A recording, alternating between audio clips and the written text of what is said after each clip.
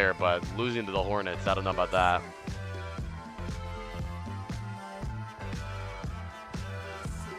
This is a scrim VOD, yes. Alright, let's lock in. Let's lock in. Alright.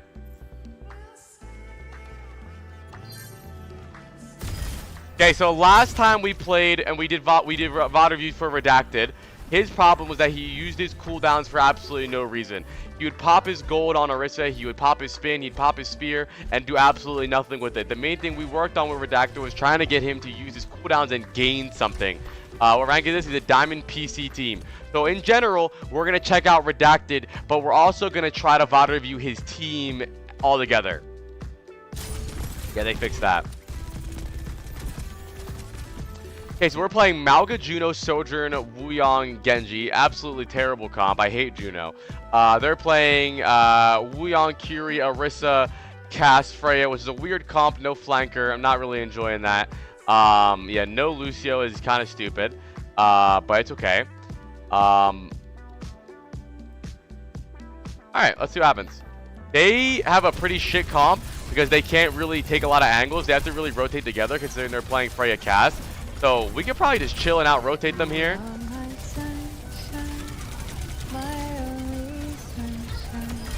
Okay, I'm not mad about that. Alright, good engage. What's up, Fwid? My man with the tier 3! Can everyone say hi to Fwid? Hi, Fwid. Flanker isn't mandatory, but on maps like this, for the most part, you kind of do want a flanker just to keep the one side of the map in check, right? Like if you have double hit scan or you're playing a very standard comp like Sojourn, Freya, Curie, Young, Orisa, you're just very like one-dimensional as a team. Fade Skittles with 5 more gifted. Can we get an OMG in chat for Fade? Ah man, let me add my boy Fade to the group.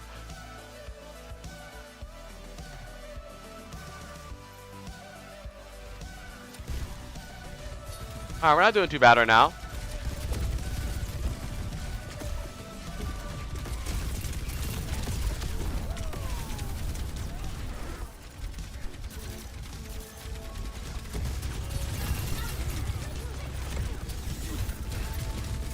Alright, I'd say you're getting a lot better, honestly. At least from the first time I've watched your VOD, I think you're doing a pretty good job at not wasting your cooldowns immediately. I do think you're doing something stupid, at least so far in this game, where you tend to push around corners a lot when you want them to push around into you. Like, think about this, right? This Orisa is at a terrible angle because his team can't see you guys and you guys can see him.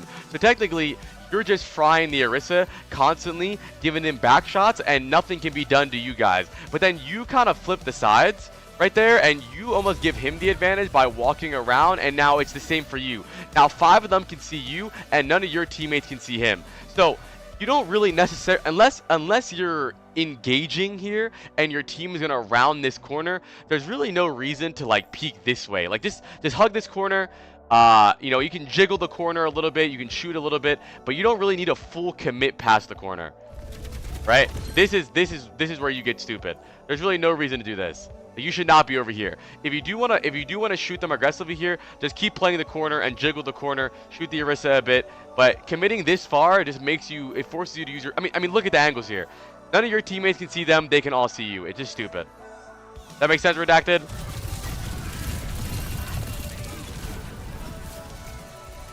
Alright, lock in. Kinda ego to it's stupid. Even here, you're just in the middle of nowhere, bro. You're jaywalking right now. You need a pivot. You need a pivot. You need a corner to play. You can't just sit in the middle of the road, right? You can play. It sounds like you're saying Redacted. I am saying Redacted. His name is Redacted. Play this corner, either pin and slam on this corner. You need to have a corner to play on or a pivot to play around. You're jaywalking right now. You can't stay full in the open. You're just giving them so many angles to kill you. You need to either be here, you could be there, you could be there. You need a place.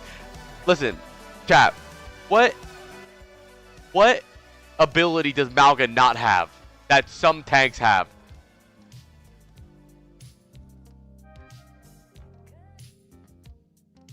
a shield, right?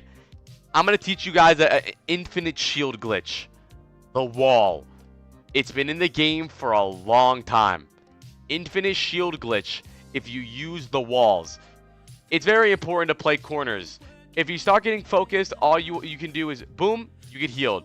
You get focused, boom, you get healed. If they full commit around the corner, that's good because now your team has better angles. I think you're not playing bad cooldown wise right now, but I think your positioning right now on Malga is dog shit. What's up, estrogen infused puppy girl? Hi, Norwegian.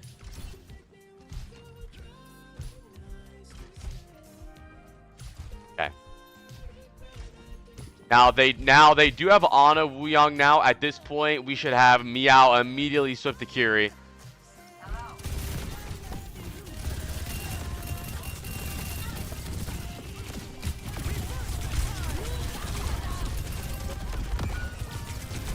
Okay, so we just used our Wuyong ult on Skibidi Goon 6, and what did we do with it? Nothing. And you didn't even go in either. So we Wuyong ult, we're now blading. Okay, now you're in.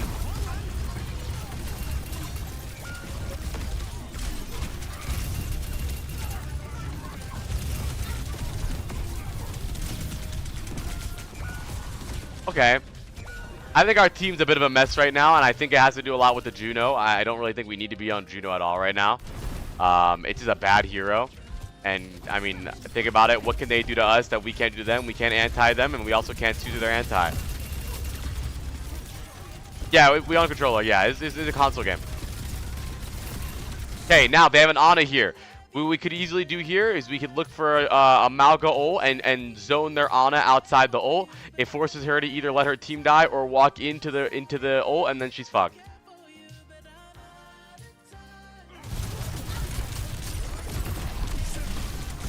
Ah!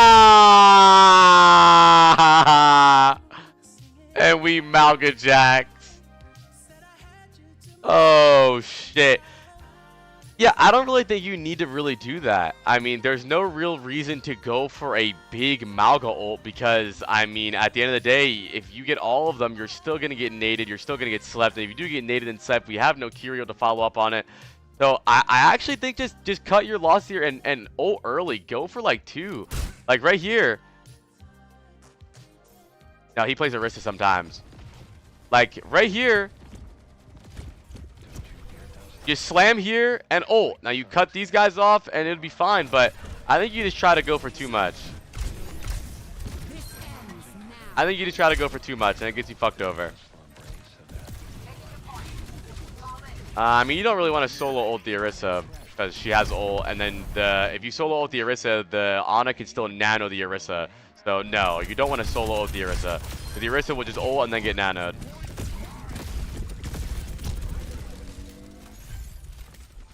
So far, I don't think you're playing too bad. I think your positioning is just dog shit. Some of your decision making is stupid. But I think you're doing a lot better with your cooldowns because of the way I taught you to use them. Through Malga Wall, yes, you can nano through shields.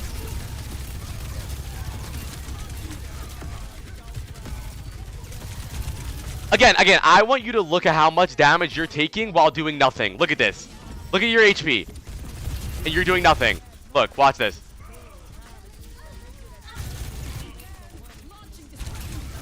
Look.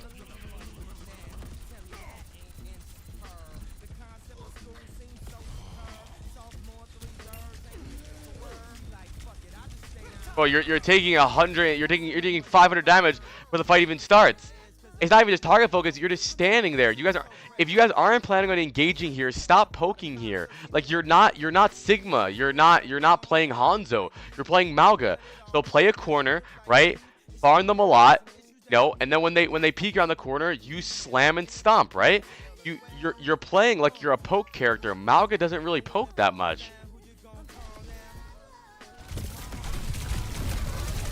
I mean, dude, now, you know, your idea is to Juno ult push, which isn't a bad idea if you start this push off at 725 HP, but you start your run at 160 HP. So what the fuck do you expect?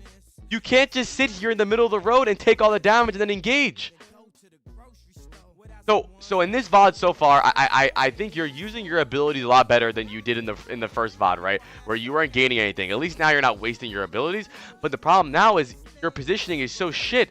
You're never actually. I mean, look at their tank's health. Look at the HP that their tank is starting the fight with, and look at your HP. And you can't blame your team for not poking because your team can't see them, and they're not supposed to see you. If you baited their team into a position where your Sojourn and Genji could see them, then maybe they'd be low. You can't just say, hey, what the fuck is going on? Why aren't we poking their tank when I'm getting poked down too much? The reason you're getting poked down so much is because you're showing your entire penis before the fight even starts. This is on you completely. You got carried that round. You did nothing good.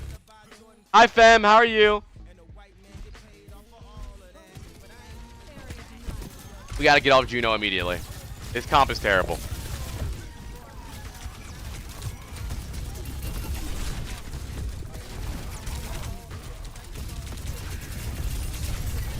Again, absolute dog shit. I mean, it works out, but why? Don't slam the Orisa. Listen, if our plan is to walk on the Orisa, don't use your slam, especially when you're that close, right? The idea here is to just walk around the corner with your Juno ring and beam the Orisa, and then when you need to run, you can run away or use your run to give you some more invincibility, right? There's no reason to stomp the Orisa. If it's okay to use your stomp if you're trying to like run around and get on backline, but if you're this close to the Orisa, just swing the corner and shoot the Orisa, and then when you need to run, use your run.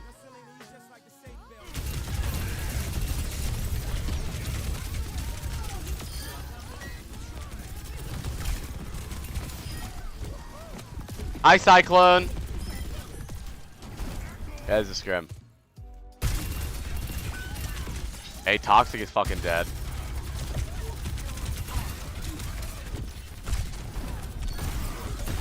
Okay, we get a pick, so we engage here. I think you definitely shoot other people. I think your idea is that you want to just shoot the Orisa because she's an easy target that gives us a lot of HP. But we can start focusing the Orisa when we're getting low. But I really want you to try to shoot other things here. Like, if you just ignored the Orisa a bit and help Skibidi Goon shoot the Ano or the Malga, she would have easily died. I also think that you can hold your run more. Go further here, right? Look how you end. Look at when you end your run. You're trying to end your run on the Orisa. Go a little bit deeper. What if you waited another second and slammed the Wuyong and maybe even the Ana? I think just try to get more value out of your cooldowns in general, right? You're just not really doing much with your slam. You slam the Orisa, focus the Orisa. The Wuyong was one. You could have slammed the Wuyong or shoot the Wuyong. You're still on the Orisa. You slam the Orisa again. Are you dating this guy, Mr. Joker 292? Bro, you could shoot other fucking people. Listen, I understand the concept of why you shoot the tank, right? Because he's the biggest target, and he gives you easy health, right? But you only want to do that when there's nothing else to shoot and you really need to live. I think you could have a bigger impact in this game if you went for bigger slams on backline and you actually tried to kill people. Because especially, let's say for example they're playing Kiri and you slam and focus Orisa, the Orisa's never gonna die. You're really relying on your DPS. Also, you keep having full-blown conversations in chat. Are you even paying attention? Shut up! Okay. Anyways, I think right now you're really relying on your DPS to kill the supports, but what happens if their backline doesn't play like shit and your DPS can't kill the supports? Now you're focusing the Orisa while she's being double pocketed and the supports aren't dying, and now the Orisa doesn't die. So I think going forward on Malga, not saying to never shoot the tank, but I definitely think you can try to shoot the other heroes more. Stop streaming, it makes me stressed, bro. You stress me out. Just your existence on this planet.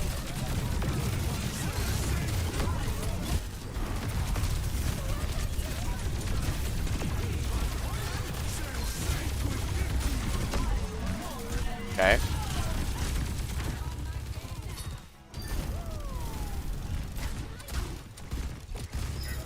Not bad. We're on Zarya now. She fed. Okay, we're playing out all three. Good. Now, my new mic's here. I'm going to set it up.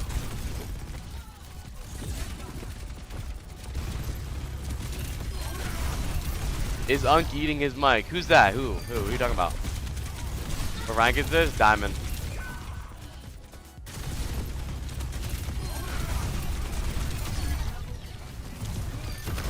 So, you can't slam the Orisa Gold.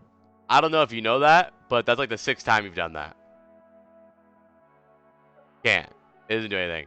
So either run further and try to kill someone else, or I don't know. Might be the 6th or 7th time.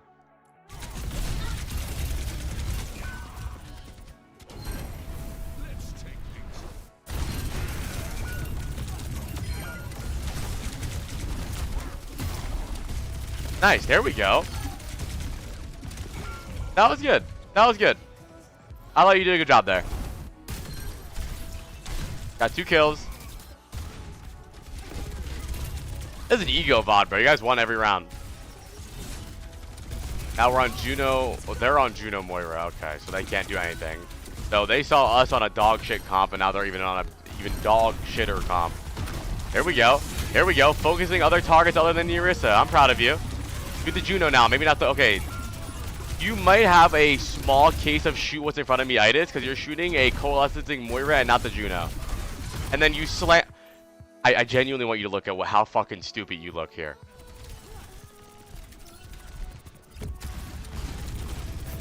Malga's not bad right now. Okay, let's look at our options here. We have Cassidy, Moira, Juno, and Orisa. Which one are we going to slam here? Multiple choice. Do we slam the Cassidy that's already on fire? Do we slam the Moira? Do we slam the Juno? Or do we slam the Orisa with an ability that doesn't allow her to get slammed and take damage? We slam the Orisa!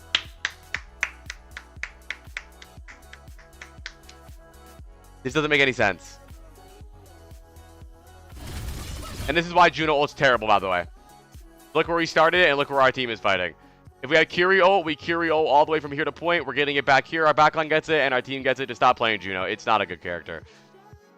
I don't know why you're playing Juno. Yeah, it's a Scrim VOD. Nice. Juno low. Round of applause for Redacted.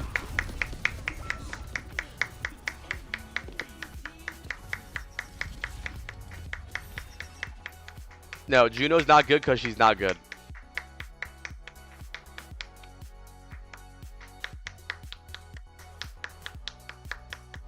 That was not bad for me, Redacted. I think your teammates did a lot better, and you did a lot better than the last VOD. I think the only thing is your positioning was really dog shit this game, and your decision making on who you're targeting. Corners and positioning, make sure they're walking into you and you're not walking outside of them. When you want to engage, that's okay. Just make sure your team's engaging with you, but you don't want to push into 5 angles when you have map control. And not only that, you can shoot the Orisa to keep you alive, right? You can focus the Orisa. You could focus the Orisa if you're really low or you're, there's no one else to shoot. Of course, you can use the Orisa to give you more HP. But a lot of these fights, you could easily slam backline, but you just refuse to do it to stay on the Orisa. Like right now, Skibbity Goon is shooting both these guys. Bro, you could have just pinned past the Orisa and killed them. Because then, think about it. Now, your entire team shooting these two and the Orisa is wasting her time shooting you in the back. You're not going to die. So, Focus on shooting the right targets. I'm not telling you to never shoot the tank, by the way. Shooting tank is fine, right?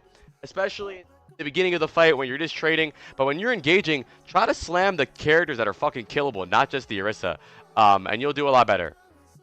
This is our coach. Stop making them play Juno. I fucking hate Juno.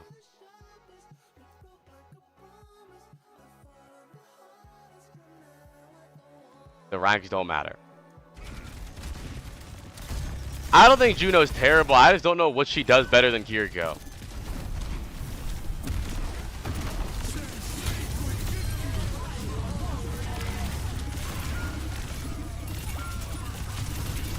I don't think you're bad though. I think you've done a lot better this game at using your abilities at a better time than you were on Orisa. I just think that you need to play corners better and make them play into spots where you want to play. your team will have a big advantage on the point or on a corner, and you'll throw it away just by peeking around the corner like a dumb dickhead, and then you'll just slam and shoot the rest of the entire game. I think work on playing corners and work on making them fight where your team wants to fight, right? You sometimes allow them to fight where they want to fight. Like, for example, right here.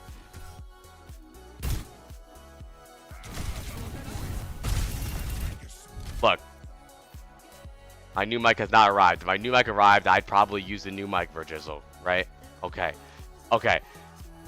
Look at our positioning here, right? We have Wuyong ready, we have Juno ready, we have our Sojourn ready, right? So if they push around this corner, they're getting fucked, they're getting touched, right? We have a good spot. We want to fight around this area. We could use this corner, right? We can use this corner. We can use this pillar. We can use this corner, and whatever we want to do, right? But look where you start playing. Now, let's pause. Now, in a situation where we had all the advantages, we had all of the angles, we had everything, now we are over here and 4 people are shooting us. Now, the advantage that we had was just flipped. Now, I don't think this is terrible. I don't think this is terrible, right? Engaging here isn't terrible, but we got to be ready to go. And I don't think we were ready to go. Like, if we want to just go, if we want to say, fuck it, let's go, I'm not mad about that. But we weren't. Because I mean, look at us. We're not ready to fight over there. Who can help you? Isn't there a certain rank where Juno is not viable or is a better I mean, Juno is not a bad character. She's just not a good character. Okay. So chat, let's look at their comp, right? They have Ana Wuyong. We have Juno Wuyong. What advantage do they have with their backline? Tell me. What advantage?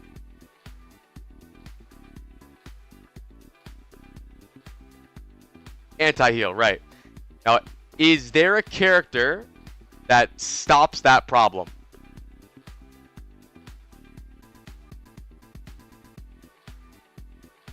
Okay. I think Curie ult is better. I think her healing is better. I think her utility is better. I think her damage is better. Juno's just not good.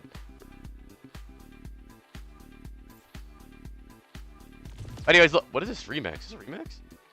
It is a remix. I don't like it.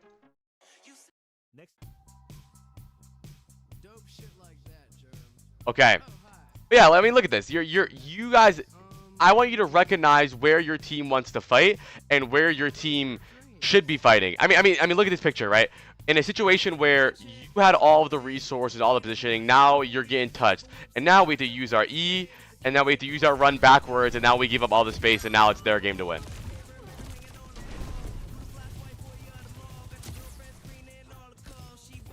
But I don't think you're bad, bro. I hope you understand what I mean by making sure you're playing corner. And then look at this, right? Now, it's a 4v4. We can definitely win this. We can play corners here. We can play this corner. We can play this corner to make sure that our team can still heal us. We both have both our supports are still up, so we still have good healing. And look at the position you take. Bro, what the fuck is that, bro? You're jaywalking. You gotta play a corner. You want them to walk into an annoying spot, right? If you played this corner, right, or maybe you pinned to this corner, now the Orisa has to walk around and play in the open like you did. You want to force them into awkward positions, not put yourself in awkward positions. I don't know if Juno is bad. I feel like it's more, if you play Juno, you're missing out on value you could get from better supports. Right, so she's bad. Come on, guys, you got this. Come on, stay with me.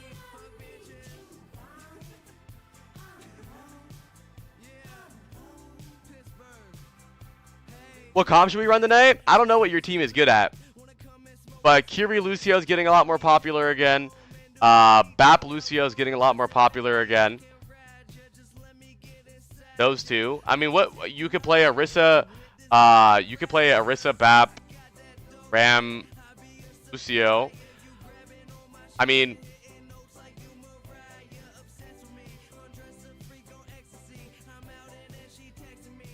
I'm not going to show you like Korean VODs because the Koreans are better than you, but and they play different characters, but I mean, some of these comps that are being played are very simple, and I think you guys can play the simple comps, like even like Kiri Brig, Diva, Cast Tracer. Like, I mean, I'm just going to skip through and see if I can find a Juno in this VOD. Let me see, are we ever on Juno? If you're what Kev's pick is going to be. Oh, Virtus Pro's on. Oh no, they swapped off Juno. Yeah, I mean, I'm gonna try my best to look for a Juno. Why are we on Juno here? Is Lucio banned? Oh, they're on Lucio there because FD God can only play Lucio and Lucio's banned, so he's forced to play Juno. But yeah, I just don't think that Juno is a pick. It's just not really worth it. I think her ult is really stupid to play around.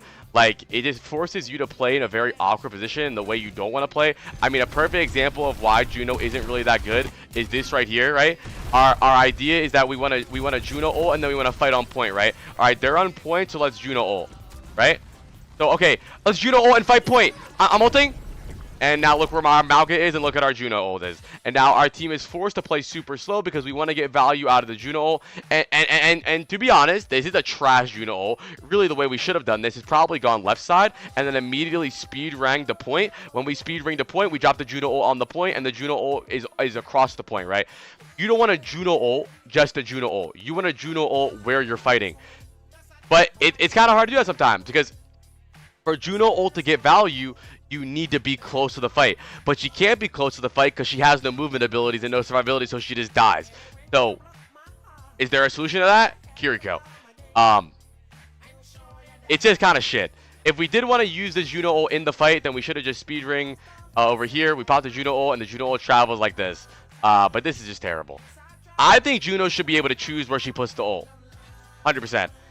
I think Juno should be able to just look like with an animation and click it on the point and drop it right there. That would make it so much better. That would make it so much better. It really would. It would buff it like so much. And I think they should buff Juno, by the way, because I think she sucks. Anyways, another round of applause for Redacted. I hope you understand what I'm talking about and you understand what I mean. What's up, Wise Carver? Everyone say hi to Carver. Hi, Carver. All right, that was a diamond VOD. We don't have to guess what rank he is because he already told us, but we're going to guess the rank for the rest of the day.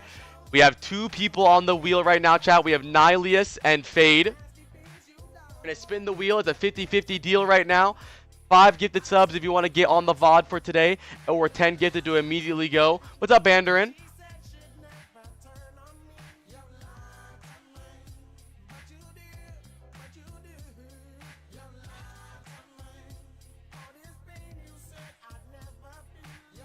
Alright. Yeah, I freaking love Super Deadlock. I freaking love Super, and I freaking love Deadlock. We're going to play Deadlock later, chat. I'm Ascendant 6, almost Eternus. What's up, 7 Nari? Chat, my new mic gets here soon, dude. I'm so tired of this mic, bro. My old mic broke. The AT 2020 is coming. It's out for delivery. I need someone to touch this Amazon driver so he speeds up.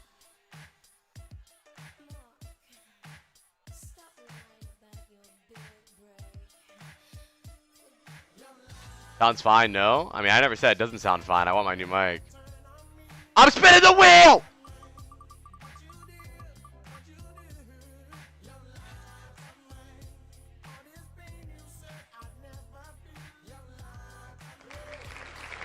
Fade. Fade wins it. Where's Fade at? Hello. Alright, let's do Fade. Chat, don't forget, I'm the head coach. You're the assistant coach. Don't forget to say something. If you have any input, any insight, any opinions, OMG, take that back. Wait, you said 5 if Fade wins? Okay, well, don't scam me. I'll ban you.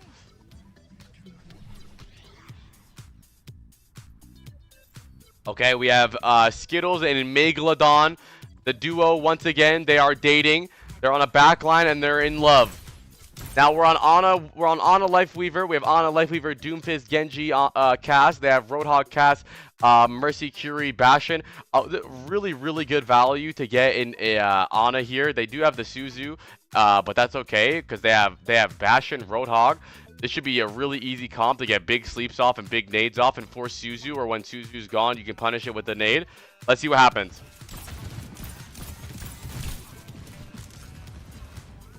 Grip check. I like that skin. I like that skin. I'm a fan. Good nade. Try harder on that sleep. So Mary Jane is just gonna say 5 gifted if Fade wins and not give 5 subs, by the way. So I'm never reading her chat messages again because I feel like I just got scammed. What rank is this? We're gifting, or we're guessing.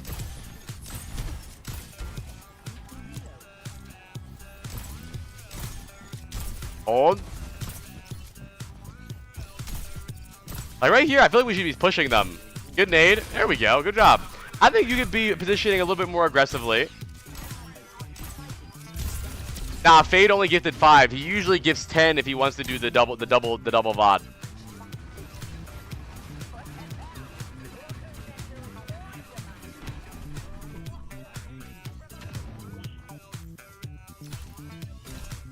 So far so good though. I think you got value out of your nades there. I think you can position a little bit more aggressively just so you can see more people like this. But I think so far so good, bro. I'm not gonna make up things to flame you if you're not playing too bad. Good sleep.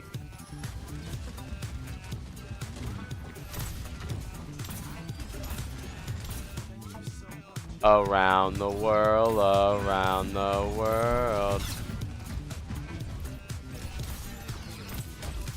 Good news, your dad's still edging you. No longer being edged. Oh, your dad finished you?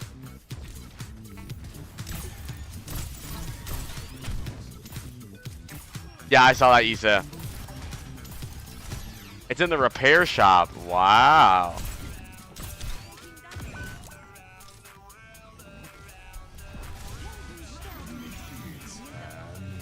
Are we AFK? We fall asleep? What happened? What's up, Gru? Like right here, when things are going bad here on support for me, or whenever I play Ana, I feel like the thing a lot of you guys do is when your team isn't making a play, you sit there with your legs crossed and your arms folded and you wait for them to make a play. But sometimes you can make that play, bro. You could easily go far right here while your team was engaging high ground. Look for a sleep, look for a nade on backline, but I think you're just kind of AFK waiting for someone to do something for you. You're waiting to get carried. But why don't you try to do something big here, bro? You're going to need it. If you don't have to do something risky all the time on Ana, but if things are struggling, why don't you try to do something risky and make a play? He stopped the turn on cheats. I believe him.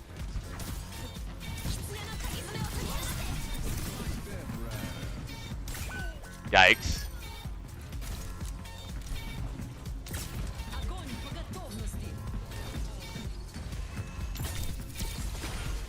Okay. Hi, Bunny Sue.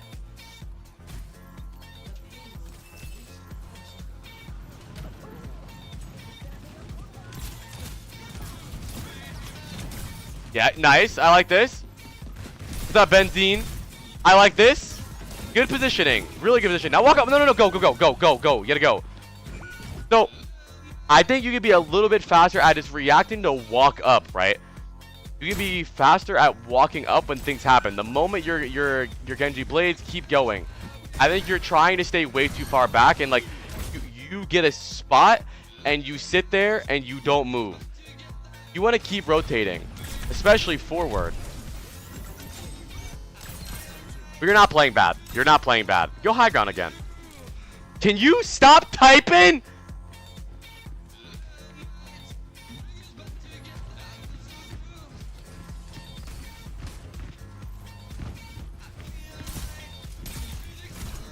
Let's check if my new mic's here.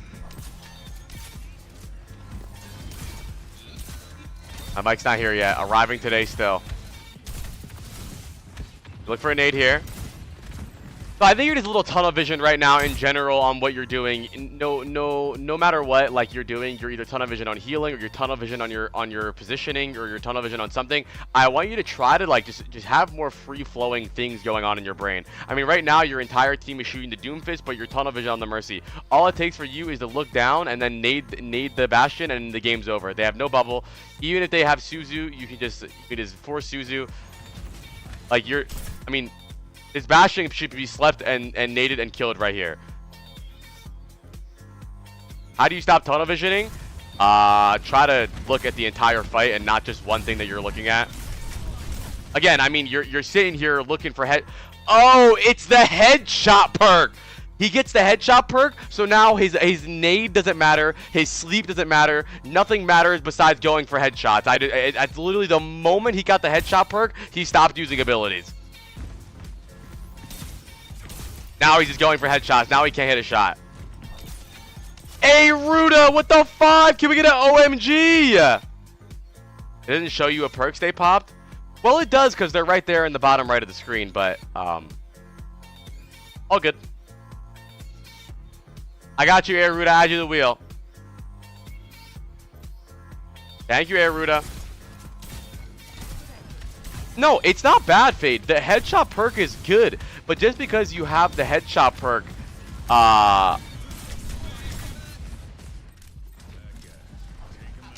doesn't mean you stop using abilities. Stop typing. Breezy check phone where the mic is at. I'm confused. What's that got to do with anything? You clocked my T, dude.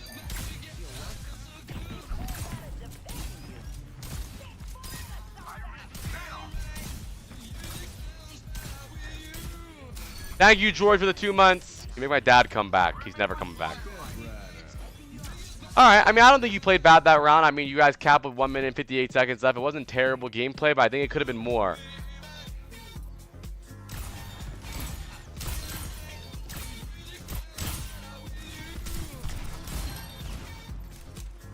But I think your improvement from the first VOD Skittles is astronomical. I know a lot of you guys probably don't really remember Fade Skittles' first VOD, but man, I'm gonna sit back and lean back and reminisce. That motherfucker was so ass. I remember he was on Rialto, and man, he was a piece of shit. He fucking sucked. And honestly, I think you aren't where I expect you to be in the future. You're still improving, but genuinely looking from the first VOD to now, it's like you're a new human.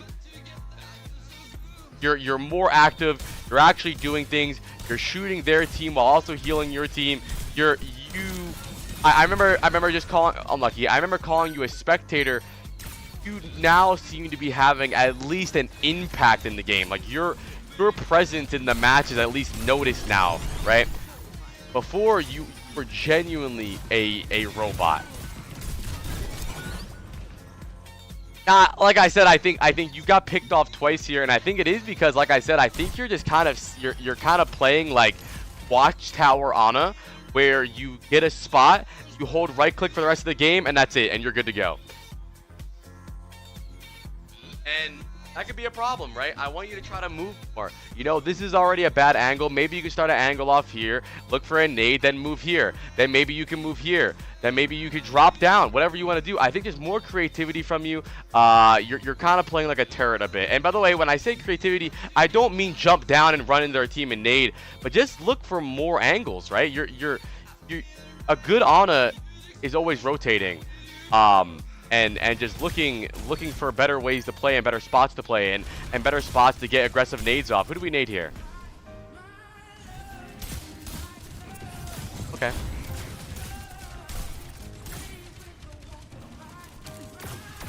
Like here. Look where we are right now when we could be right here. Easily. We could be healing our life weaver, we can shoot the echo, we can look for aggressive nade. You're just confining yourself to a corner. Your list of possibilities for you is so small. What are the possibilities that we have right now, chat? What can we do?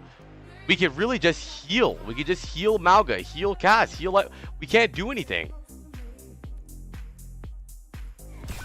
Using your positioning, I want you to expand the things that you could actually do besides getting speared across the map. Now we're just nading our teammates.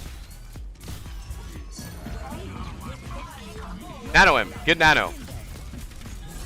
I'm not mad about that nano.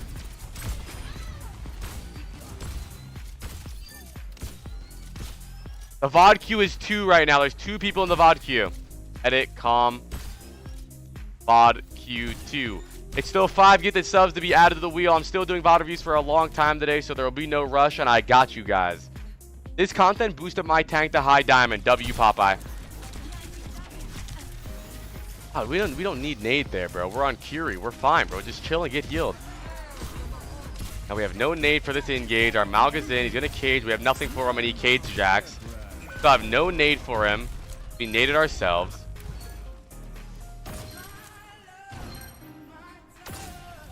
Your nades are really bad this game.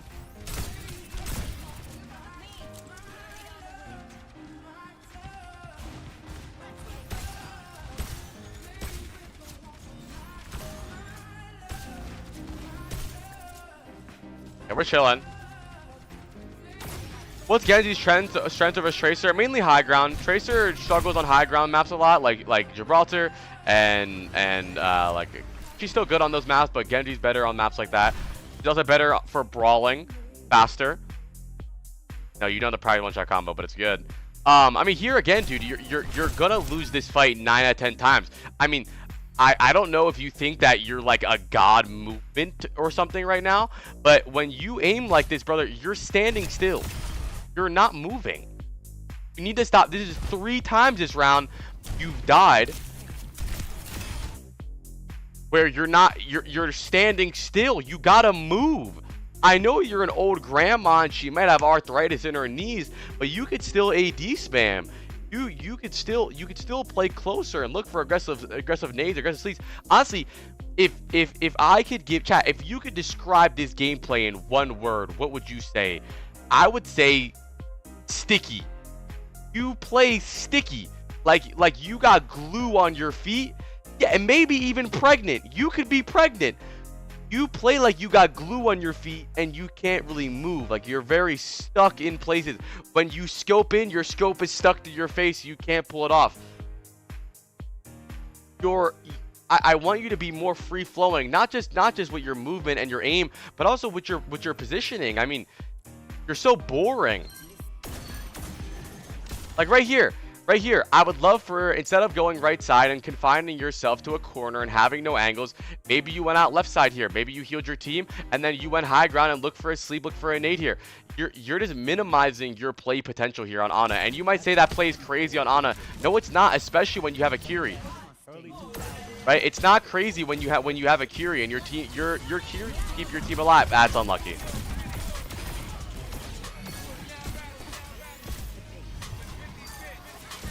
Alright. Not bad. Again, look where your team is playing, right? They're playing up here so that they can spam them in and look for picks while they're walking in. But you're playing to heal them while they're looking for picks. But you could also look for picks. Look at this. They have no Suzu. You play up here, you nade them, you could kill the Ana, you could kill the Cass. But while your team is playing for picks, you're playing to heal the people playing for picks.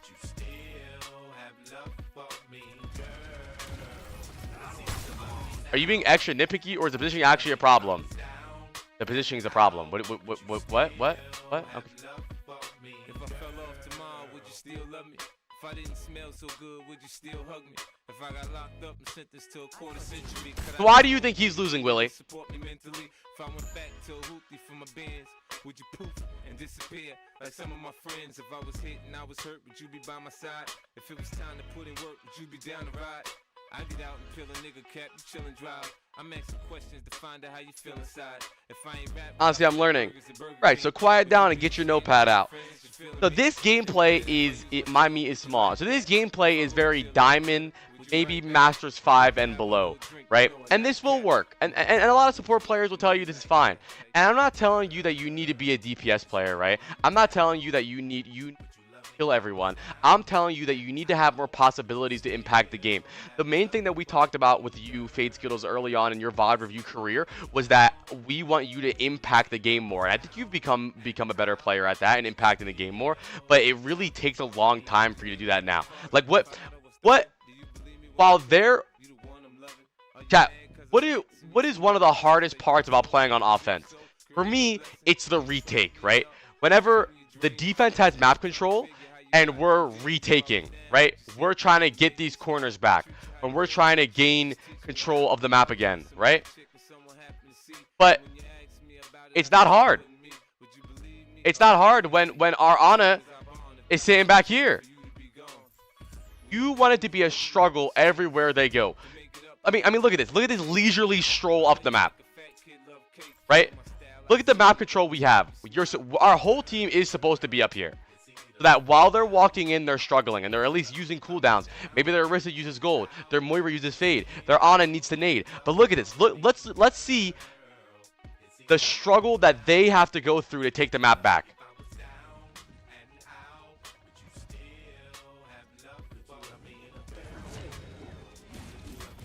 I mean, nothing. Nothing. Let's go look at a Junkertown map really fast. Let's see if I can find one of a game.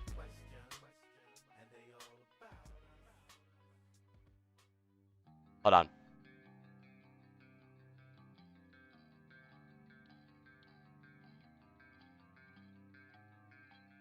I wonder if there's any Junkertown games I can find. I doubt it. They don't really play Junkertown that much.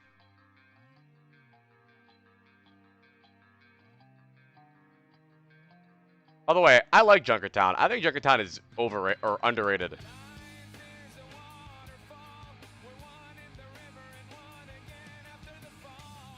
Banger.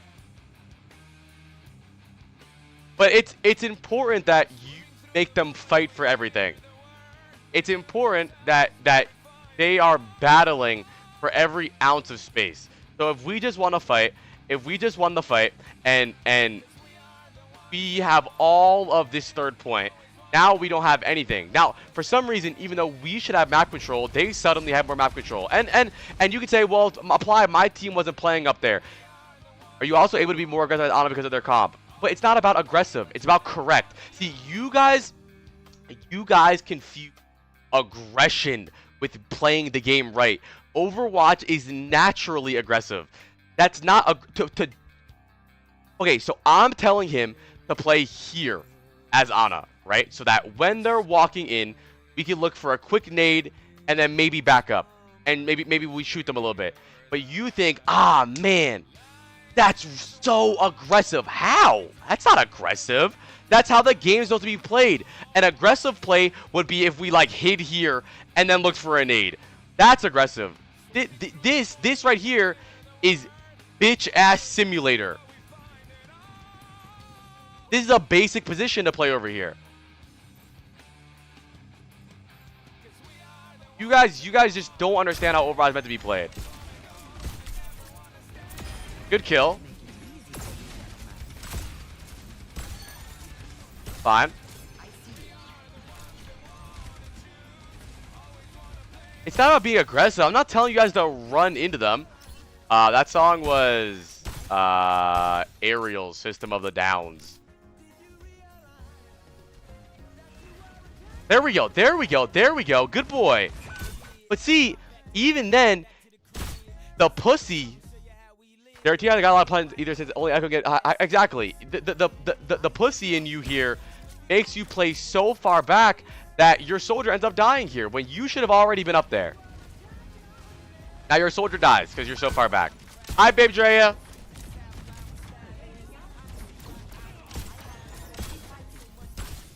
Can everyone say hi to Babe Drea?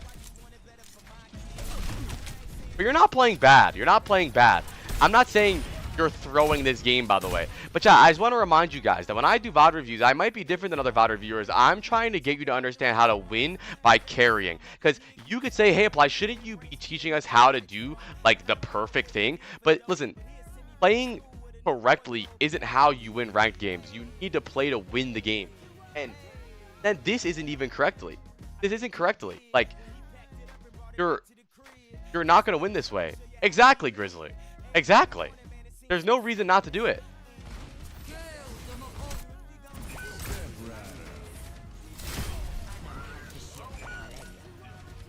I mean, you're letting people die around you left and right. Don't back up. Why? Okay, wait. Okay. Skittles, why do you drop off high ground there? Why?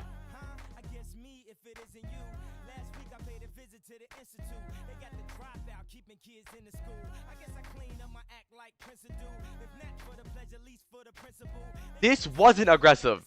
This was stupid. Because you're in such a good spot here. Speoner, they have the 5 gifted. I mean, but look. Look at your angles here. They are trolling. They have 5 people on cart. We have 2 high ground. We have 1 across from them. We have a crazy crossfire here. We could easily go left. We can nade. I thought they had less than a minute.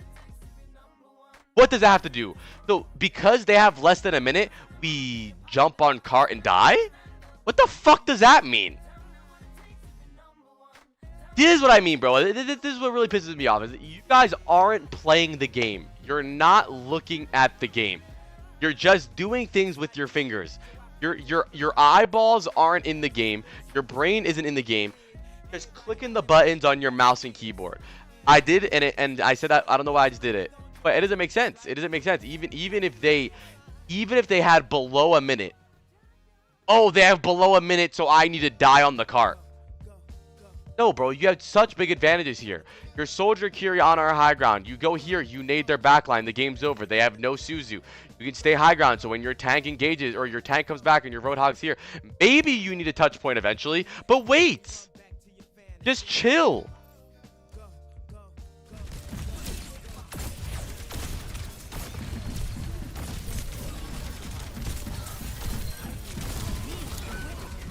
You threw the game.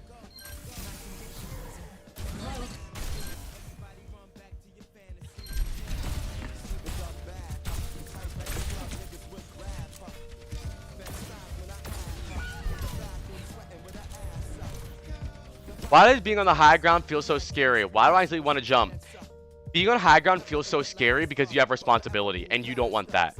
When you're on high ground, you have a lot of options to do things and you don't want options. You want to die. You don't want to be the player that has the ball in his hand when the clock is ticking down. You want to jump down and die so it's not your fault. Well, I couldn't clutch because I'm dead. Sorry, guys. I genuinely think that's the problem with you guys, is that you don't want to have the impact. You don't want to have the opportunity to win. You just want to be dead. You want to leave it up to everybody else because you're afraid to make a mistake. So instead of making a mistake, you just drop down and die. Now I can't make a mistake because I'm dead, but that was the mistake. Stop dropping down. There's no reason to do it. Just play the game. You're okay. It might be suicidal nature. It might be.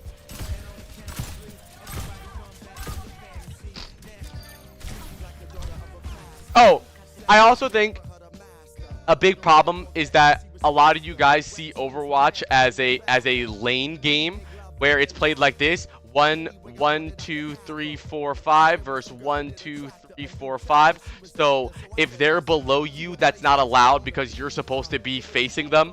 So whenever you guys are playing in a game where, let's say it's not like this, but let's say there's 2 on cart, and then you're high ground, but one of your teammates are over here, but one of them's over there, you're like, no! So you run, and then now your main.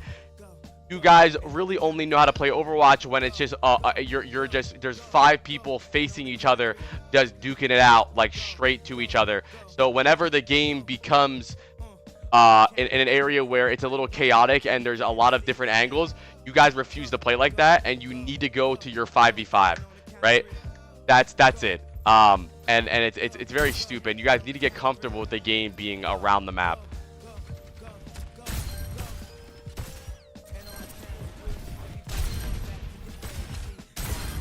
Hold on. I don't think you're playing bad this game, by the way.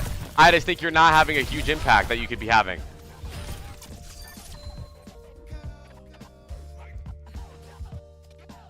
I don't think this is a terrible VOD from you at all. Not one bit. I don't think I think you've gotten a lot better since your last VOD reviews. And I don't think you're the reason you lose this game. Good shots. Good shots.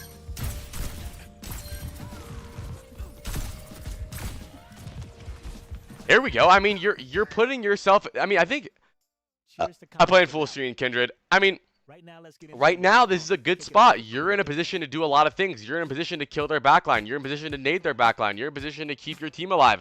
You are putting yourself in spots that imagine that your positioning, chat, gives you a list, right? And your position. Thank you, Gergo, for the 5. Give me the OMG for Gergo in the chat. Imagine your positioning gives a list of opportunities, right? And as you move around the map, the list of opportunities either gets longer or shorter. And a lot of the times, the way you position, your opportunities are shortening your list. But sometimes when you put yourself in a position, your opportunities are getting really long. Right now, you're in a really good spot for a lot of opportunities. You're killing the Juno. You could go left and nade the back line. You can play here and kill the Torb. You can play right and pocket your team and also nade the tank.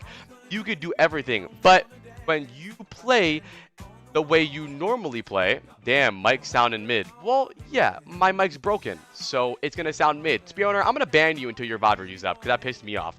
Anyways, listen, chat. My mic breaks, so I use a headset mic, and then you guys type, damn, apply. What happened to the mic? The fuck do you think happened to the mic? That's why the title says new mic comes today. Man, some of these people, dude. Some of these people. You would think they were dropped. Anyways. Man. There is a command. Anyways. I think your positioning just really confines your possibilities. Like, you can't really do much. A lot of the times, you're just playing to nade your team. And or you're playing to, you know, shoot your Orisa in the back of her head, or your Doomfist in the back of his head. But I want you to be playing in a world where you have a lot of opportunities like this, right? Where you, and because your aim is pretty good, you're kind of carrying with your mechanics a lot of times. Like, you put yourself in a spot here where you wasted your nade, but if you had nade here, they have no Suzu. You can nade backline here. You're pressuring the Juno. You're forcing the Curie to heal the Juno, and now the Torb and the Queen are getting healed. You are benefiting the team more than just being a good boy and pocketing your tank. What's up, Ty?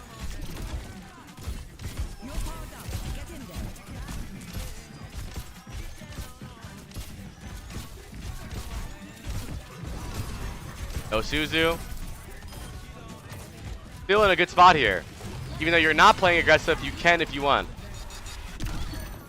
You don't always have to be playing aggressive, but you have to be in a spot where you can flip that trigger and immediately play aggressive. What rank is this VOD? We're going to figure that out. Everyone slow your roll. Breathe. Deep breaths, Junli. All right. Round of applause for Fade.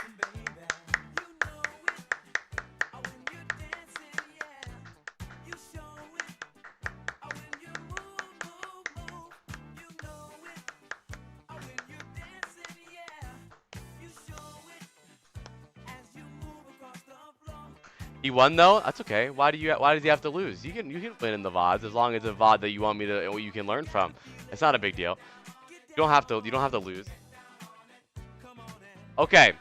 Anyways, the main thing I really want you to work on, like I said, imagine the list, right? I really when you play Overwatch in the future, I want you to have an imaginary list in your head and think about ask yourself where I am right now. What can I really do? What are my possibilities here? What could I do here, right? And really ask yourself, like look right here. What can I do here? I can't nade them. I can't sleep them. I can heal my cast. So my list of possibilities is one thing. I can only heal my cast. And so that's not good. And you could say, well, apply, then maybe you should just run into their team because you have a lot of possibilities. No, you dumb dickhead. Don't be stupid. But put yourself in a spot where you're safe, but also can have aggressive possibilities. Yes, and Fade, I don't want you to think proactive means in their ass. That's not what it means. It doesn't mean play in their ass. It doesn't mean I want you humping them from the back, right? It means still have your positioning high ground, but just in a different angle somewhere or a little bit farther up. You don't need to be with your Roadhog, but right here maybe, right? And I think you'll have a lot more opportunities because you did not play bad in this VOD. You weren't trolling. Weren't throwing the game, weren't inting, but weren't carrying. And I want you guys to get to the spot in your careers where you can easily carry. All right, let's guess the rank, chat. Let's guess his rank.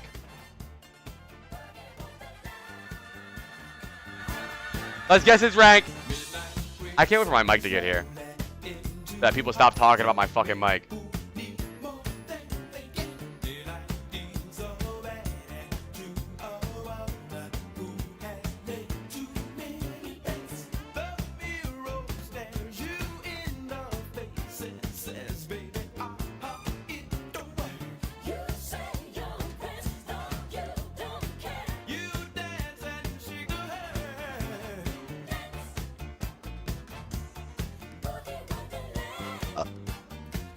All right, chat. The Preds are up for 1 minute. Do Preds on his rank.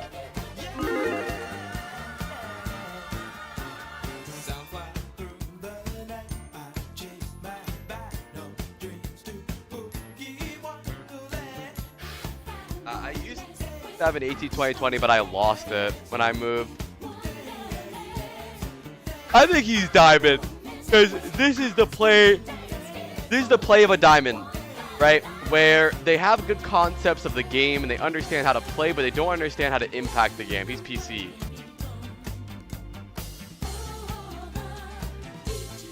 Yeah, I got an 18-20-20. What I got?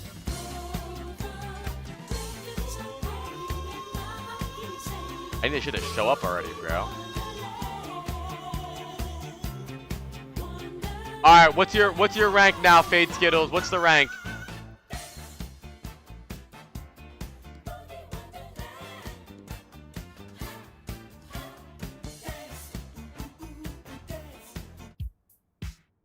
Flat 4. Yeah, not bad, bro. Not bad. Not bad. Not bad at all. Let me add the new people to the wheel though. We have Gergo and we have Spioner.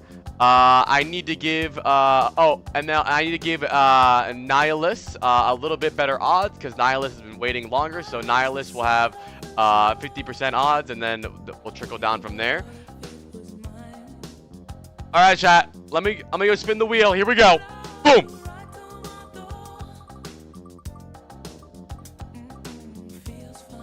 I do VOD for channel points if no one gives subs. Nihilus! Where's my boy Nye at? Let me go pee really fast, and then we'll do Nihilus VOD. Everyone get butt naked and dance.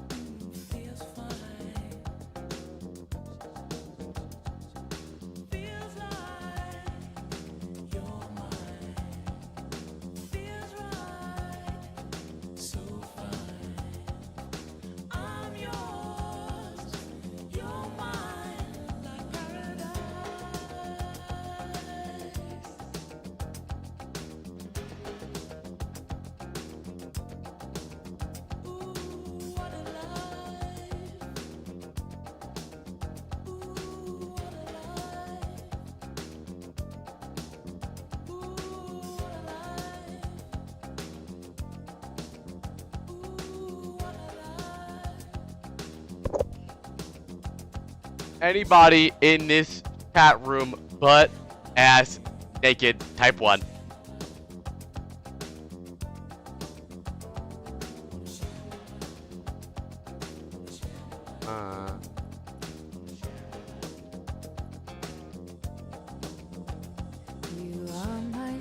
Oh, I forgot my phone. Hold on.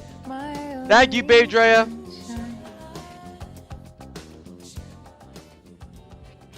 I forgot my phone.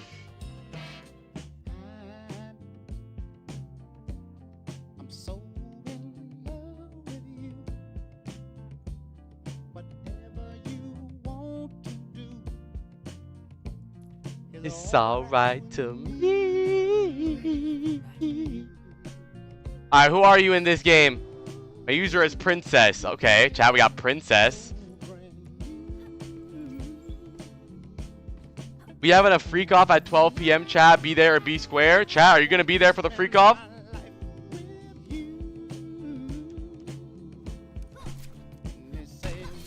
Okay. So Tracer VOD chat, don't forget I'm the head coach. You're the assistant coach. Don't forget to give any input you want, any insight, any questions you have. This is a VOD review for everybody, not just the person playing. I want you guys to be able to learn no matter what is going on. Even if it's not you're not the one being VOD reviewed, I still feel like it could be valuable. So ask any questions you want, man. We still got a bunch of people in the VOD review queue, chat. It's 5 gifted subs to join the wheel. We have Aeruda, Gergo, and Spioner up next on the wheel, or you can give 10 subs and immediately skip the queue. Okay, let's look at this game, chat. We have Tracer, Lifeweaver, Cass, Ana, Winston. So honestly, a solid comp. They have Genji, Wuyong, Ana, Ball, Hanzo. Another good comp, honestly. Both these comps aren't terrible. Their backline isn't the worst to dive into, but not the best. We do have to worry about the Wuyong spam. We have to worry about the Ana sleep and nade. We have to worry about the random Hanzo headshots. But there's many things that you could do here to play this map. I definitely don't want you to be main. So we won't have to guess rank. What do you mean? We are going to guess rank. We'll probably be going far left here. If you play main, you're gonna lose, and maybe you can go here or maybe far right if you want. But it's really up to you, depending on whatever you want to do. But we definitely need to be not distracting, but we can't be shooting main. We need to be taking, because it's showing rank in games now, right? No. Anyways, I gotta focus. Timeless is derailing me here. Your goal here should either, if your team is struggling to even walk up, it is okay to force the ball out a bit. Like, you can shoot the ball here, make the ball run away, and then chase the ball, and then look for backline. A lot of options here on Tracer. Let's see what you do.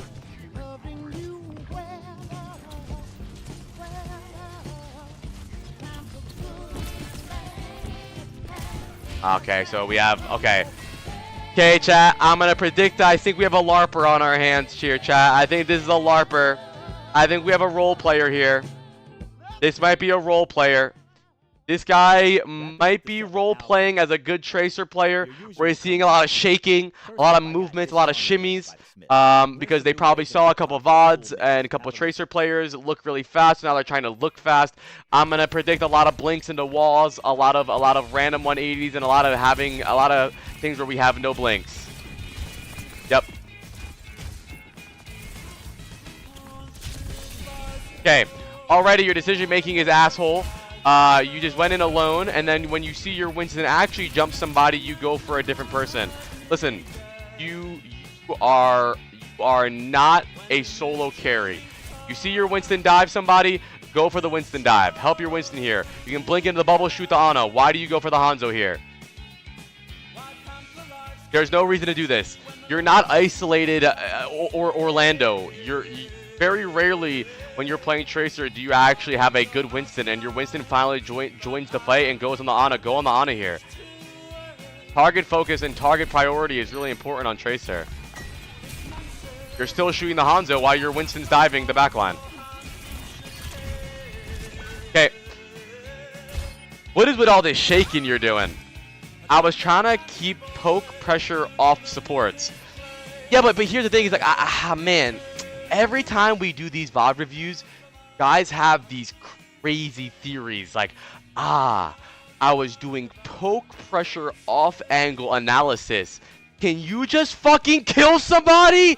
Like, I genuinely feel like lower elo players think they're genius. Like, I see it now.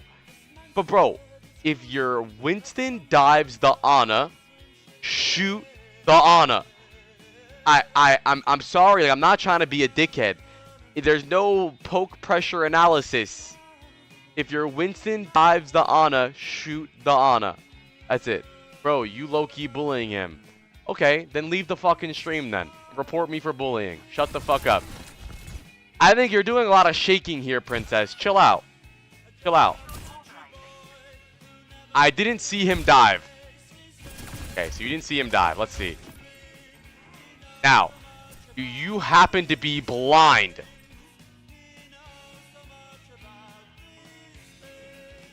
Because I saw that fucking Winston.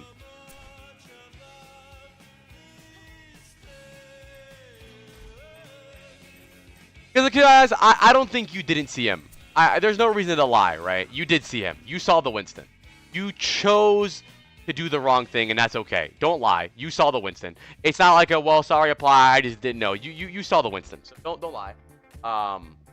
My peripheral vision. Anyways, you saw the Winston. You just made the wrong decision, and that's okay.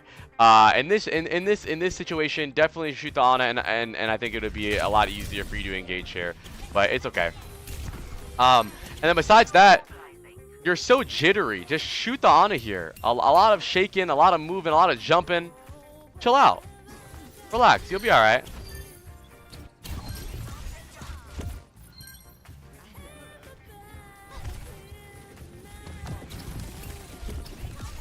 Okay, we have 0 blinks. The fight hasn't started yet. Now they're on Sen Wuyong, the easiest backline in the history of backlines to play into. Shaking Cheryl. Stop jumping. You need to stop jumping.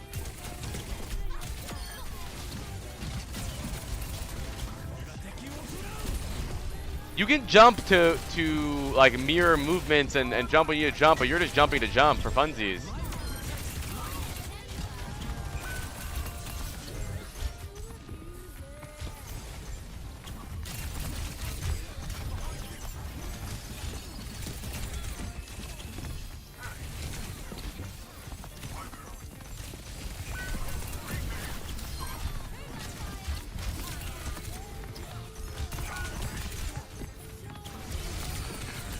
I don't think your aim is that bad. I think your aim is not good because you're moving a lot. Like you could actually calm down and go for tracking here. You might have killed like 1 or 2 people, but the problem is that you're never really focusing on tracking. You're just fucking shaking.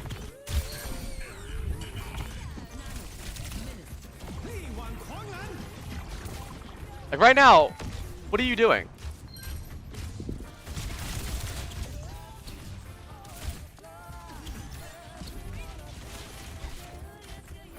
Your Winston's primaling, by the way. Your Winston's primaling, by the way. My AMD overlay popped up. Okay, but what about afterwards? Because why are we back here? Because the ball's over here. Your Winston's primaling backline. You just killed 2 of them, and now you're still over here. You gotta. You're just doing so much nothing. But I think, I think your actual APM is like 1 action per 5 minutes. I was not gonna because the whole team was looking behind. So, can I be honest? I think a lot of the things that I'm when I bring up a problem that you're having, you have an answer for everything. But really, I think it's just you're bad. I'm newer to Tracer. Right, so do you want me to VOD review Tracer, or do you want me to say you're doing really good? Anyways, I'm gonna keep saying what I think you're doing wrong. I think you're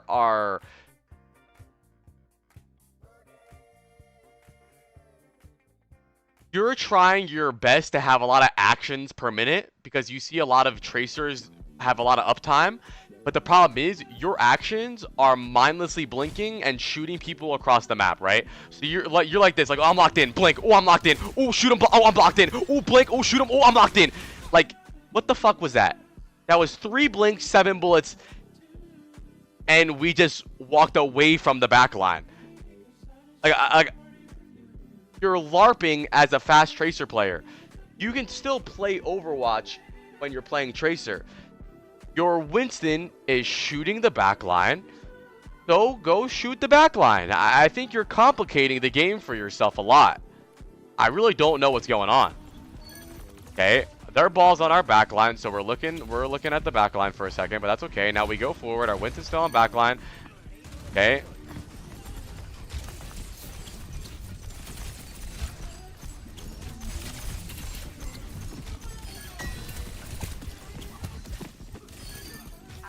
Fastest Tracer in the West, dude.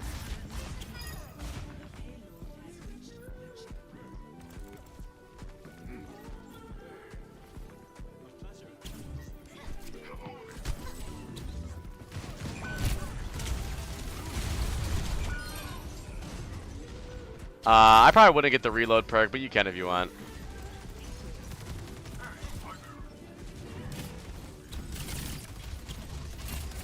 Honestly, you're kind of making me nauseous.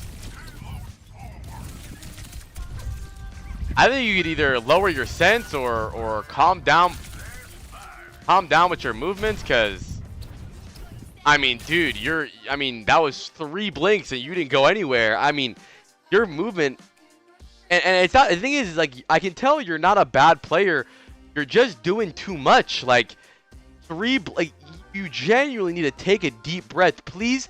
Listen, I'm gonna say it to you right now, and you can have any excuse you want. I can already hear you typing up the excuse in the chat, right? But you are trying to. I'm very hyperactive. Here's what I think, right? I don't think you're hyperactive. I think you're trying to look good. Instead of being a good player, you're trying to look like a good player. And it's a very common habit, right?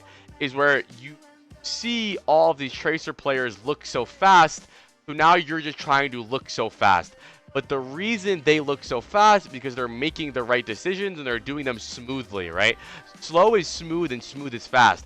You're skipping all of the smoothness and all of this, and you're just clicking buttons.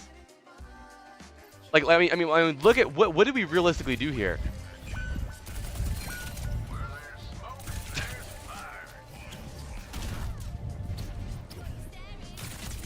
Yeah, I saw the Zama clip dump.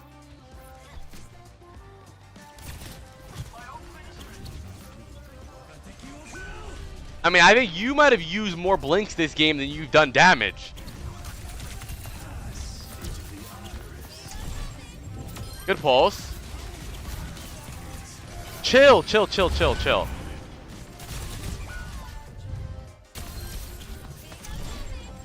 job. But that's a trancing Zen. So relax, right? Like, you're trying to be so fast. I'm going to shoot the Zen while he's trancing. You're stressing us all out, dude. You need to slow down. Okay, now we're on Sojourn. Let's play so we're on a character where you don't really got to do anything too crazy. Like, what's that right there? What is that right there? Why did you just shake your head? I think getting upset at my own aim. I genuinely believe that your diagnosis is that you need to calm the fuck down. You're like, I would hate playing Overwatch this way. But how?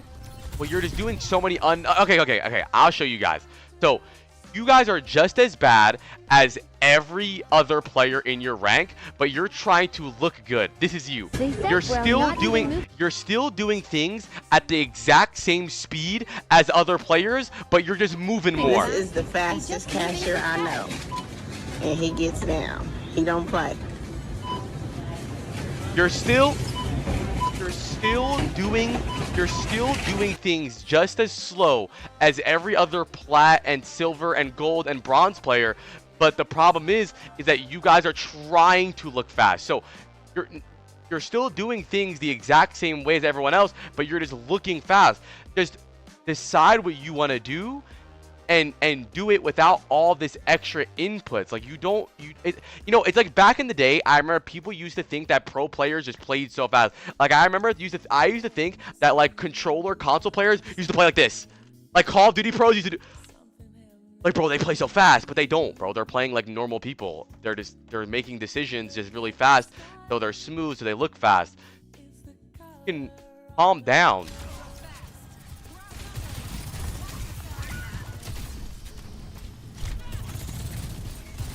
They're efficient, right? So they look so fast, but they're just like, you ask yourself, what am I trying to do, and just do it without all the extra hoopla. I'm to the wheel. I will, Bep Helper. Thank you.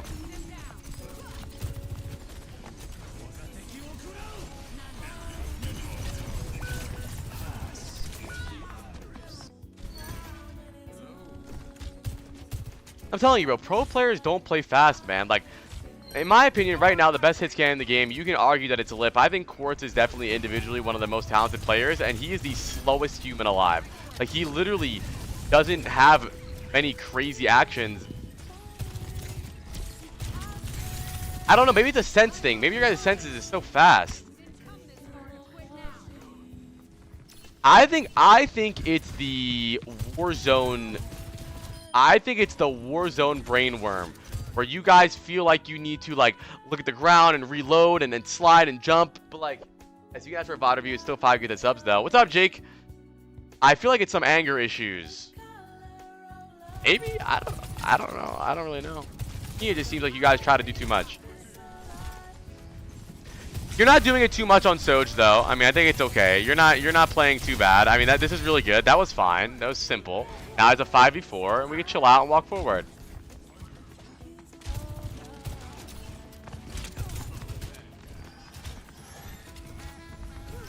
I'm sorry, bro. What are you doing? Like, I just feel like you're just doing so much stuff. Hanzo right here, our Winston pushes the Hanzo. So what do? We can just push the Hanzo with the Winston. But we jump on the box, slide down on the box, then I then flick to the right, look up, look left, look right, look shoot right.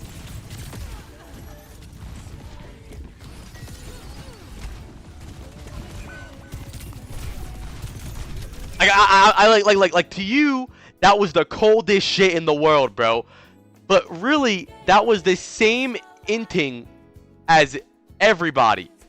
You just look like a normal silver player that just ran in and died. But you looked really cool doing it because you flick left, look right, look up, look down, double slide. Like, what I would love for you to do here is maybe you just walk up with your Winston, you start shooting the Kiri and the Cass, and then when they focus you, you use your slide to go back. Right? Walk up with your legs. If you get focused, slide to go back. Let's see what you did. Let's really slow it down too. Let's slow it down.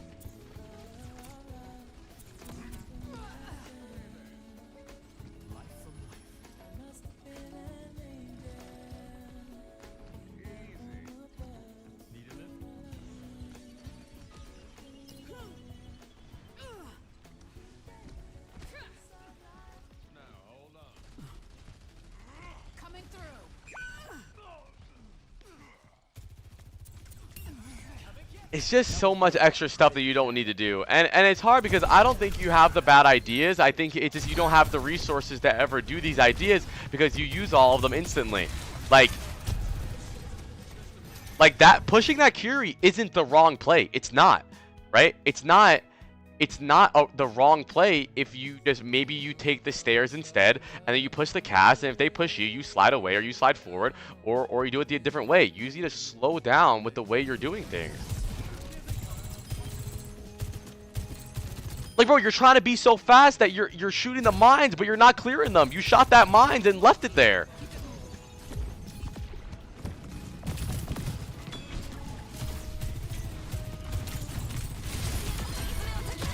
Back up a little bit. Okay, now we're good. Slow down.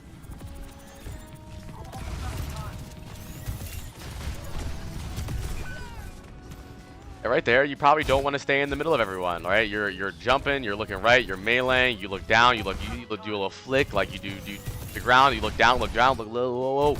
What I would love for you to do here is to look for a better position. Maybe you play right here so you can use the walls. Maybe you play the corner so you can peek and use the corner. Peek to use the corner. Maybe you stay behind the cart so you can use the cart. But you're just obsessed with jumping and meleeing and looking right and flicking and looking down and moving your head. Just slow down and play the game like the rank you are. You're not that guy. I'm sorry, you're trash. And I think you find more success if you just try to make the right decision and not the fast decision. Like let me ask you, do you think standing on top of the cart peeking in front of 4 people is a good spot? Yes or no? Do you think standing on top of the cart with 4 people shooting on you is good? No. Right. And I don't think that you think that either. But that doesn't go through your head. All that goes through your head is I gotta make sure that I look real fast when I move around. You could have played this corner, you could have played this angle, you could have played back here, you could play here, you could play here. I don't care what you do. But you sacrifice decision making for looking fast.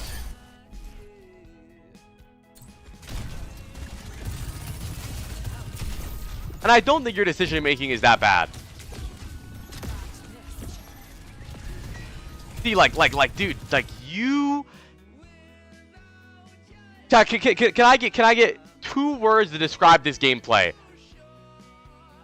Schizophrenic crackhead. Crackhead has a hyphen. Because it just seems like you're insane. Like right there, all we needed to do, right, was maybe we peek the Zen and we farm the Zen, and then if the ball dives us, we slide this way back to our back line. That's all we need to do. Or maybe we play over here and we're peeking the Zen and we need to slide, we slide back to our back line. But let's realistically look what happened, right? Right? We look up, we look down, we look left, we look down, we look left, we look down, we look right. We look down, we look right. We throw an orb at the Hanzo that we can't see. Then we peek main, then we look left, then we look at the ball. Then we look left, then we look at the left, then we look ball, then we look ball, then we slide to the wall. Then we look ball, now we're in a weird spot. You could easily just do this one thing at a time. Maybe I peek right, I orb the Zen, I try to kill the Zen. If the ball dives on me, I slide out. That's it. That's it.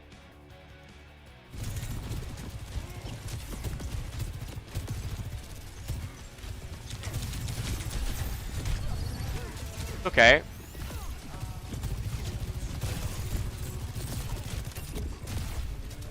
I think you're scared of doing nothing, so you always try to do something. Okay, now we're high ground. We see the Sojourn. Pushing the Sojourn. We have our orb, though. We can use our orb. No, we don't want to use our orb. We want to jump and shake our mouse around. So right there, right? Another example of calming down. Because the Sojourn doesn't even know you're there, what you could do is throw your orb on her first, and then just try to kill her. But you want to jump and you want to shake your mouse around, and then you throw your orb when she leaves.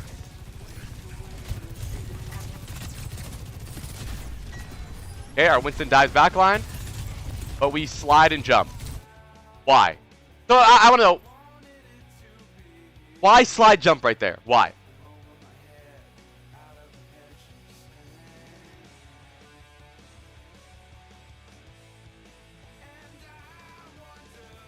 Just pressing buttons. Right, you're just pressing buttons. So I think, like I said, I don't think you're better angle. Right, let's see this, chat. Let's look at this slide jump better angle. Let's look. Let's look at the slide jump better angle right here.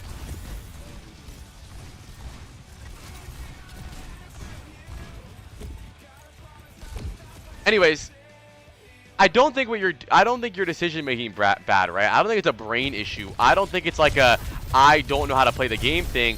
I think you just are a fucking crazy person, right? So like we have high ground control here. Our backline can see us high ground. We're shooting the Sojourn from down, but we jump off high ground for some reason, then slide backwards, then jump, right? When we could have just stayed high ground. If we started taking damage, we just do this. Then we get healed. Then we peek again, right? We don't need to jump down, slide, jump. You're hyperactive and you're just clicking buttons. Try to gain something out of your abilities, or ask yourself, what do you want to do? What is your goal with this play, and how can you succeed in that goal and do it?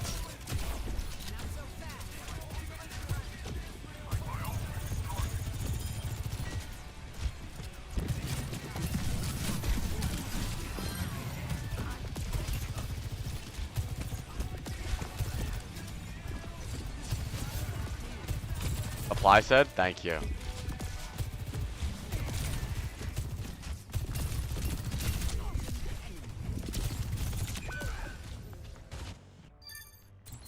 Alright. Besides you being an absolute crackhead, I think on Sojourn, one thing you're not really thinking about is that your rail is almost chat, what is the most annoying thing about Sojourn for you, playing into her? When you're on the other team and they're playing Sojourn, what's the most annoying thing? Rail, right? It's rail, right? Her one tap, right? It's definitely the rail. And the thing is, you haven't gotten a single kill with rail shot.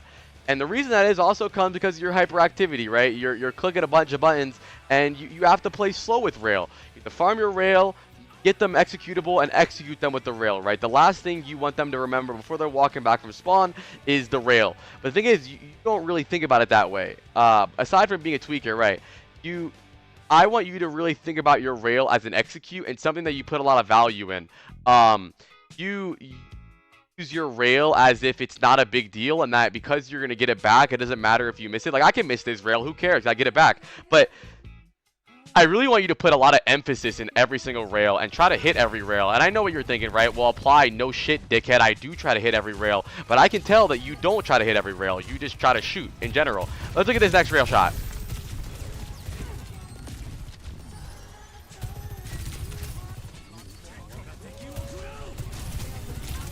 Good, good. That was good. Unlucky. Now, let's see how we use our ult.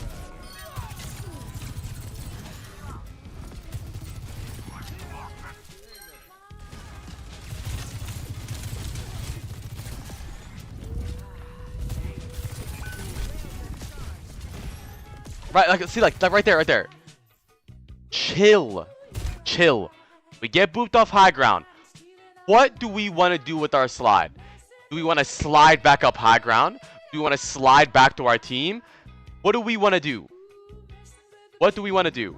How are we going to slide, right? What are we going to... We can't just slide. What are we doing with it? Nothing.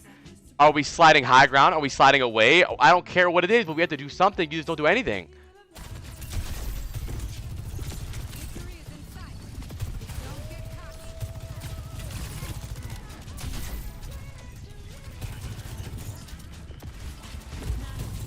You can pop your ult here and it'd be huge.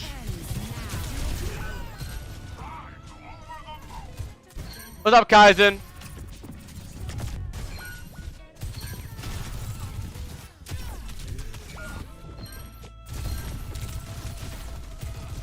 Going forward, I really want you to ask yourself, because I can tell you have no inner monologue when you play this game. You're on autopilot and you're playing clicking button simulator. Like, you might as well be playing Dance Dance Revolution.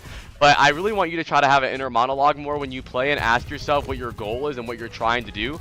And whatever you decide on, even if it's not the right thing, ask yourself, like, how am I going to accomplish that? What am I going to do? What do I need to do?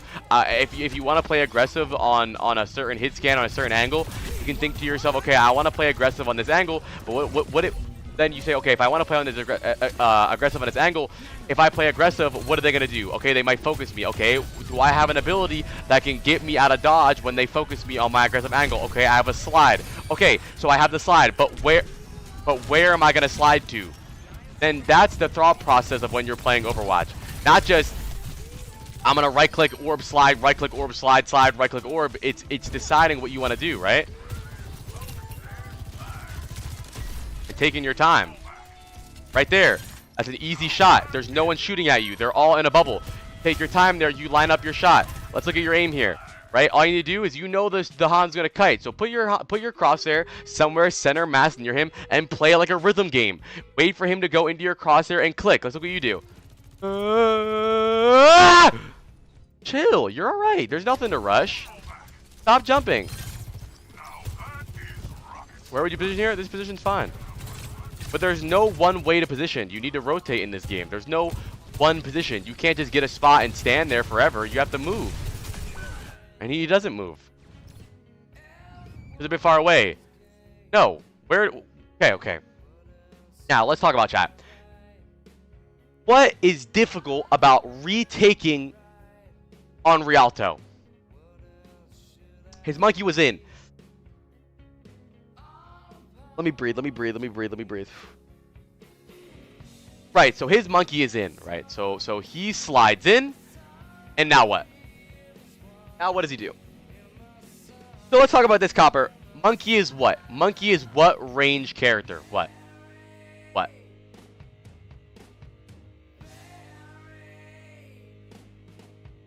Close, right. And now what is Sojourn? He's not too far. First of all, he's not. Because this is the power position. When you're on second point, where do you want to play on this map on defense? You want to be here. If you play down here and you give up high ground, the ball now has high ground and he can slam wherever he wants to play. This is not too far. Where does their team want to go? Their team wants to cross the bridge. Is there a good spot to kill them when they're on the bridge, chat? You could slide away. Right, so now we're on the bridge. They shoot us, now we slide away. Now we slide away high ground. Now, when they push us, what do we do? When their ball tracer dives us, what do we do?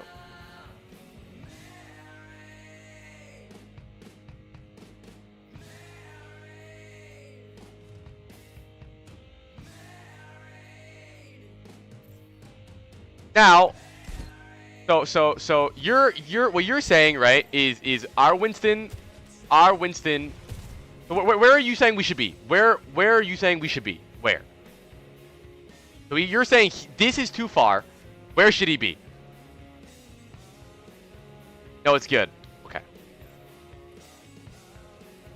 I know it's good. Before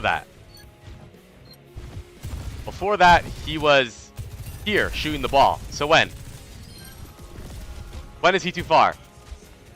Right here? He just used slide.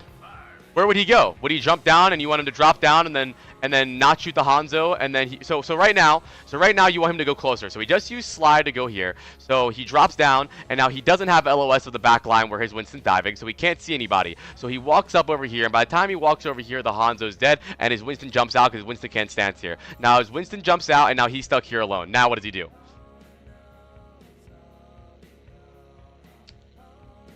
Now he gets Zen discorded. I mean, this the way you're thinking about the game is like he's Reaper, but he's Sojourn, and he does great damage from here. So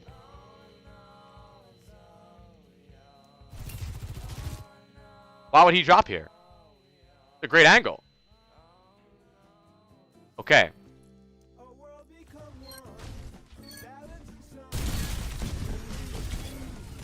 So going forward, he can't hit. Right. Okay. So he can't hit the Hanzo from there. So let's say he drops down. Right. So he can't hit the Hanzo from here. Let's say he drops down. Why? Wait. Why can't he hit the Hanzo from here? Why? So let's say he drops down. Can he hit the Hanzo now?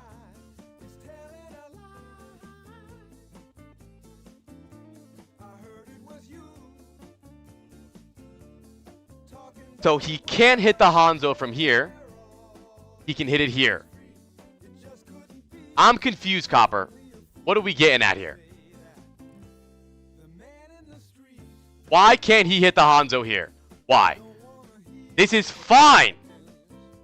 Can't hit with rail and fall off from rail.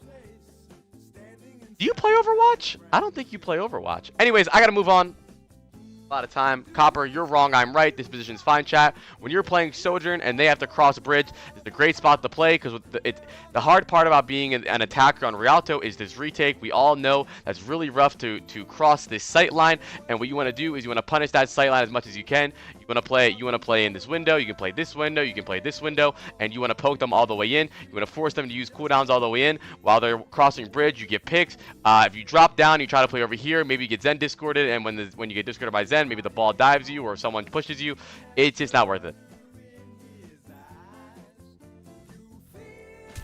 No. It's not that you admit you're wrong. You also just make things up, like saying that he can't hit the Hanzo from here, but he can. But it's okay. I gotta move on though. I want to continue the VOD review. But so far, Princess, I don't think you're playing that bad. I just think you're very hyperactive and you don't make decisions based on your abilities. L Copper. So now another thing I really want you to work on is I think your idea when you're using your slide is that I just need to slide. It doesn't matter where I slide to. It doesn't matter if I slide back to my back line. It doesn't matter if I slide towards a mega. It doesn't matter if I slide towards my team. I just need to slide, right? And that's a big problem. I need you to try to put more emphasis on where you're going, right? So the ball chases you here, right? There's a tracer here on you, right? Tracer recalls. Is there anything we can do here, right? We should be aware of where our Ana is. Maybe we slide towards our Ana. Maybe we drop down, grab the mini, slide towards our Ana. I don't know. Drop down to our Winston. Do something, right? Anything we could do. Maybe we walk forward and then slide straight back. Maybe we walk forward and we slide this way, right? Towards our Ana. Or we slide this way towards our Lifeweaver. Whatever it is, this is a common occurrence. Not even just a situation where you get dove and you just slide, right? Now you're dead. Another example right here, right? You get knocked down. Now, what do we want to do with our slide? if we want to take high ground, then we just take our time, we slide back high ground. Do we want to slide back to our supports? We slide back to our supports. What do we want to do with our slide and take our time and do it? That's what you do. Chill. It's okay. You're all right, bro. It's not a speed run. It's not a speed run. You gotta just take your time and do what you want to do. Where do you... Going forward, I don't think you're a dumb player. I don't think your brain is lacking fucking wrinkles. I think you just don't think about it. I think you have no inner monologue when you're playing the game. You know, is my mic here? Hold on, I gotta look at Amazon chat. I need to see if my mic gets here. I'm tired of using this. Okay. I think in general, you don't play the game with intention. I don't think about the direction. I slide either. I am spamming moving keys when I do for the most part. Right. Stop. And I don't think it's just your slide that you have that, right? I think you have that problem with your movement in general. I think you have that problem with your railgun. I think you have that problem with your orb, where you're not doing it with intention, you're just clicking the button, right? Well, I'm the Sojourn guy. I slide. I'm the Sojourn guy. I use rails. But why are we doing it? And where are we doing it, right? That's a big part of Overwatch is the why. And you're missing the why. You have no inner monologue. So going forward, an easy way to stop this is to think in your head, like, what's going on, right? What do I want to do? And whatever I want to do is what do I need to solve that? Or like right there, right? So I can tell the what, right? The what you want to do is you want to walk up so you have better angles and get aggressive, right? Now, what is going to happen when you go for an angle and get aggressive? What's gonna happen, chat? When you as Sojourn get aggressive, what's gonna happen? So that's our what. We want to get aggressive. What's gonna happen? We're gonna get pushed out and we're gonna get dove. Now, do we have an ability that can help us reposition when we get dove or pushed out? Yes. Now, if we want to get aggressive, we know they're probably going to push us. Maybe we shouldn't slide in. Maybe we should walk this way and take a soft angle here and shoot the Hanzo and shoot the ball and shoot the Zen. And then if we get focused, we can slide back to our back line. Thank you, Scoops, for the 5 gifted. Can we get an OMG in chat for Scoops? The thing is, right, is I don't think your intention is bad. I think how you execute is bad. So if your goal here... It's obvious, right? Nihil is that your or whatever fucking your name is, Princess. Your idea is that you want to get into a better angle to do damage, right? That's good, right? But you don't think about the layers. What's gonna happen when I get aggressive? I think I need to be more aware of where I'm sliding to. I didn't notice the ball even slamming that. Not only do you need to notice where you're sliding to, you need to notice when you need to slide. You don't need to. You can slide aggressively sometimes. You can. But why do you need to slide in here? It's not a speed run. It's not a speed run. Just walk forward and shoot them. Where could you have slid to here to make that better? There really is nothing. You could slide here, I guess, and still get Discord and dove. Just don't slide. It's the same thing here. Right? It's the same thing here.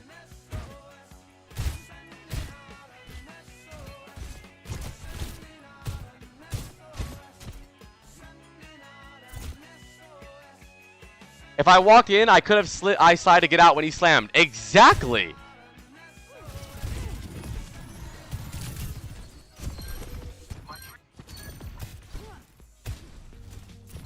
I don't remember where it is.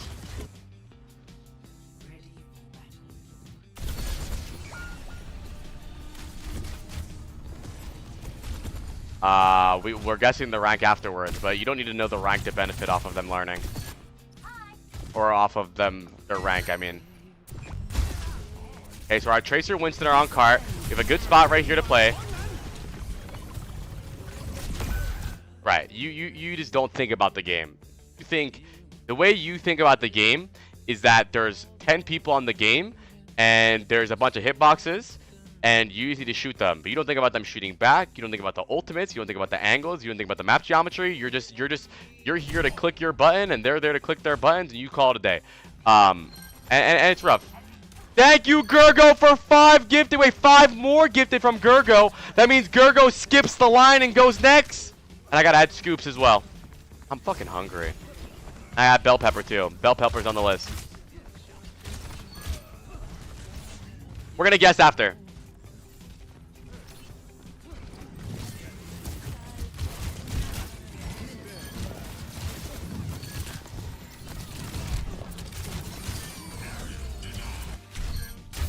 I just think going forward, I don't think you're a bad player, right? It's a very common habit in low elo, and it's very easy to fix. You need to think about the game more, and I know what you're thinking. Will apply. This isn't very good Vod review because you're telling him to think. Thank you, Fwid. We had Fwid to the Q2. The thing is you know what to think about. You just don't. I want you to play with more context to the game, right? More context, and by that I mean look at their comp more, right? Oh, thank you, Fwid. I want you to think about the context of the game, right? And for example. You just said, first of all, round of applause for Princess. Okay, first of all, round of applause. Clap it up. I want you to try to think about the game with more context and more layers and think about what they're going to do more, right? Overwatch can be like chess, where you think about what you want to do and what they're going to do to respond to it, and then what you're going to do to their response, right? And you said in chat already, right?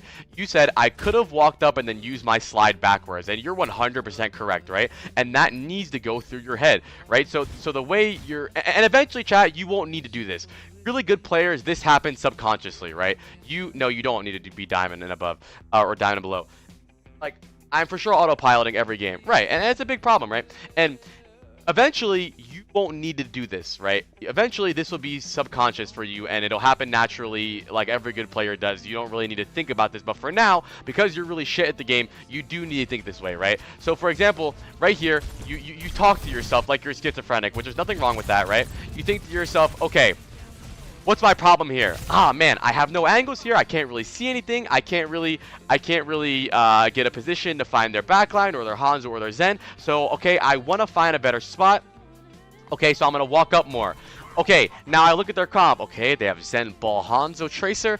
If I walk up far, I can get discorded. I'm going to get focused, okay? So if I get aggressive here and they focus me, I'm going to have my slide to go backwards. But you don't think that. You think, yeah! And that's okay. That's the majority of how players play, right? And there's nothing wrong with that. I think you will improve exponentially when you try to play with more context to the game and think about what they're gonna do, right? What are they gonna do if I do this? And eventually you won't need to think like that because it will become second nature. But when you're this bad, not trying to be a dickhead, it's not about being patient though, because he has the right idea.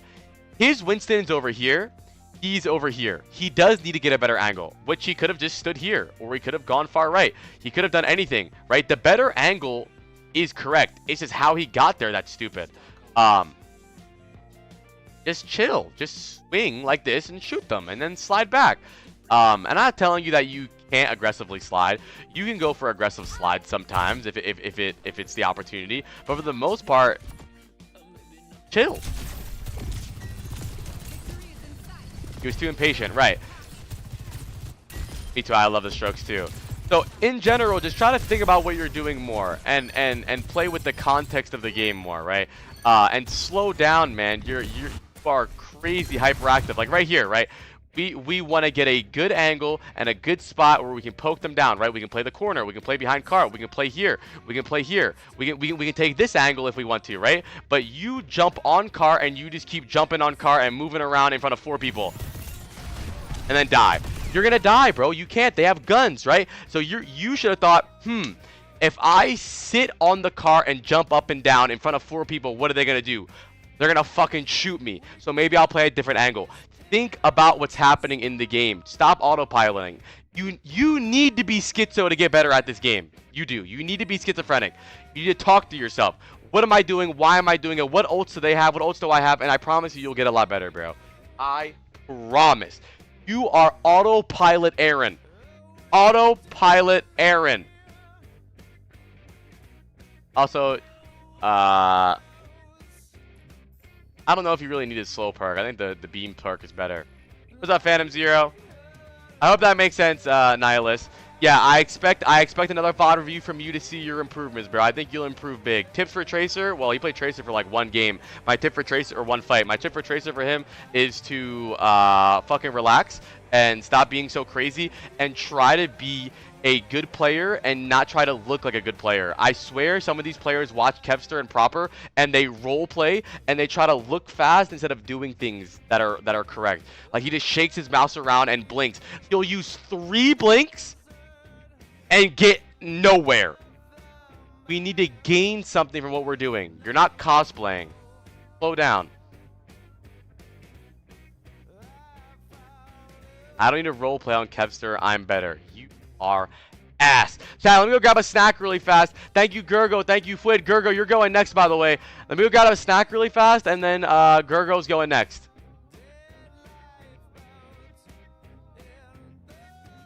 Hype train!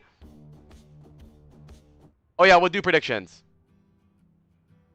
Preds on his rank, chat. Preds on his rank are up. Do some Preds, or I'm going to beat you senselessly.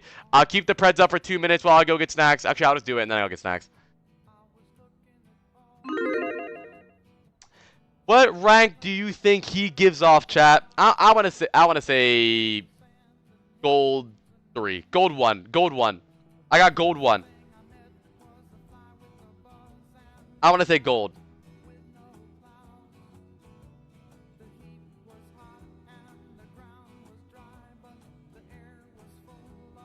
Yeah, and by the way, Nilius, when I'm talking about context of the game, I mean for everything, right? Especially when you're playing flankers, man.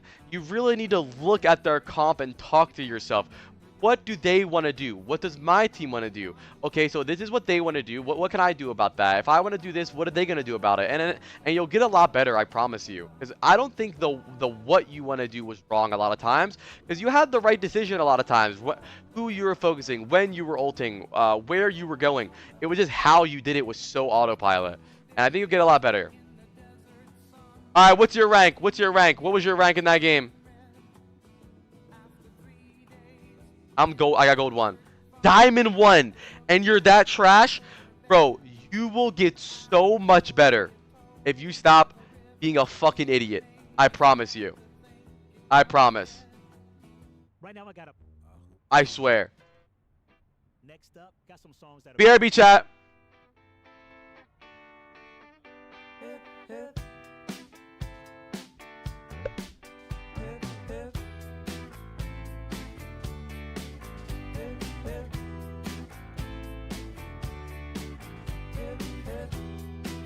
When you're on a holiday, you can't find the words to say all the things that come to you, and I wanna feel it too.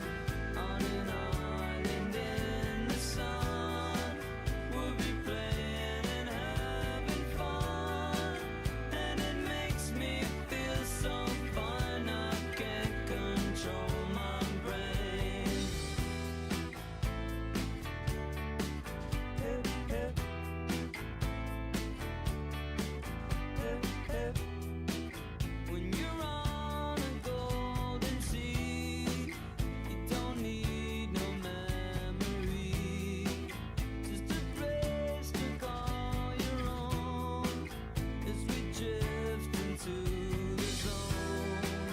On an island in the sun, we'll be playing and having fun, and it makes me feel so fine I can't control my brain. We'll run away together, we'll spend some time forever, we'll never feel that anymore. Hip, hip. Hip, hip. I got a banana, I got cookies, and I got yogurt balls. Who wants a cookie?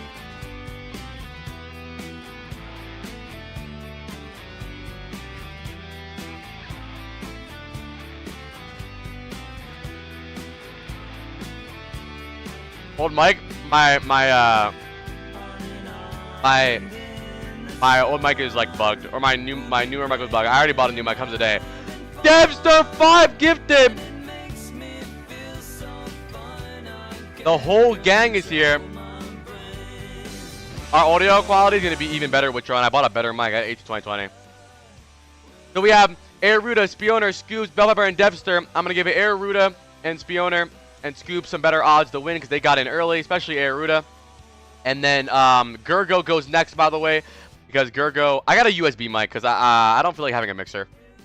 Gergo goes next because he skipped the line. He gifted 5 subs or 10 subs, so he skips and goes immediately.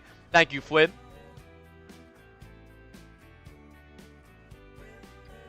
Fwid didn't want one. Fwid was just being a nice guy. Also, thank you, Witcher Owen.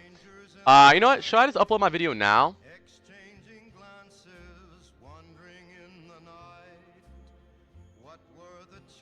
Now let's upload my video now. It's uploaded!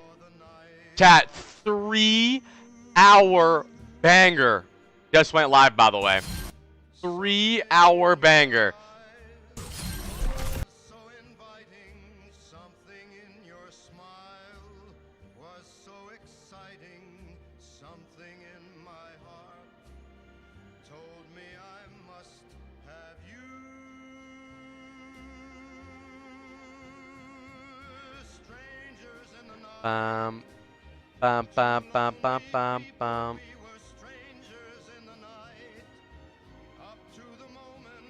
Where's the montage for what? What is it? It's the tank manifesto. Chat, you better thank me that I'm doing this for fucking research purposes, because I want to throw my mouse at the wall right now. Get off, Hog. Do you have a disability? I can't. You know the one thing I would say about this roll from the tank roll is the tank roll, I think, makes you want to die. That's where I was going with this. Listen, here's what I think, right? I think there's Vietnam War, there's people that fought in World War II, World War I, Pearl Harbor. I think tank players have gone through more mental damage than all of them. First hero of our... Oh, wait. Okay, I guess apparently Witchron uploaded the wrong video. Okay, Witchron, fix it. And then re-upload it.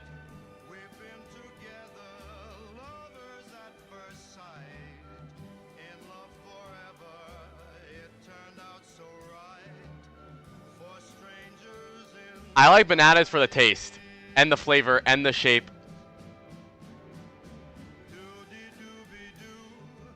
Oh, yeah, you can fix it in which one? You can edit it in the editor, and then whenever you fix it, just upload it again.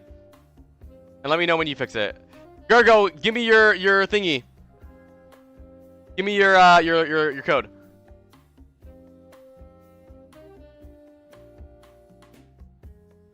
Also, Game Friend, 25 bucks. Game Friend. Okay. Chat, the queue is getting pretty full right now. So all of these people will go today. No matter what happens, I will do every bot review today. But just make sure if you do plan on gifting more subs, that you understand that you might have to wait a while because we have a lot in the queue and you might not get picked for a while. Because the earlier you get in, the earlier you go. But it's still a chance that you get in. Okay. Console VOD. Chat, how many of you guys play on console? Type 1. We have a lot of console viewers, dude.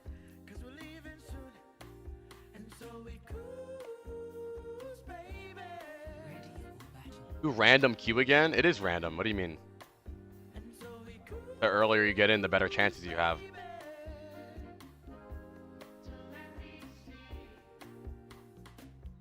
Alright. Gergo on the Tracer. We have a push VOD. They have Bing Bong 420.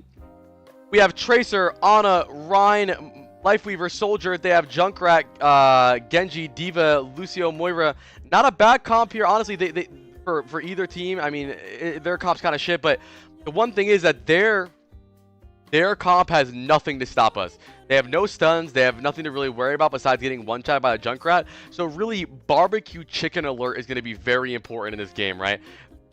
That Moira should be getting bullied because their Lucio is going to need to speed their D.Va around and their Genji and their Junkrat. And I want you to fondle every single Moira fade. Every single Moira fade gets fondled with both fingers. Chat, it's very important that when you play this game, what I do, game friend, I'll teach you when it's your turn if you want. It's very important that you do what I do in the beginning of every VOD, where you really think about what is their comp, right? You really want to think about their comp and things that they do to stop you. I think a lot of you guys will just go into the game and you'll just call it, right? You'll just play no matter what. You play the exact same way from game to game, from map to map, from comp to comp. But you need to change the way you play every game. And in this game, you are a backline bully here. I'm gonna touch the Moira, touch the Lucio. Bulldozer with the prime. Can we get a sunshine in chat for my man Bulldozer? Again, chat, we're still going to be doing VODs for a long time today. The queue is still open. If you want to get your VODs in the queue, go ahead. If you don't want to wait all day, you can get 5 more subs and go instantly like Gergo did. The next VOD reviews will be on Friday.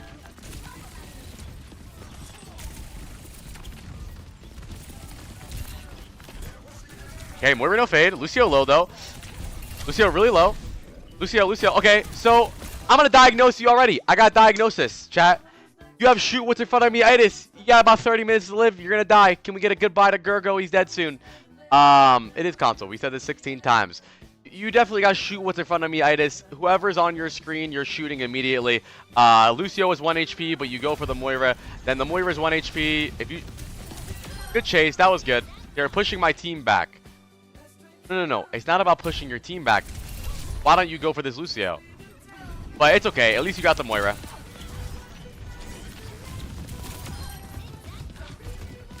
Okay, we're on the Junkrat. We were behind. Okay, Lucio's 1 HP though. Okay, good job. I love watching console VODs. It's so funny. Alright, good fight. I mean, you know, it does help when not a single one of their players have a brain and they're blind in both eyes.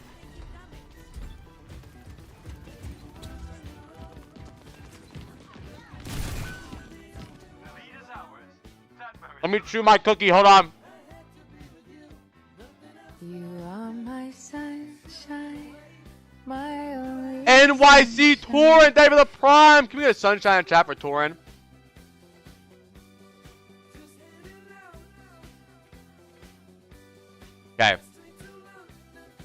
Okay. Now here, I like the routing idea here. Your idea is that they're going to probably walk here or bridge and you're going to go on backline, right? But it is way too obvious and way too early. And the idea is really good though, like genuinely. I like what you're doing here. You're routing so they walk past you and then you go on backline. It's way too early. I mean, even if you do walk through here, they're not even walking yet. Like they all just turn on you and kill you. So just wait a little bit longer. Wait for them to either go car and then you go on backline. Wait for your team to step up and go on backline. It's the right idea, just really early. Like their cash should never be able to turn on you like that in a 1v1 because your team would be pushing. So in the future, it's the right angle and the right idea. You just went too early. Hi, Manchamu.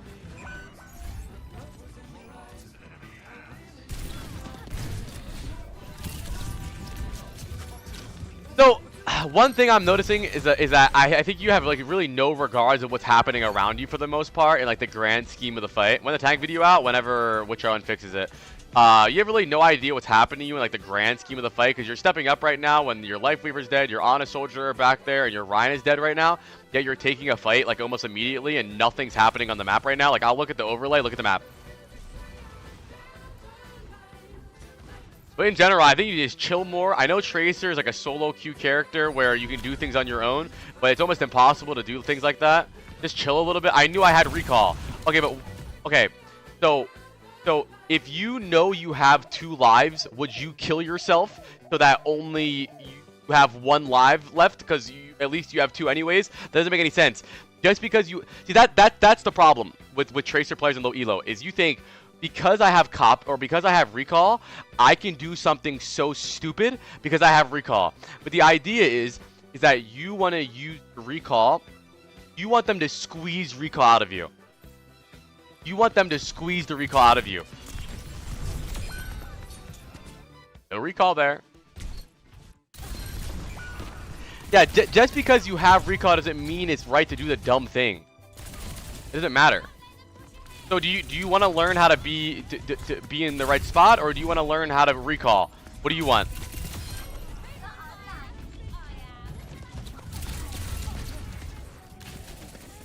What are you doing?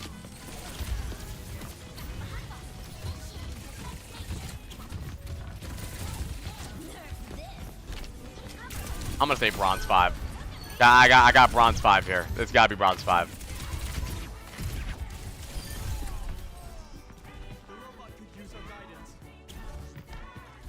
What's up, Cobra?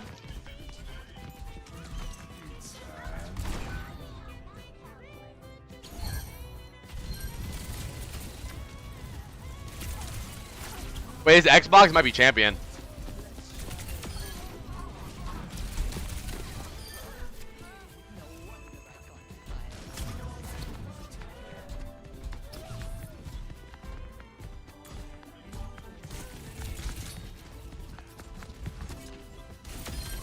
Kill.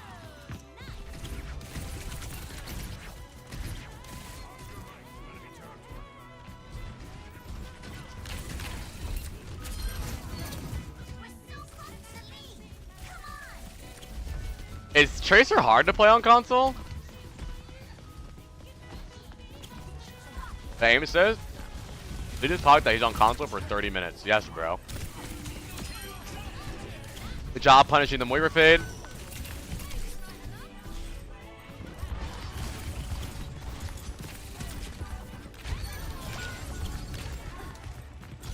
Keep fighting. Why not? Your Diva's still alive on the cast. Maybe you blink towards the cast, kill the cast. Your Lifer is still alive. Why are you giving this fight up? I know you have no recall, but that's never stopped you from doing something stupid. Fight. I play console with no aim assist? I don't know why.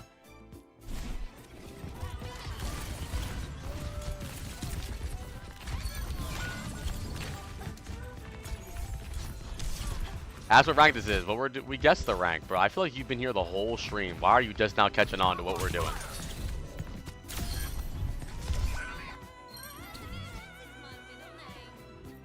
I love yogurt balls in my mouth.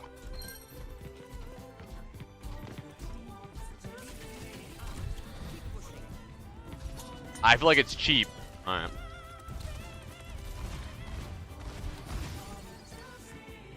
So cool and different.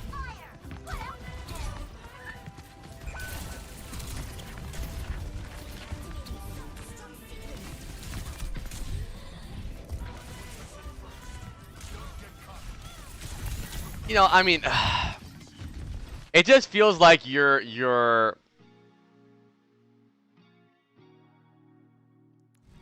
it just feels like you're not in the same game as everyone else, right?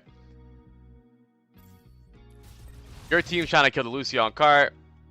You're 1v2ing cast Genji. You're very aimless with the way you do things, right? You kind of just, it's almost like you're walking around looking for wares for sale, like you're in an MMO and you're really trying to look for a quest giver. But I want you to actually play in the fight, right? Okay, so Mercy Lucio alive. Like even previously, like you're targeting the cast Genji when they have a terrible backline. We need to just go for backline here. Kill Mercy. Again, just running around, shooting the push bot, shooting the diva like there's a Mercy Lucio, man. Like that at any point you acknowledge that, like come on, you're still shooting the diva. You need to look at their comp and make decisions based on what they have. You've been shooting diva and the push bot for 30 minutes. Shoot the fucking Mercy, man. I know that the diva's the biggest target and she's the easiest to hit, but you're never gonna get better at trying to figure out. And she got away. Oh, she ends up dying. Got him.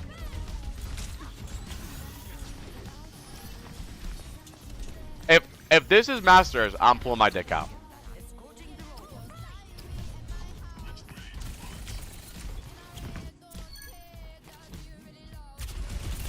in general, in comparison to the other players in your lobby, I don't think you're that bad of a player.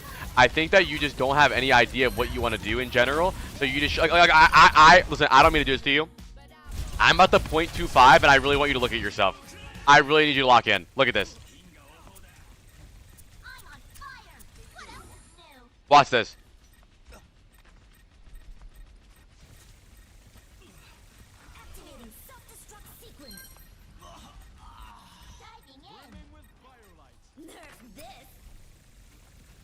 That was 2 entire clips at the fucking air, and he types covering fire. And I think this is, this is basically the story of, I would say, your gameplay in general is you play like this almost the majority of the time, where you walk around and you just hope that something comes into your crosshair. You blink around and hope that it's an easy kill. You blink around and just hope things. I think you need to target things, bro. You need to have a pivot.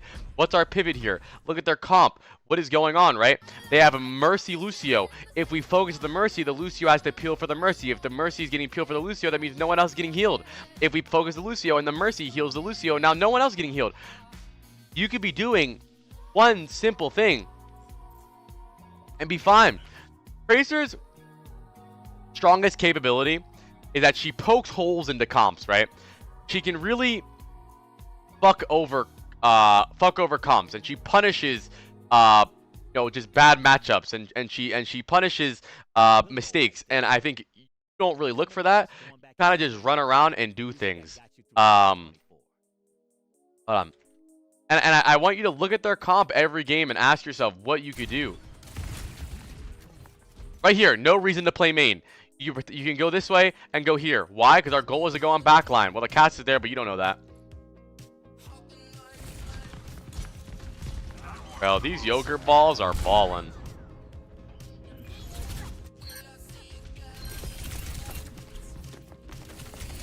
I didn't know that backline existed. That's fair. Okay. Let's see Mercy alive. Nice. Mercy next. No. Okay. I know the Genji's the only one on cart. Is there a person in this game, in this fight, that can bring people alive and also heal? That would not be very good for this next fight. The Mercy. Your decision making is trash. And I know what you're thinking, right? I know what you're thinking. Well, the Genji's on the cart. He's pushing the cart. That's okay, bro. You kill the Mercy and then the Genji. Fine.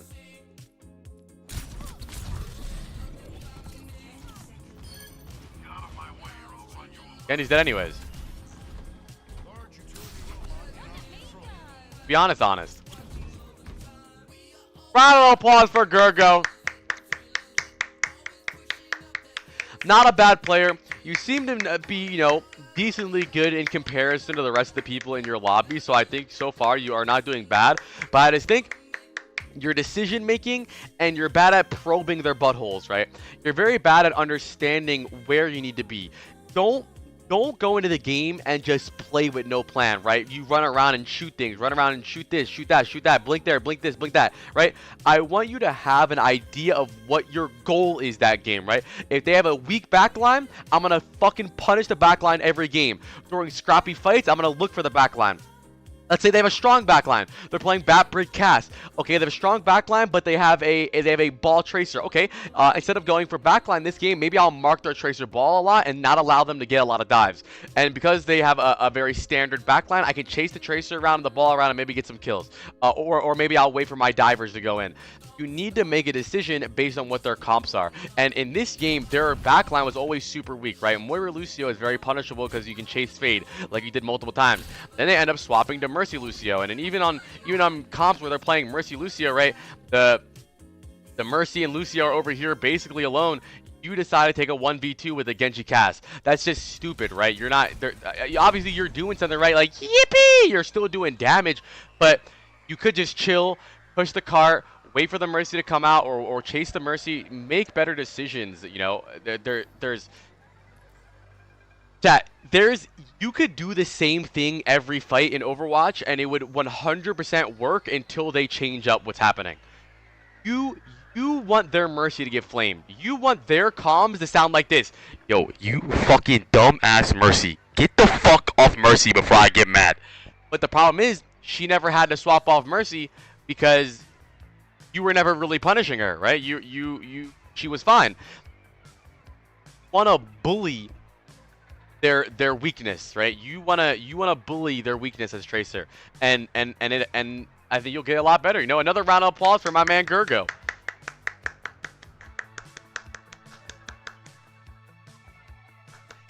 And besides that, it also ties in with awareness for their team, but also awareness for your team. Where is our team at right now? Are we responding? Chill a little bit.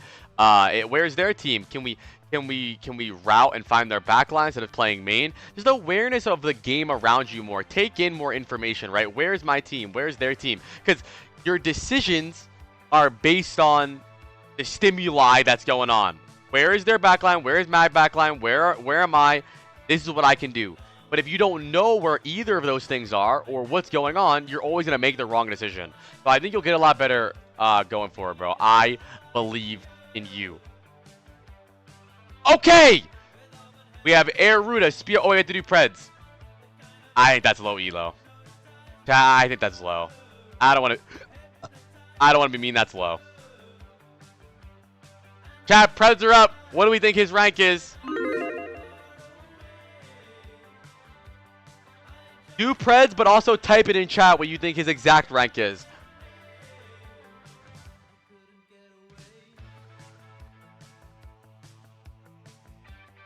And console's really throwing me off here. Of course I like Snail Bob. I want to say Diamond 5. But if it's PC, Bronze 5. Jake, it does not.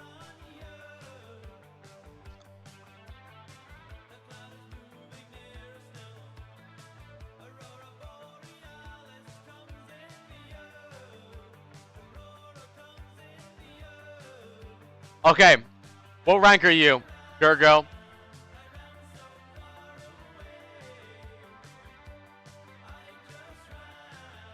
Silver 1, gold 5.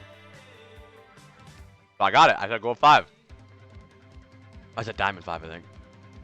So what rank were you in that game though? Because that's 2 ranks.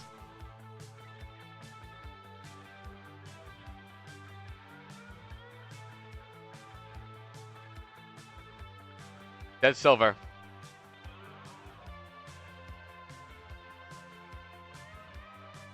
Okay, let's spin the wheel, chat. We have Air Ruta, Spioner, Scoops, Bell Pepper, Devster, and Game Friend.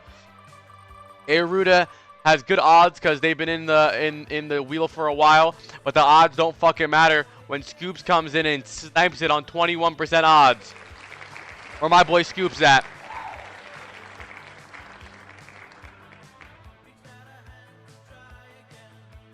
Where's Scoops? This shit says Aga. Scoops, this isn't your first VOD, is it? We've done a VOD for you before, I think, right? It is. Oh, it is. Okay. First time VODer, chat.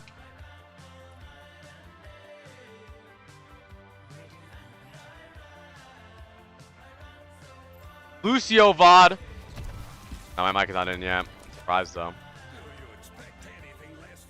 No, that doesn't make sense, Cosmic. If you give subs and you add it to the wheel, there's always time. I will never end the stream with names on the wheel. And it will never carry over. If you give subs and the queue is closed, then you get scammed. I don't know, Ray. It's different. This is like an Amazon delivery. This is out for delivery still. That's PC. Alright, Lucio VOD. We have a good Lucio comp. We have Torb, Ana, Lucio, Ryan, Sojourn. They have Zarya, Reaper, Life Weaver, Mercy, Cash. So the way we win this game is by outpacing them easily.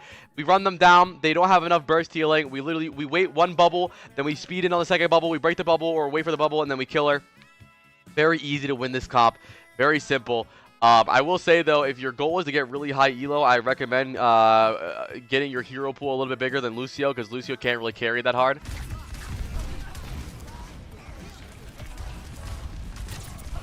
Your goal with Lucio in ranked is to try and build ult as fast as possible. So my recommendation is to stay on heals as much as you can and only speed boost when we're really doing anything. The default, like going back and forth, like shift, is kind of falling out of meta in the pro Lucio scene. I know that, you know, players like Frogger and stuff like that love doing it still, but really, the really high level Lucios kind of just stay on shift is ADHD. Well, stop. I don't really care what it is. But I really want you to think about how much healing you're gonna get because you're staying on healing, or ult charge because you're staying on healing. So just chill out a little bit. Your goal is to have more beats than their Lucio. You want to outpace their support so that you have a support role pretty much every other fight. And the way you do that is by healing a lot during the neutral part of the fight and looking for poke damage. Like right here, instead of fucking gliding on the wall, humping the car, just go right side and shoot them. Like you're just doing this. Woo! I'm Lucio. I'm on the bus. But right here, you AD spam, you play a corner, you shoot, and you're gonna get ult charge a lot faster. You're minimizing the amount of ult charge you're getting by just standing here staring at them. You're not. Are you awake? Oh wait, what's going on? What's going on? What's going on? What's going on? What is going on? What the fuck was that? You gotta move, bro.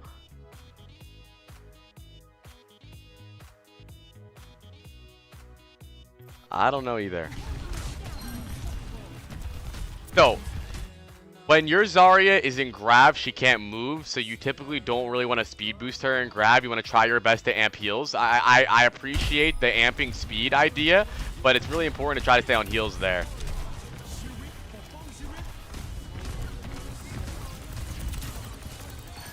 Okay, we have beat right now. We can beat, engage, and speed boost. Go for speed. There we go. We speed boost. Looking for boop to the Zarya in. Very good. My team didn't focus the Zarya, and that blows. But very good.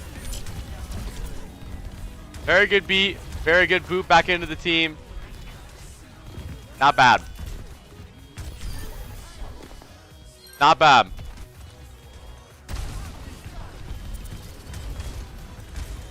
What the fuck did we just grab?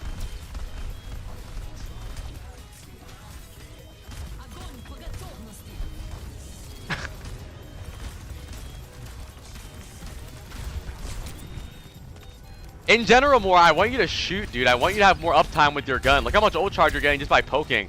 You can cut out a lot of the nonsense you do where you're humping the walls and doing random shit by just trying to poke more, dude. You're building ult charge really fast, honestly, because you're healing a lot. But you could be having way more if you just try to do more damage. When I poke, I get picked a lot. Okay, but so I think what your idea of poking is probably to speed in and look for a boop and jump in the middle of the road. There's no way you get picked off if you play a corner and shoot them and play the corner, shoot them, play the corner, shoot them, play the corner. How does every other good Lucio poke and not get picked when they're playing against better players than you? How do players play against Quartz and Lip and still do it? And you're playing against Crayon Chewer and you're worried about getting picked. How? How come? How come Crayon Chewer is so scary to you? I'm not telling you sit in the middle of the road and jump up and down and go, I'm poking, I'm Lucio. No, you play a corner, you shoot, play the corner, shoot. This doesn't make any sense. You're not gonna get picked off. Move.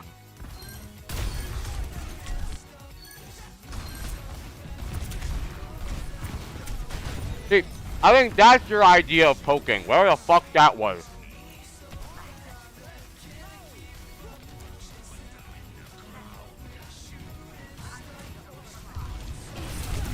Can we add? I'm so fucking scared. Add. I'm so fucking scared.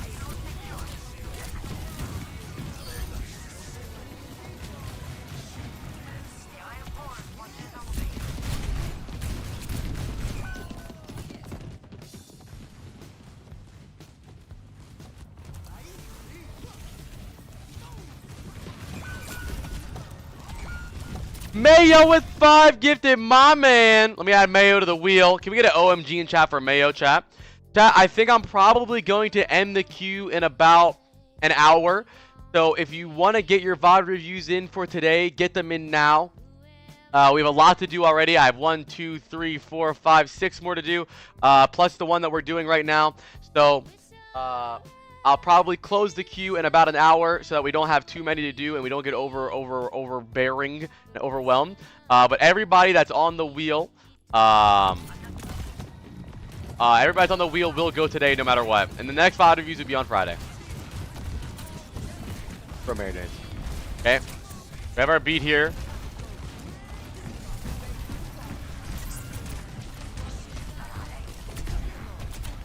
Good. Good. Not doing bad, though. I don't think you're doing bad.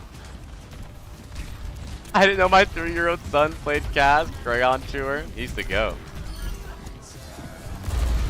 We have beat here. We don't have to beat, but we could if we wanted to. Good job holding that beat there. Good decision making. Good job. I think you're playing very well right now.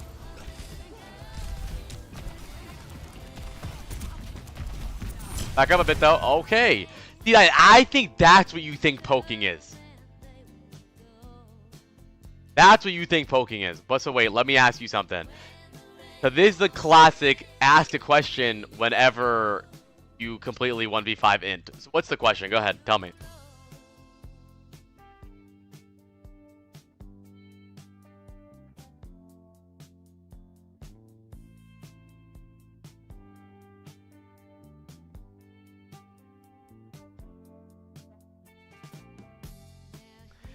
If I play as a high poke team, should I poke as much as like if I'm playing as a Widow? How do I poke and gain ult charge? Okay, but Scoops, you're being dumb. You're being dumb. Stop being dumb. If the Widow can see you, don't stand there. The Widow can't see the whole map. Come on, Scoop. No. Okay, let me play a VOD. Let me play a VOD of a Lucio shooting people. Come on, dude. You gotta use some context clues here. Apply. If the Widow can headshot me, do I still poke? No, dude, come on. I'm not, come on, chat. Guys need to, no, don't say no. You guys just take everything so black and white and so literal. I tell you, you need to poke more. But you say, well, apply. How do I poke when I'm playing against a Widow that can headshot me and kill me? Then don't poke right in front of the Widow, dude. Come on. Like, you're...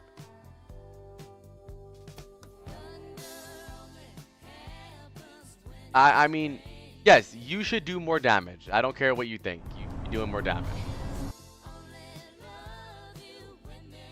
There's no set rules.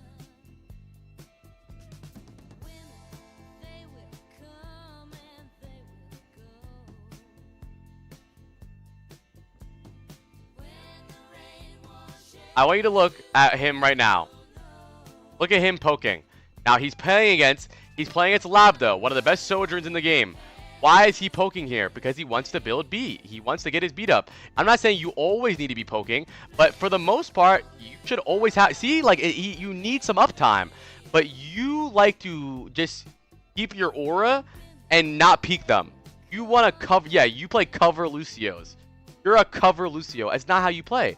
You want to do some... Look. Still poking. Still poking. Now he has beat. And it does matter. This is the difference between getting beat faster than the other team or not. And I know what you're thinking. Well, what if I'm low-key just scared of dying first? Yeah, but why are you gonna die first? Are you standing still? I'm confused. You shouldn't be dying first. Next up, I got a vibe that's gonna make you smile. A little bit of sunshine and music form. All right, Scoops, up to you, bro. So Scoops. I don't believe anything you say, right? Because right here you say, "Well, I'm really afraid of dying first." Let's look at chat. Let's look at the guy who can't poke from long range to farm ult charge because he's afraid to die first. He won't poke from long range because he's afraid to die first, chat. He doesn't want to poke from a long range because he's afraid to die first, but he'll run into the fucking spawn. Like, come on, dude. Listen, chat, I get it. It can be tough for me. It can be tough for you to listen to what I need to tell you to do better. But I promise you I'm right. I promise. You need to poke more. Okay.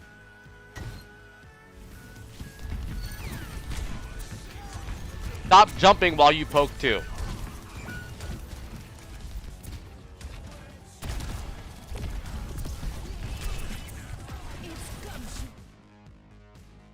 We're also 7 minutes into this game and we've ulted one time. Yeah, We gotta get this ult off.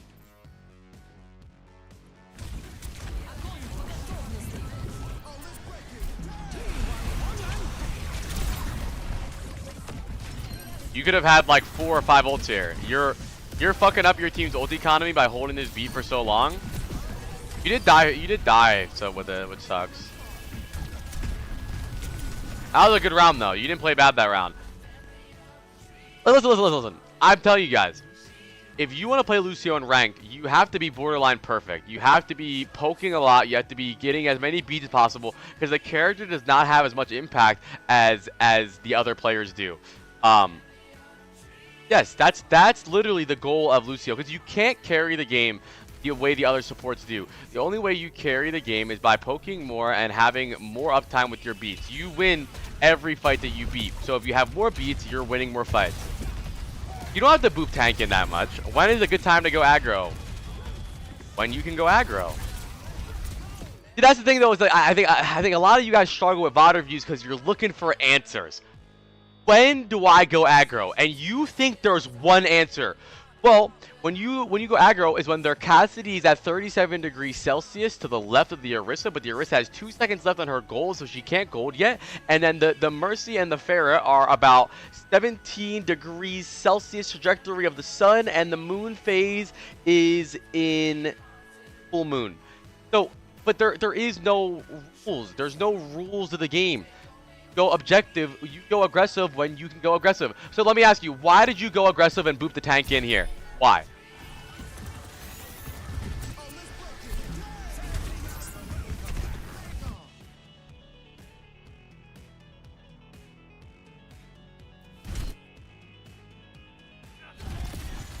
Right, it's impossible to kill you, so you do it. There's different context. If you don't think you're gonna die, then do it. You can limit test and figure out when you're gonna die and not. I can't tell you. Every game's differently. I don't know. Every game plays differently. It just depends. There's no when to play aggressive. When do you think you can get a boop off?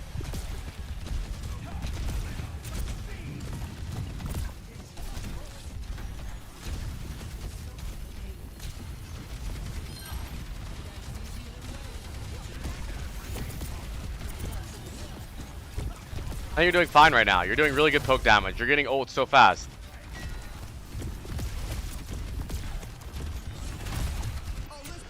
That was terrible. That was the worst ult I've seen in my life. You guys beat first. They answer. They just kite your beat. Now they answer with ults of their own. Now they're gonna win this fight with a nano.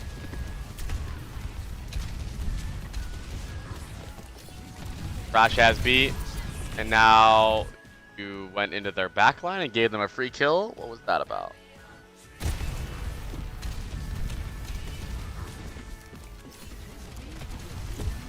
I know you see your ram going in, but you want your ram to get shot, not you. Your ram's going in, so make sure you keep him in speed boost, right? You can amp him so he gets faster, but you want to make sure that he takes a lot of the space, and then you follow up. You don't want to run in and take all the, I mean, focus from him. I mean, look at the Cassidy here. You know, for a guy who says the sentiment that he doesn't want to die first, you really don't play like it. You really don't.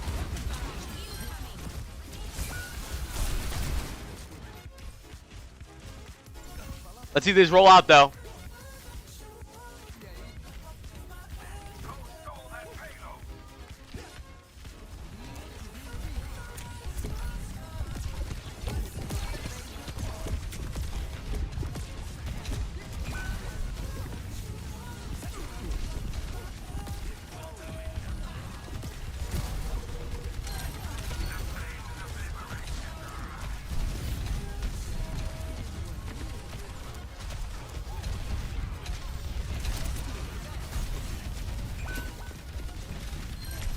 Okay, now, I just want to know your thought process. Why did you do this?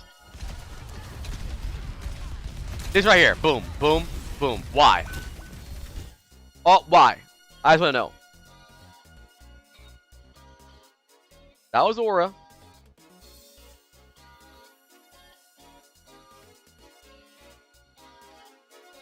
Get a better angle. For what? I thought you didn't like poking. So let's look at our angle here. Right, we can see them. They can't really see us.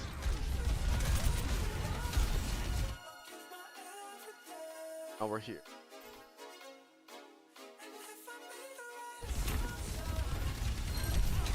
Get a better angle for what, though?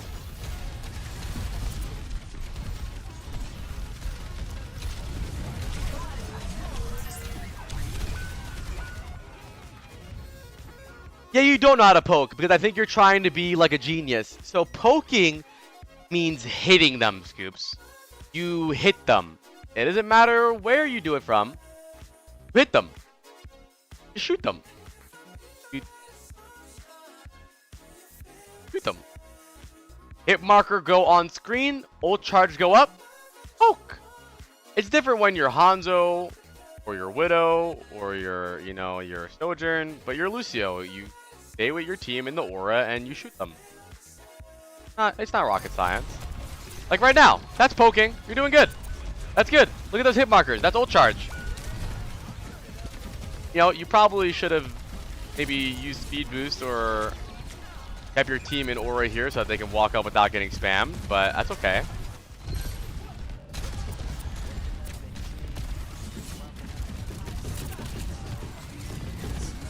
Yeah, I did Kino. It's pretty cool.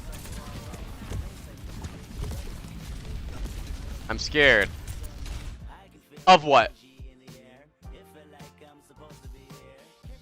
Scared to play in areas with no walls. A lot of fucking walls here.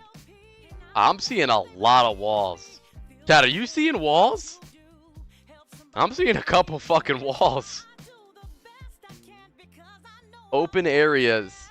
Yeah, but Lucio's not bad in open areas. Lucio's actually really good in open areas because his speed boost allows his team to rotate faster than other teams. I think is you just don't really understand how Lucio really works. I think you play very selfish Lucio where you think like, well, I'm the boop guy, I'm the wall ride guy. Like your entire idea of Lucio is like if I'm wall riding, I'm doing good.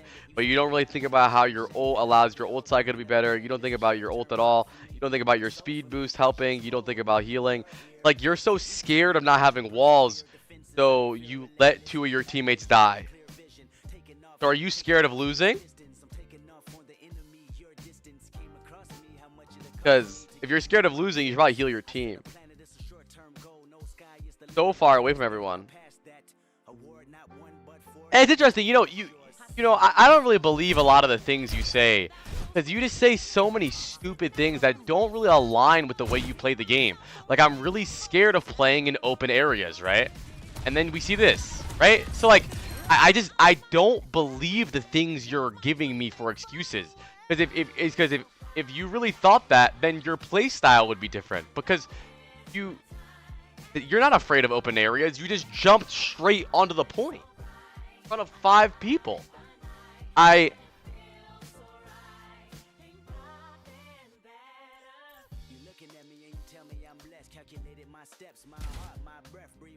So we just jumped in 1v4, but we won't swing this corner and speed boost our team to the close corner.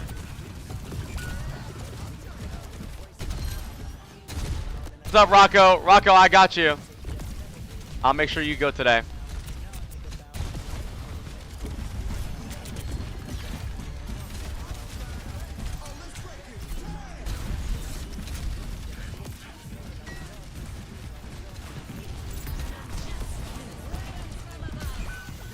I think you listen. I think you feel like you need to do more than you actually do, and you need to swap heroes.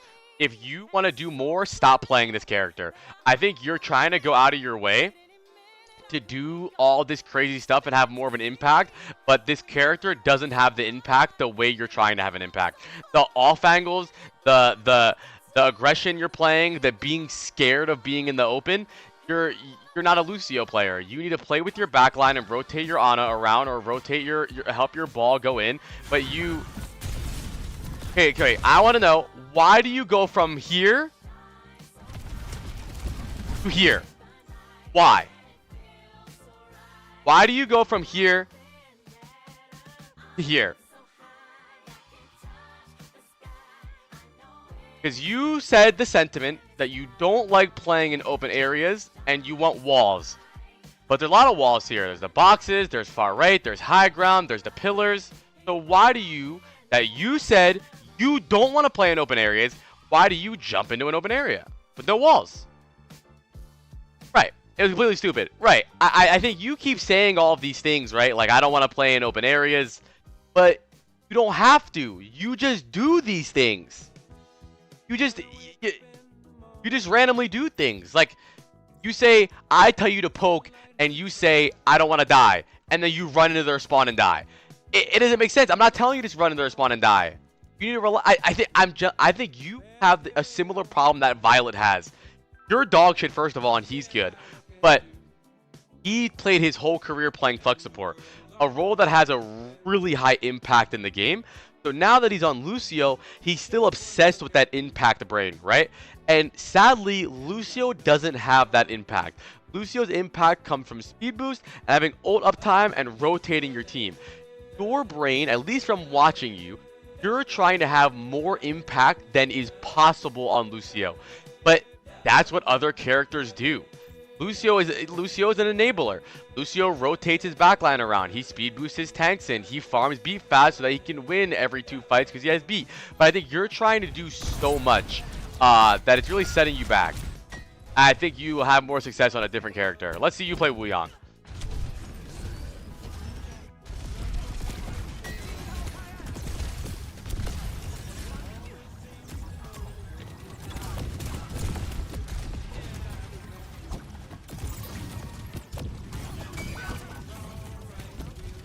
Okay, you're playing Mercy Wuyong right now. We definitely need to be doing a little bit more damage here. We could go far right here and look for poke damage, but I know what you're gonna say. Oh, I'm really scared. Whatever. Stop playing the game then. You're not playing Phasmophobia. It's Overwatch. Your wave was not bad, but you missed your own tank, so it was dog shit. He doesn't have the amplified heals in the fight now, so he's dead. You want to make sure you hit your teammate with wave more than the enemy, so they get amplified heals in the fight.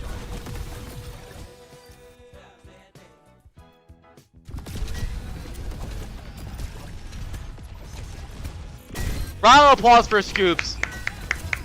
In general, I think you need to stop being a pussy. I think you have a lot of excuses for things that you say that don't really make sense.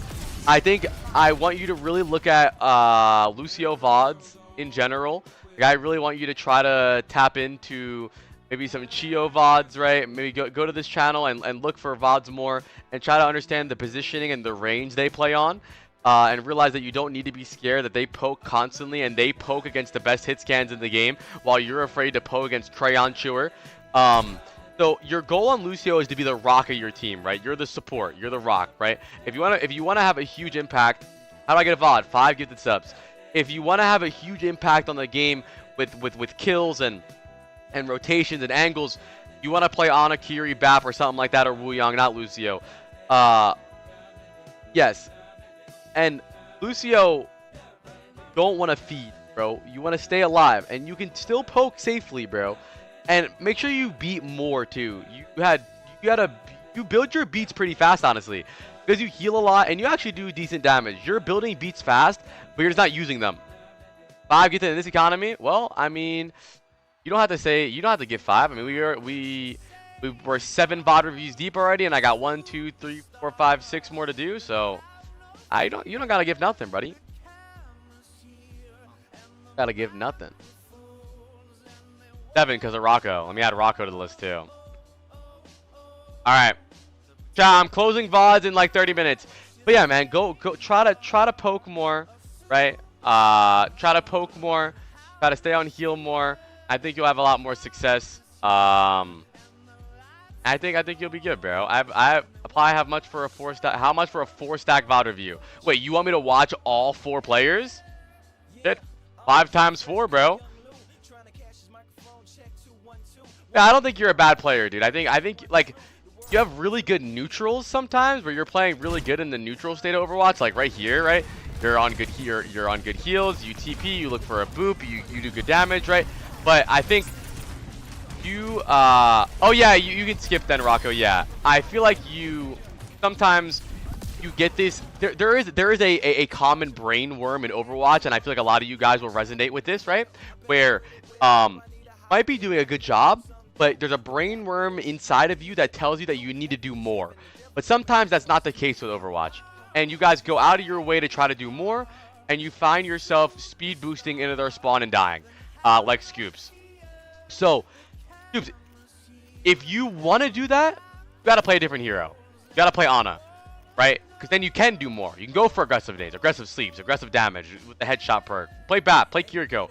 But that's not how Lucio plays. Lucio is meant to be the rock of the team. He's always there. He's healing. He tries to build beat as fast as possible. He goes for boops. And listen. If you want to be the silly Lucio and go for wall ride, one-shot, backward 360s, that's fine. You do that. But if you want to try your best to win in ranked a lot, the best way to do that is to try to have as many beats as humanly possible and use them fast for beat engages or to counter their ults. Because let's look, right? Let's see, when did you build your second beat? So you built one beat and you used it, which was good. You won this fight off of your beat. Now you win. Now you built your second beat right here. So you build your second beat at 4 minutes and 17 seconds.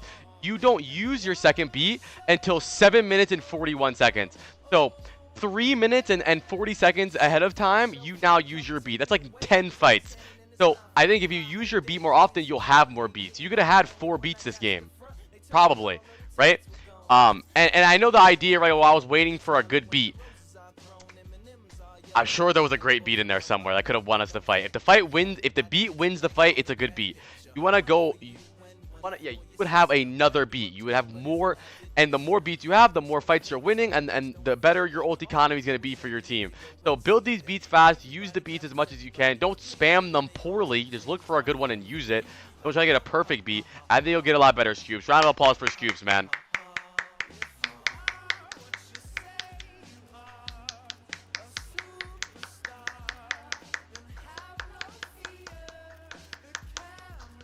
Let's check my mic. Where's my mic? Let's do Prez and then I'll check my mic. Chat, what rank do you think he gave off? Let's do Prez for his rank. I'm going to say, I don't think he's that bad. I'm going to say Diamond 3, Diamond 2. Maybe high plat.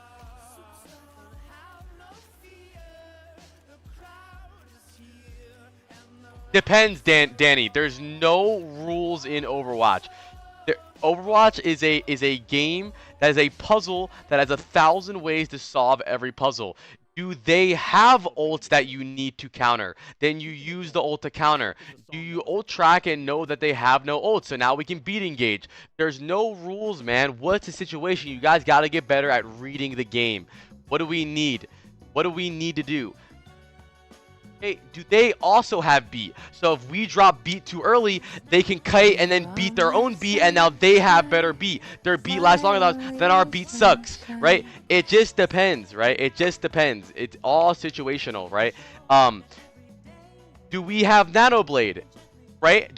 Let's say they have beat, we have Nanoblade beat, and maybe they have other ults too. So we pop Nanoblade, and then they beat, right? Now, we get no kills with Nanoblade, but they get 1 kill. Now we have better beat, because our beat lasts longer than theirs, and we have beat up and they don't. It just depends, bro. It just depends on what's going on. He's Diamond 5! Diamond 5. That's good. Med School Hater 5 gifted! Alright, chat. I think I'm probably going to close the queue in pretty soon. Rocco goes first, by the way, because Rocco gifted 10 subs, and he gets to skip the queue. Also, Rocco's cat passed away, so can we get a heart for Rocco's cat? Rest in peace, homie. But chat, we have 1, 2, 3, 4, 5, 6, 7 VODs to do. I'm going to close the VOD queue in about 20 minutes. So if you want to get VODs done today, please gift them until Friday. I won't be doing them until Friday. I'm gonna give these guys better odds because they've been waiting a really long time. The earlier you get in, the better odds you have. So Aruda and Spioner have way better odds. Rocco goes first because he gets to 5 more subs. What's up, Convade?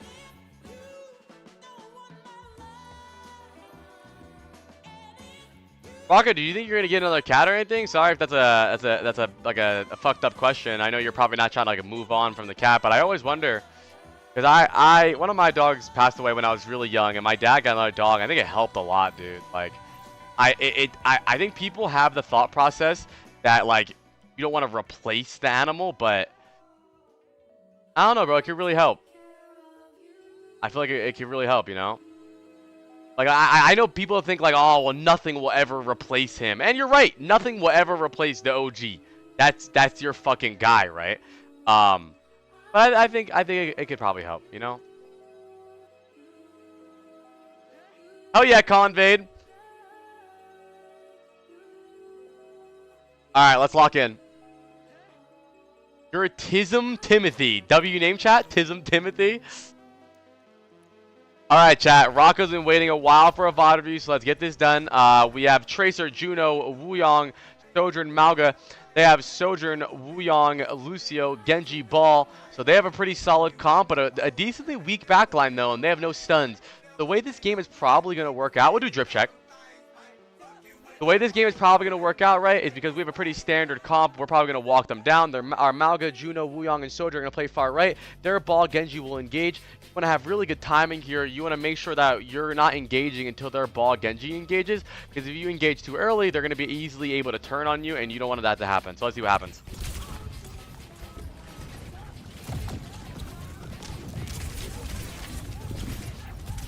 Okay, I don't really like you going back main here. Really good idea to roll out this way because you're controlling this entire side of the map. I think your idea was like, well, I'm not really getting much done, so maybe I'll just go back main and I'll just shoot these guys. And in simple terms, this isn't a bad idea because now you guys you're doing damage, but you now just lost this entire map. When this Genji's going to walk up eventually, and you could have easily popped out on backline here. And now when you're on Wuyong, the Sojourn Wuyong are dealing with you, and now they're not pocketing these guys, and you're creating a rift in the game, right? You're fucking them, right? Now these guys are worried about you. They have to turn on you, and these guys have to live. But now, I mean, these guys are in the Bahamas with their feet up drinking margaritas, right? You have to find ways to create chaos in their team on Tracer without just going back main and giving up all the map control that you had already. Now you're main, they know where you are. Stacking with your Malga as Tracer is never good because now if they poke the Malga, they're also poking you. They know where you're coming from at all time because this big bitch ass Malga is also right next to you. But your team played good here by peeling. It's okay. I feel like your team did a good job going back and killing the ball Genji, right? But imagine if as the ball and the Genji go in, you don't need to hard engage. Yes, the spots are still open. Once this VOD ends, I'm closing the queue though. 5 gifted subs to get on the wheel. Bahamas more daiquiris. Okay, we'll get. What the fuck is a daiquiri? I think I've had one, but I don't know what is it. Let me check if my mic is here. I'm tired of using this mic. I sound like a bitch. My mic is still not here, bro. Where the fuck's my mic? Okay. I know it's a drink, but what is it? Bro, I hate you guys. Gromit with 5 more, my man. Let me add Gromit to the queue chat. We have a lot of VODs to do today, but that's okay. We have a big VOD review today. Finally, a mic upgrade. Well, my old mic was fine, but it just broke my fucking PC. We got Air Ruta, Spioner, Bell Pepper, Devster, Game Friend, Mayo, Med School Hater. I'm gonna try to get through these VODs fast. I won't rush, but I'm gonna try to get them fast. Their Genji feels really hard. I played them before, and I'm looking scared Genji. Well, Rocco, that's a timing issue. If their Genji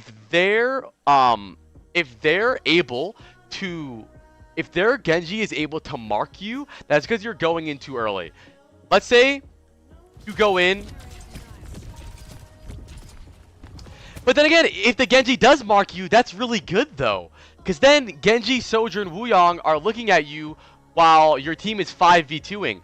It's good if they mark you, just make sure you're not hard committing. If you're not going to be able to get a kill here, you at least want to put some pressure on their backline so they're not able just to heal these guys, right? If a Genji is chasing you around, you're not doing a bad job, is make sure you don't die.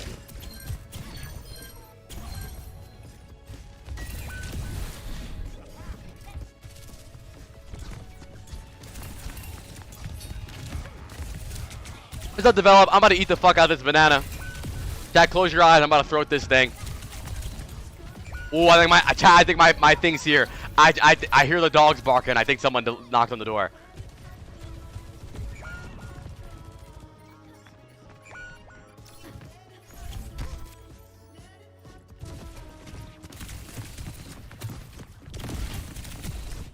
So right here, I don't really mind this, right? But chill a little bit. Wait like 1 more second. Wait for these guys to walk around and then go on the Wuyong immediately. It's up to you, Ran. It's up to you. I'll probably be doing them for a while. Or just wait on Friday, Ran. Just wait on Friday. Usually Friday VOD reviews are more popular because, you know, people get done work and then they all show up and then we do them for long. So if you just wait for Friday. Oh yeah, wait closer, bro. Got this, Mayo. Yeah, and Artisans are good. Yeah, I actually don't mind that play if you just waited a little bit longer and also got closer. But you're not bad, bro. We on right now. Good, good, good, very good. That. That's what I'm talking about. I love Latina with a 5. Give me the OMG for I love Latinas in chat. All right, Latinas is in chat. Latinas in here, chat. I think I'm gonna close the queue really soon. We have a lot to do today, and I don't want to have to do a million of them. But I hope you guys stick around for them because they'll be good content. But that's what I'm talking about, right? That is an idea of a really good timing, right? That's the idea of really good timing. Yes, there was no possibility for them to peel for you because if they did peel for you, they're giving up all of their space. So you go, the Genji's looking at these guys, the ball's looking at these guys. There's too much going on. Tracer thrives in chaos, and this is exactly what I was talking about first fight. I wanted you to do this first fight, and let's say the Genji, right? And then like the Genji and the Sojourn do turn on you, then you don't hard commit, then you back up a little bit, right? Good job though. Bro, you're doing good. I mean, you've been on a crazy win streak, you said, right? You just got climbed a lot, so I can tell why. But what happened here? Alright,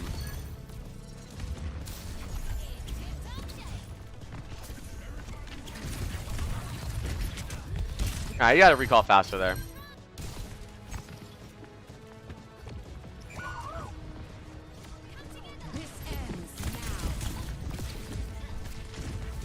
Alright. Already I see an issue with you. You are obsessed with playing main. Why are you here? You're playing like Soldier. This is where Soldier plays. You want to roll out and go this way so you can easily get on backline. If they end up forcing point, you drop down and go point. If they end up going far right, you can go left side and now you're on backline. Your routing and your positioning is really bad on Tracer. Even if your ball is dead, it doesn't really matter, or anybody's dead. Like, what are you doing right now? You're waiting for. I mean, I'm not engaging. My team's dead. Fight's lost in my mind. Wait. Wait, who's dead? Wait, what? Wait. 1, 2, 3, 4. Wait. Wait, what? Huh?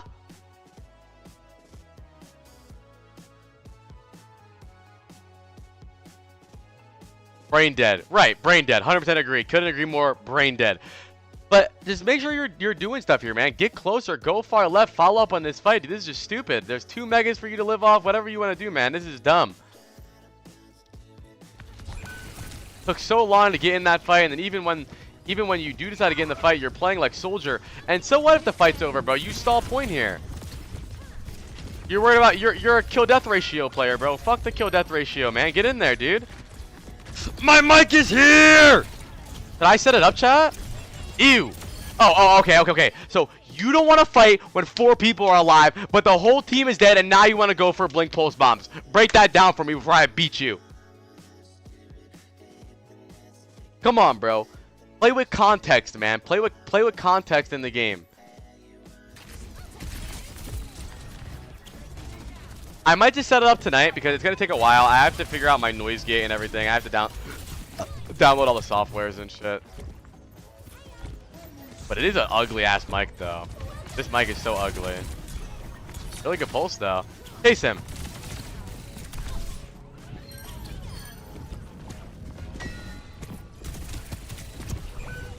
Rocco, I think you need to have more confidence in yourself and also set yourself up for plays. Because I want you. So I think you are a really good tracer, but you're not setting yourself up in position to be a really good tracer. So I want to remind you. I want you to look at this. All right. I want you to look at this. Oh, I don't care about being album clarity, bro. I don't give a fuck. I would have got a Shure SM7B for that. Look at your mechanics, right? Your idea and your goal of tracer should be that you want to set yourself up in a position so that your mechanics can thrive. But the problem is that you keep putting yourself in positions like right there. That was amazing mechanics, but just a little too early. Wait until there's a good opportunity to do that. You're a mechanical tracer player, and you're very good at it. But the problem is you're missing the brain step. You're missing the brain step of tracer, right? You're doing great at when you actually get into fights where you have an advantage as tracer and where tracer wants to fight, you're dominating. But the problem is that a lot of the times you're not setting yourself up in a spot for that. And the way you set yourself up in a spot to do that on tracer is by routing and positioning and planning. Well, I mean, do you see what I'm saying?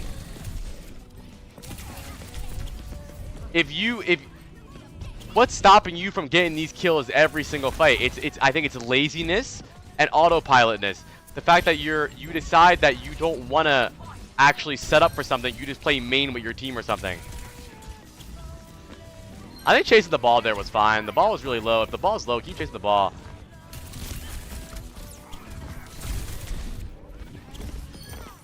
Okay. Another thing I want you to do better is to be more explosive with your movements, right? You kind of jump, or you kind of go around the corner, right? And you're kind of like this. Hey, I'm Tracer and I'm about to dive, right? I want you to really, and you're very obvious. You jump around a lot, and they kind of know you're coming a lot of times. But if you notice, when you got the Ana kill and the Sojourn kill, they didn't even know you were there. You exploded on them and they were immediately dead. But I want you to look at your POV from their Ana's POV, or you from their Ana's POV. Look at you. Yeah, I'm jumping. Woo! I'm Tism Timothy. And then you shoot from all the way over there. You're not going to do any damage, right? I would love for you to right? You know the Ana's there. Walk around the corner. Maybe you blink one time to the pillar, and then you're much closer, and you're on her immediately. She has less time to react to you. You're closer to her. You're doing more damage. But you kind of play almost like soldiers sometimes. Right? You could have done this way better. You had 3 blinks, so you could have just exploded around the corner, blinked to the pillar, used the pillar as cover. If she sleeps, you dodge asleep. I mean, think about it. You took so much damage just to the Ana before you even engaged on her. So be a little bit more explosive with the things you're doing if you are engaging on a backline. I mean, look at what you did to the Sojourn here, right? Watch this. She doesn't know you're here. Doesn't know you're here. Blink in. Dead right there. Well, you didn't blink in, but you know what I mean. Just be more explosive. Don't announce your presence. You're a stealthy flanker assassin. That's a very good zesty walk for a straight guy. Thank you.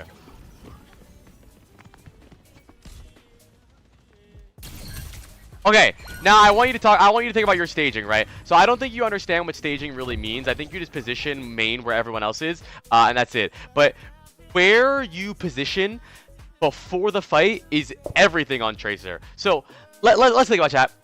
Where is their backline probably going to go, right? There's 3 places. They can go here, they can go here, or they can go here.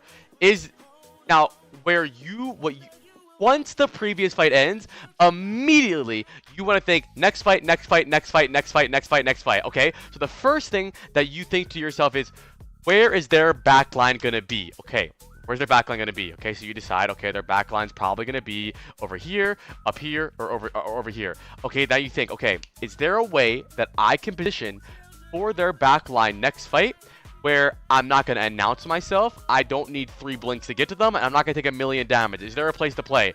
We could hide here. So if they go top, we're behind them. If they go bottom, we're above them. If they go main, we're above them. Or we can hide here. If we know they're going left side, we could hide here, and they walk past us, or they drop past us, we go on them.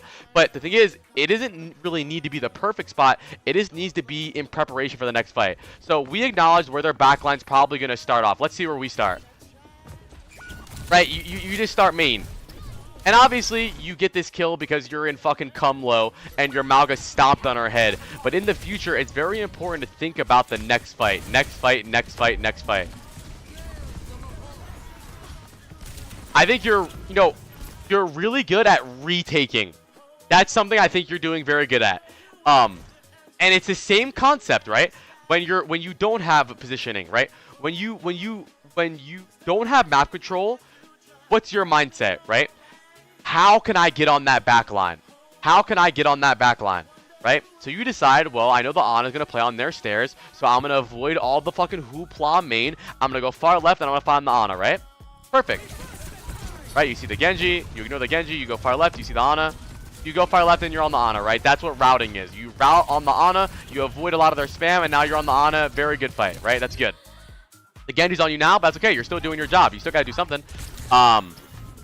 It's the same concept on defense.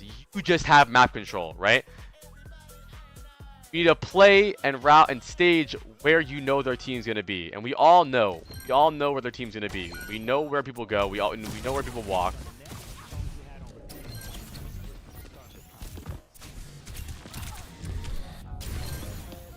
What the fuck is going on right now? Bond capping?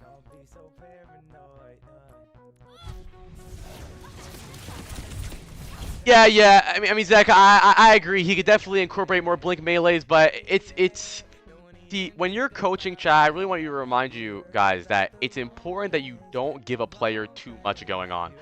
Humans don't. Some humans do, but most humans, they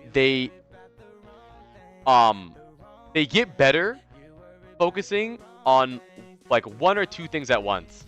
And this guy can't even figure out how to fight. I'm worried about him. I'm not worried about him blink meleeing right now. That's something that comes later. But of course, he should, and that's okay. But I mean, I agree with you. I think every good Tracer player should learn how to blink melee. It's a very useful tool, but right now that's not what he needs.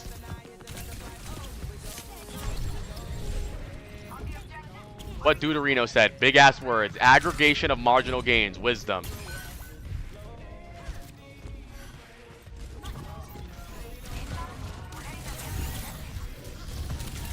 I think your positioning is just really stupid, right? Store Grommet. You don't have, it doesn't have to be a lost Grommet, just a game where you feel you should have done more. Like right here, back up a little bit, bro. You're not Reaper. Why do you need to be in this on his ass, bro? Back up. You can play at a decent range. You need to understand what range you want to play at. Not long range, but the range that you get value from. Yeah, he's definitely panicky. I'm Tism Timothy. You definitely are Tism Timothy, bro. I don't really think you're that bad in fights. Obviously, you're not perfect. Okay. So we're going to take the long way to route on backline, which was absolutely fucking stupid. You really only want to do this if they're already walking up, but you already saw them cross the point, so really all you need to do is go right here and you're on backline. This was fucking dumb. Q is still up. Once this game's over, the Q's closed, though.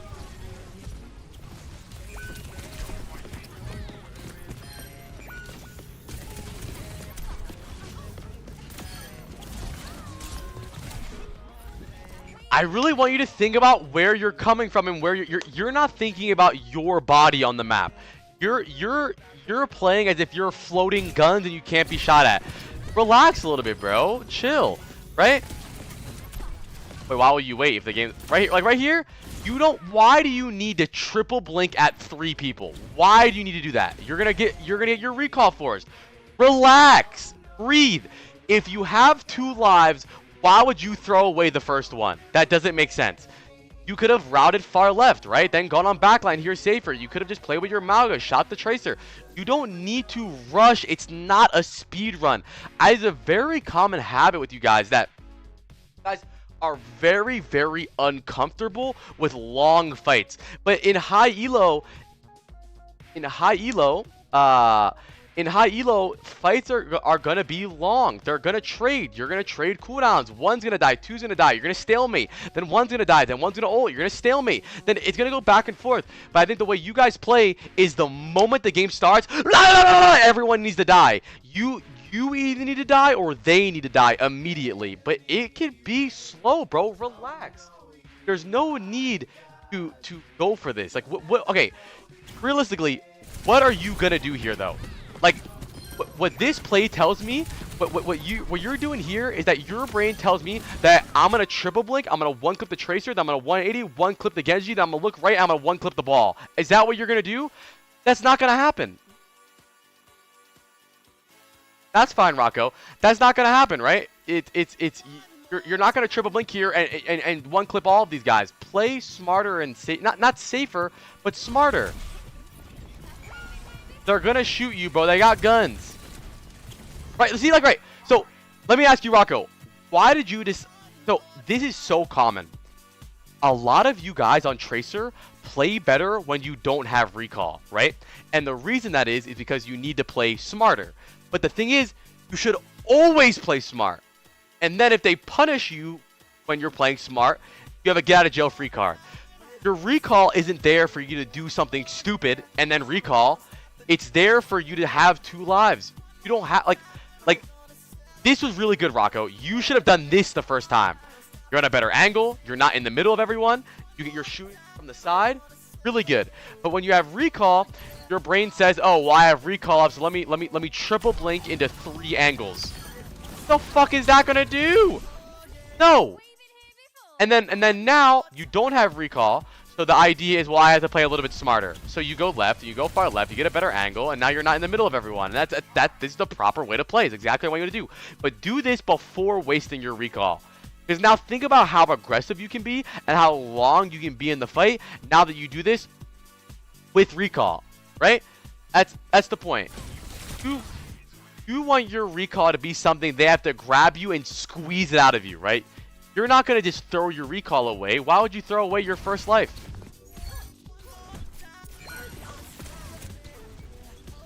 I think the recall is fine there. I'm not mad about him recalling there. It's just also no reason to drop off high ground there. So I think you might be obsessed with backline too much. You might have backline Barry syndrome, which is very common for Tracers because you're taught backline, backline, backline, backline, backline, backline, backline, which is very common. And for the most part, you should 80% of the time be on backline. But let's just look at the situation in the game right now. Their supports aren't even in the game at all, like not one bit. And their ball, Genji, are starting to fight. Like right here, you could easily chase this ball, easily fight this Genji, and make it a 5v2. But instead, you go on a 1v3 on the backline. Like, I think you should, in the majority of the time, you should be fighting backline, of course, right? But if there's an easier option or a better option, you always want to go for that, not just backline. Backline doesn't always mean correct.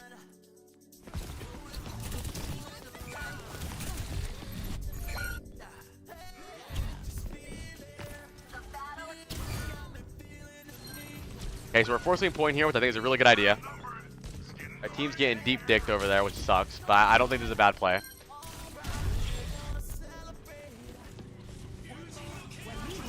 Okay, we hear the Ana high ground. We maybe force the Moira fade and go on Moira, but we want to go for the Ana alone, but she does a good job of going point here and grouping with her team. Again, I think your thought process on Tracer is really flawed, where you're really trying to throw your body into them like Genji. Right here, remember, Ana has an AoE ability. She has a nade. You don't want to be inside of her. She's going to nade herself always. So why don't you try to blink to the right a little bit, right? Just keep your range. It depends what character you're playing, right? Obviously, when she's done the nade, you can shove your body into her, but why not, you know, blink this way? Then you can see her, poke her down, kill her. I was a Genji one trick before last week. We figured it out, chat. Yeah, you want to play your range, right? Genji wants to play his range. Tracer wants to play her range. And I'm not saying you can't go inside of her. If she has no nade, no sleep, yeah, get the fuck in there. But Tracer, I think some of the best Tracer players, especially proper, first of all, they have amazing mechanics and decision making, right? But I don't think it's just that. I think a lot of it is just because they play the perfect range where they're almost unpunishable, right? Like if you look up OBS Sojourn proper, it doesn't say the killingest Tracer, the most deaths Tracer. It says unkillable Tracer, right? And that's the idea with Tracer, is that you want to be unkillable, right? You want to be unpunishable, and that is how she plays.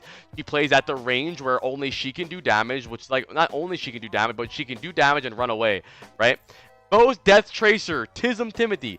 So yeah, play a little smarter with your positioning and in the fight too.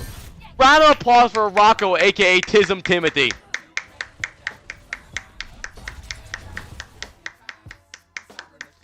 But going forward, Rocco, there's only a couple things I really want you to work on. First of all, I think your mechanics are super good, right? But I want you to try to give yourself opportunities so that your mechanics can show, right? And by that, I mean making sure you're routing correctly and you're going on backline here, right? In this fight right here, you realize that their team is fighting far right, but their Wuyong is on the point. Is there a route that I can take so that I can go on a Wuyong and isolate myself where I'm not in the middle of their team and I can still kill the Wuyong? Right there. Boom. Right? Perfect. And you melt this fucker. Good. When you take good angles and when your decision making is good, you're doing a good job. But I think you get really lazy or you get really antsy, and you just kind of instead of making the right decision, the right angles, you tend to just drive forward, right? You don't care where they are or what angles they're on, as long as you're on their team. That's all that matters to you.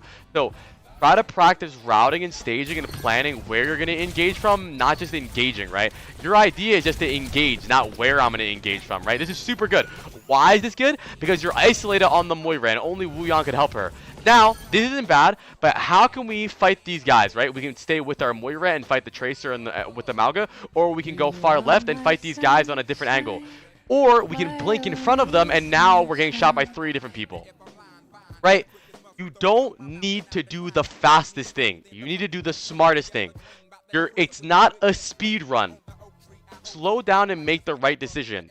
But Rocco, I think you're really good, bro. And I mean, I think you've been telling me you've been winning a lot. I think when you are making smart decisions, slowing down and relaxing, I think you're one of the better players in this lobby for sure. So, you got this, bro. Moving forward, Rocco, I fucking believe in you, dude. You got this. Chat, I'm going to go grab my mic from outside. I don't think I'm going to set it up because I think it's going to take a while and I want to get through these VOD reviews. But the VOD is closed, chat. The VODs are closed. No more VOD reviews for the rest of the day. I'm going to finish the wheel and then we're done. VODs closed. Did a lot of VODs today. VOD queue is closed. Let me pin that. So we have the rest of the wheel to do today, and we're gonna chill. Let me slip one more in there. No. Thank you, Jake. Jake, can you pin it? Make sure you click pin forever. Oh, I did it. Okay, good job. Good job, Jake. But if you are on the wheel and you don't feel like waiting anymore, because it is a long wheel, you can give 5 and skip the line. Aruda has a lot better chances to win because they've been waiting for way longer, so I'm going to give them a 60% chance to win. Everybody else is a little bit longer to wait because they got in earlier. Aruda, if you lose this, do not play the lottery. Aruda gets the win. They got in really early today. Aruda gifted subs like 4 hours ago, so they deserve to go now. And now the rest of the Spioner will have better odds. And then everybody else will just wait afterwards because they got in late. Let me go grab my my microphone outside because I don't want it to get kidnapped or anything. And then we're going to continue. Yes. We'll do your elo. But I think you already told us your elo. But fuck it. Chad, do prez for what rank you think Rocco is. BRB.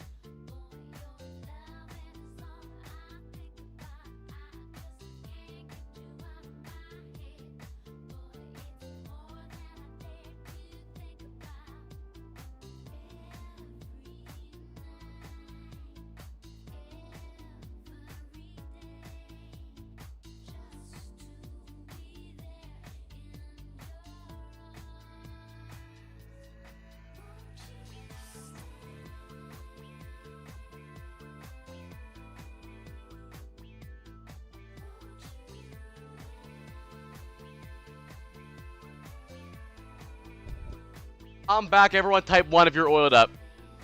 I got the mic. But I don't think I'm gonna set it up because I have to set up like the stand and everything, and I have to set up the levels and shit, and I want to get through these VOD reviews, bro. It's just gonna make it longer.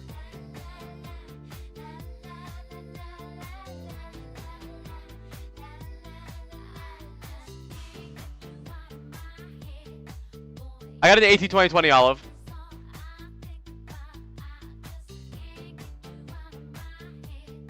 Masters 2 is what Tism was, chat. Masters 2. But yeah, Rocco, I think you're really good, bro. I think, I think your mechanics are one of the better Tracer mechanics we've watched in Masters for sure. And I think that's the reason you got to this rank and why you're dominating. But I think you're hitting the ceiling right now where you can't just carry on your mechanics, but you need to get more of the brain part of Tracer. So just make sure while you're playing, you're really thinking about what's going on, okay? And I think I'm looking forward to doing another VOD review for you in the future, bro. You got this shit. All right, chat. Where is who the fuck won again? Who won? I forgot. Oh, Aruda. This was a match of mine that we lost. I thought I played well, but definitely fed. Okay, let's see. Aruda, match of theirs that they feel like they played well but fed. That doesn't really make sense. Played well but fed. Okay. So who are you? Oh, you're Aruda. Okay.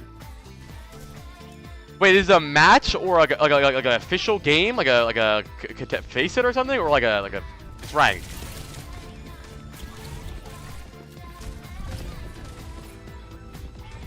Yeah, I already have a noise gate. Oh, collegiate match. Okay. Yeah, Jacob. That's why I'm thinking I don't want to set it up right now. I think I'll just do it off stream, right? All right, so it's a collegiate match. So we're playing Tracer, Zarya, Reaper, Weon, Kiri. Oh no, we're playing Tracer, Bastion, Reinhardt, Kiri, Juno. So our comp is trash. They have a better comp than us overall here. I think fighting the Tracer here is fine. I think it's not a bad idea for you to mark Tracer, considering you guys are playing Bastion. But really, the only thing that really matters, that you're tempo shifting with your Bastion whenever you guys are Bastion forming.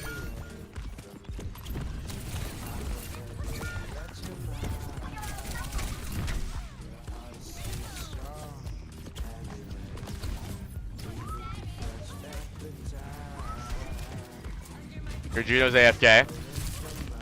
I think it is a really good idea for you to mark the Genji or the Tracer here, considering you guys are playing Juno Kiri, which is a decently weak backline, and they could easily kill them. So I think you're doing a really good job right now, honestly. Like, I'm not gonna make up things that you're doing bad. I think you've gotten a kill.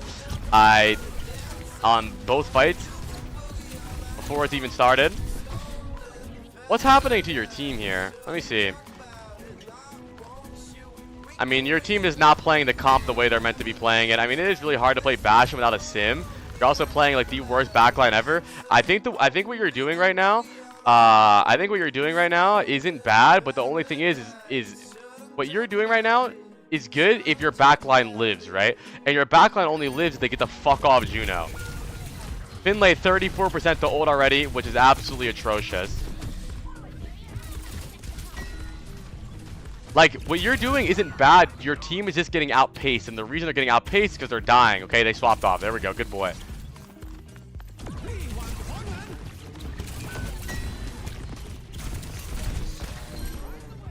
So, this is a very common issue, especially in higher elos, is that you're just being outpaced right now, right? Where you're setting up on backline and looking for kills on backline, they're just shoving it in your team.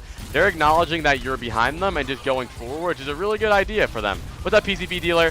But I like you said, you felt like you played good this game, and I think you did play good. I think your target focus is good. I think the way you're engaging is good. I think your team is just getting shit on right now. Like, genuinely.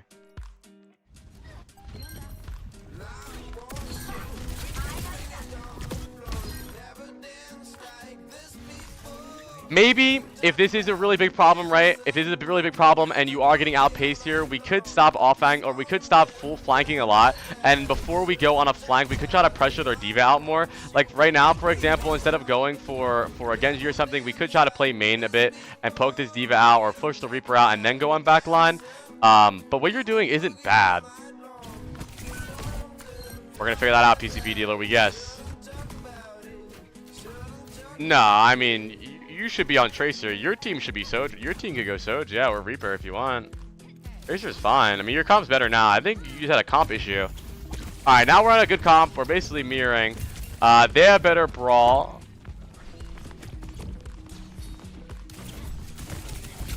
Nice, good job. Hey, now Kiri's dead. No, Wuyong next. I don't care how scared you are. You go in Wuyong here. Okay, if Kiri's dead and Wuyong's the only support left and Wuyong dies, they will lose the game. So don't worry about this Reaper. Don't worry about running. Go for a recall, go for a health pack, and try to fucking get that Wuyong killed. Even if you don't kill the Wuyong and you're just marking the Wuyong, that means no one else is getting healed. Kiri's dead, Wuyong can't heal because you're shooting him, the game's over. You can impact the game without just killing them. You have good mechanics though. A lot of you guys have mechanics, bro. You'd be surprised, man. I really doubt the majority of players in this game have mechanical issues. You guys are just stupid.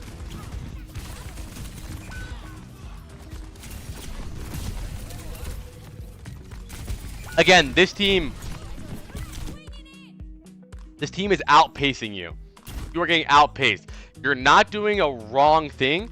They're just going first. They recognize you on the off angle, and they immediately say, let's take a 5v4 main, right?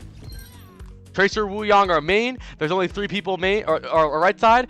3 people main. Simple math. We take the 5v3 front line, and we go, and GG, game's over.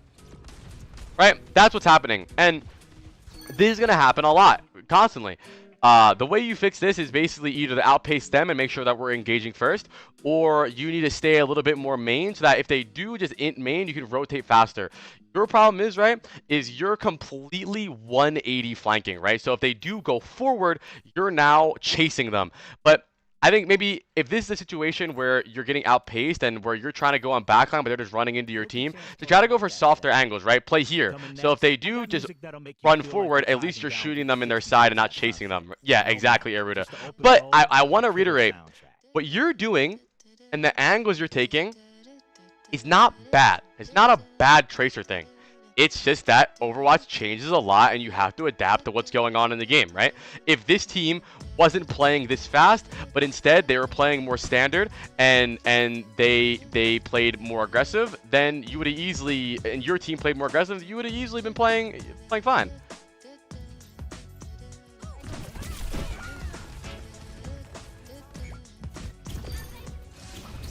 Again, their team flips the map. A very aggressive team, and their team's playing good too. The enemy's playing really good.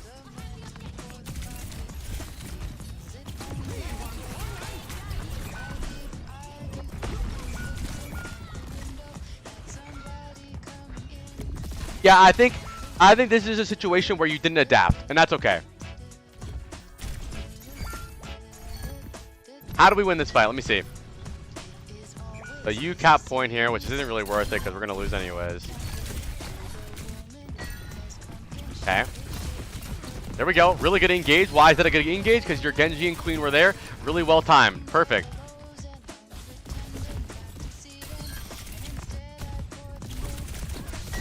Really? Ew! That was clean as fuck. Look at that, chat. Look at that. Boom, boom, boom. Very good. Very good. Very good. See what happens when you don't get outpaced? They have to come back. Your team's going in. And honestly, Air, this is on you for communication, right? You know, if this was a ranked game, I would be coaching you differently. But because this is happening, this is something that you tell your team, right? This is something where you say, I'm on backline, I'm getting value, but they're just playing so fast into you guys. Like, what do we want to do? You could tell your team that, be ready for the really early engage, and we're going to kite their engagements. They're actually using all of their cooldowns early. They're using shout early. They're using their fade early. They're using dash early. And then when you say we're getting outpaced, there's 2 things you can do. You guys can either up your pace and go first, or you can acknowledge that they're going really early and kite that initial aggression and then go in with your aggression, right? If they're, let's look at this, right? Let's look.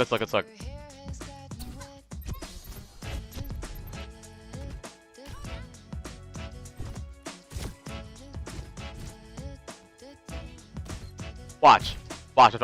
So you're off angling, right? You're off angling. They notice you're off angling. They notice your Wuyong off angling. So they immediately shout and go forward. Now, if we tell our team, they're gonna know that I'm off angling. We're bad at kiting unless it's an ult because we don't respect CDs. Well, let's figure that the fuck out and stop doing that. But you could tell your team that let's just kite their first shout, and then because they're shouting early, we'll kite the first shout, and then we'll push back with our shout, and we have an advantage, right? It's not a team VOD review, but just it's an individual VOD review. But I'm telling him what he could do if this is happening. What do you want? Awala water bottle.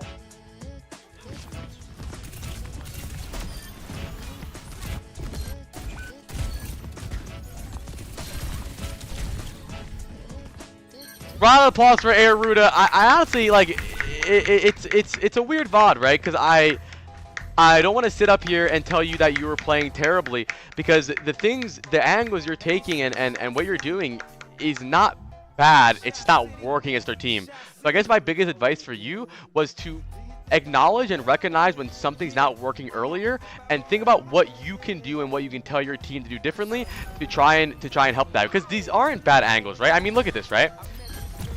Look at this, right?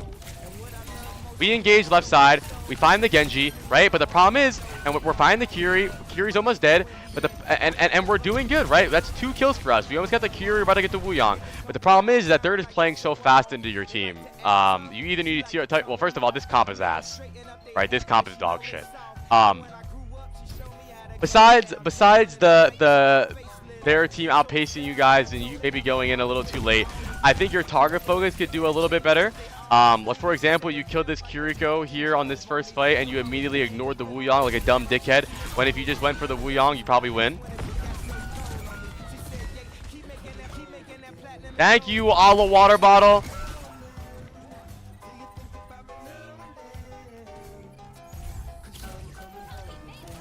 Yeah, man, I don't think you're bad, dude. I don't think you're bad. I think you're just maybe a little one-dimensional, and that's the worst part about Tracer, is that she needs to adapt to what's happening in the game, right? Another round of applause!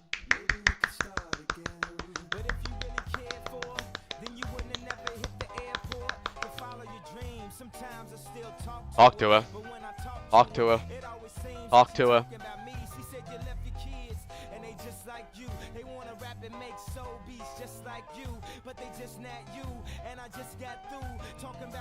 Alright, chat. Let's continue the wheel. Thank you, Dud, for the sub, by the way. We got Spioner, Bell Pepper, Devster, Game Friend, Mayo, Med School Hater, Grom, and Latinas. Let's do the Preds for the rank though, chat. What vibe did he give off, chat? And it might have been rough in the VOD because he was losing, but I think individually he's up there, bro. I think GM. W moderations, Jake. W moderations. What do we think, chat? Even if you do Preds, type the exact rank. Why is my name Giant on the wheel? I don't know. Good question.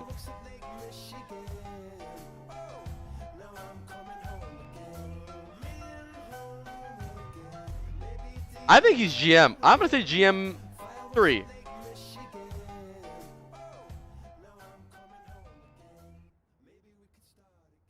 Let's see. What do we think, chat?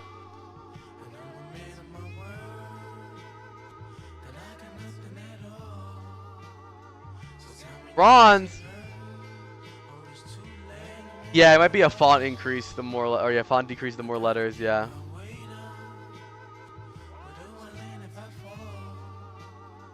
All right, what rank are you?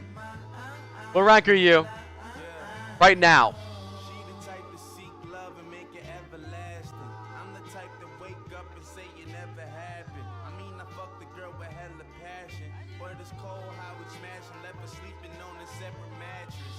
Waiting.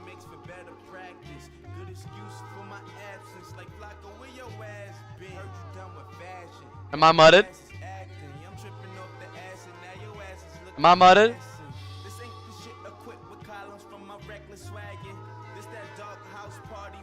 Did he fucking leave? Hold on, chat. He's just a really slow typer.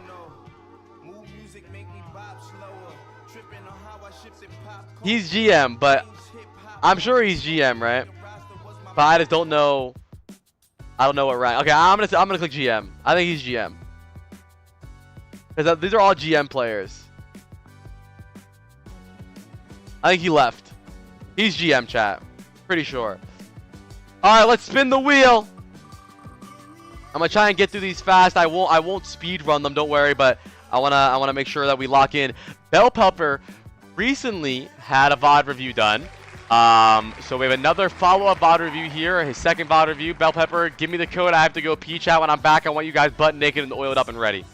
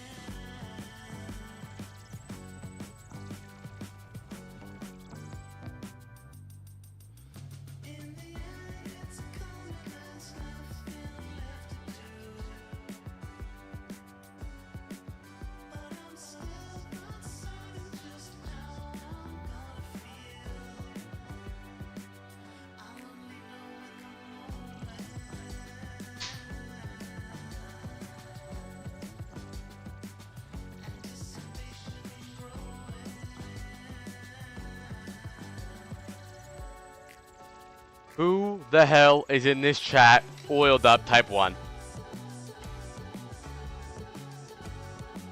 Bell Pepper, what did we work on for you previously in your VOD? What was your input? Because I'll look for new things I want you to work on in this VOD, but I really want to see improvement. Bubble usage. Okay. I remember a big issue with Bell Pepper chat. They're a Winston player was that they loved they did the jubble all the time, right? Is that they didn't really understand why they were bubbling. They would jubble. Jubble means jump bubble. So obviously, for the most part, when you're playing Winston, you want to jump and place your bubble, right? But the thing is that you don't always need to do that. You can jump, walk forward, bubble. Or you can jump and then do damage, bubble, right? But they would jump bubble. And then what would happen a lot is that they would jump, they would bubble, and then they would walk outside their bubble and they would play here while their bubble was over here. So something we really worked on was, first of all, their positioning and where they're engaging from, and also making sure that they're not just spamming bubble for absolutely no reason, that they're bubbling something. The goal with bubble isn't to use it. Oh, also, we were talking about making sure that you're using it disruptive, almost like a May wall, right? They really used whatever you want, Mayo. What do you want to improve on? This one was almost immediately after the VOD review, so hoping it wasn't bad. So this They like to use their Winston bubble as a Ryan shield almost, right? They would put their bubble down and stand in it and just do damage. But the best way to use bubble is to really try to put it in a spot where you're frustrating them a lot, right? You want their comms to sound like, bro, break the bubble! I can't! Heal me! Bro, there's a bubble! I can't! Like, you want their call, you want to frustrate them with bubble, right? Alright, chat, don't forget, man, I'm the head coach. You're the assistant coach. Lock the fuck in. Let's get busy. I want my assistant coaches to have their cock done out. Let's go. Chat, don't forget to participate in chat. Don't forget to give opinions, give insight, any questions, whatever you want. It's a group project. The VOD reviews are really fun when everyone's participating and saying stuff. Already good. I know damn well you would have bubbled right there.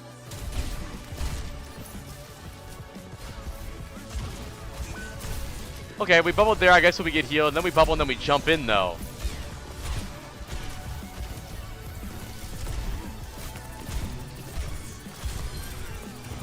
Okay. Not bad engages, though. I think overall the targets you're diving are actually solid. You don't go for the Sigma there. You go to split the back line. Now the Kiriko has the TP away. Kiriko dead. No matter what happens, your front line's winning that because you split the Sigma 1v3. Not bad. Not bad.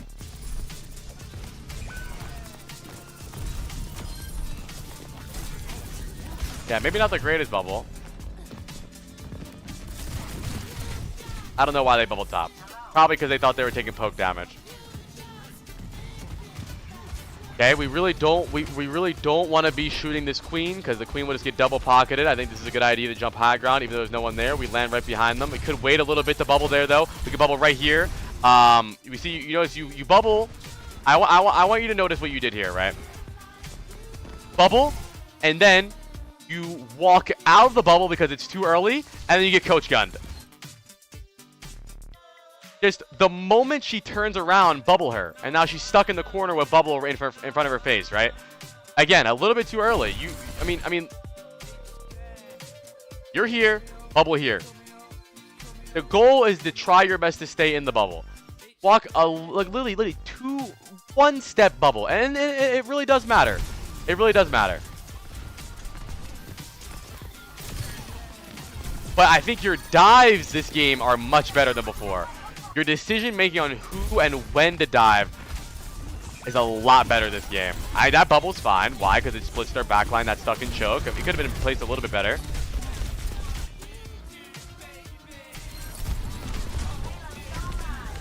Now, what character do you guys play? What's your most played?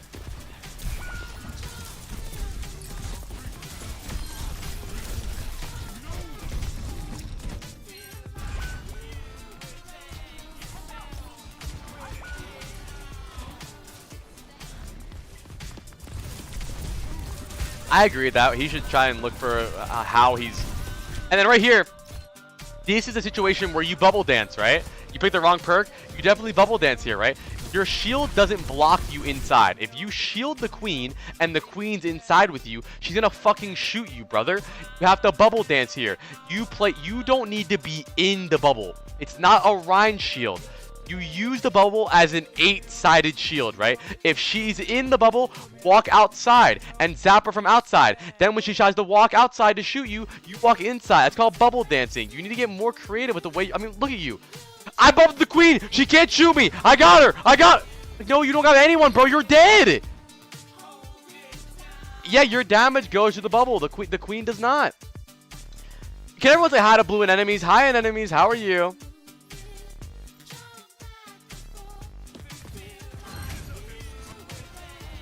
Can we go Rhine? Why the fuck are we on Rhine?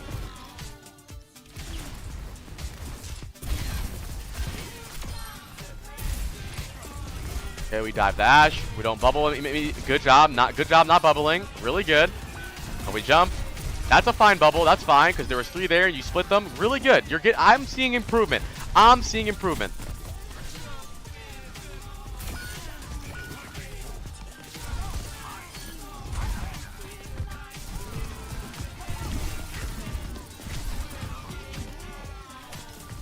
Definitely think about where your jump is going. You jump up a lot, like you jump straight up, but you could have easily just jumped. You could have literally gotten to the mega if you didn't look all the way up. Like you don't. The higher you jump, the further you don't go. Like if you just looked just like this, you would have jumped all the way across. Or jump up top. Like you jump straight in the air. It's just stupid. Go at an angle.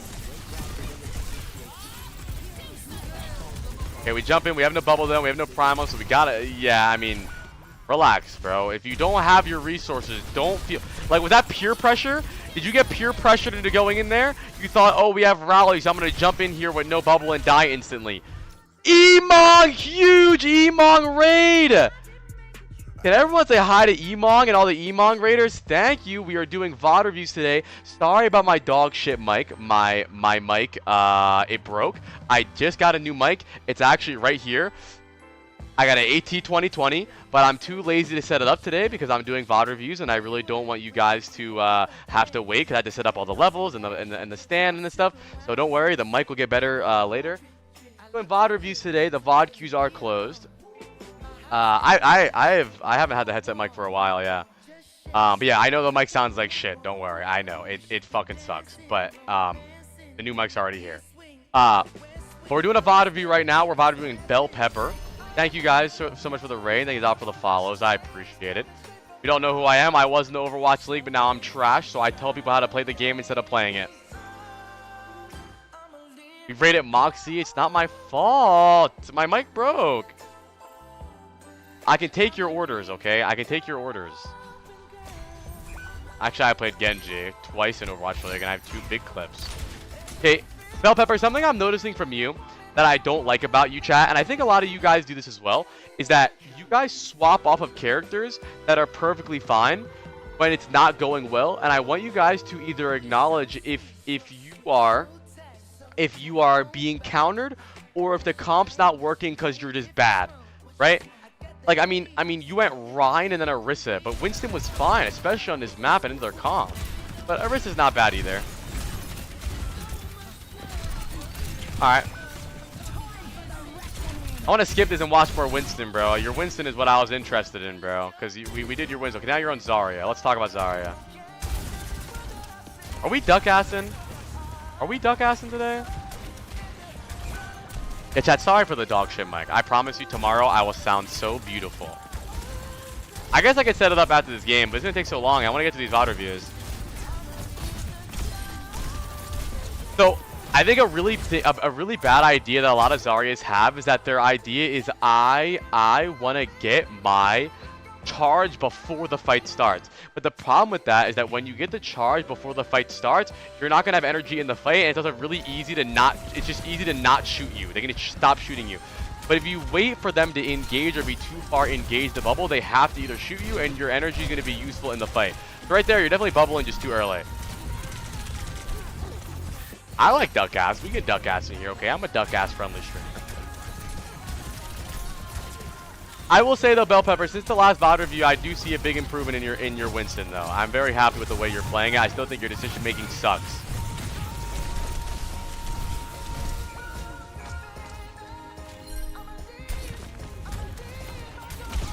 Again, I want you to look how dumb you look on Zarya here.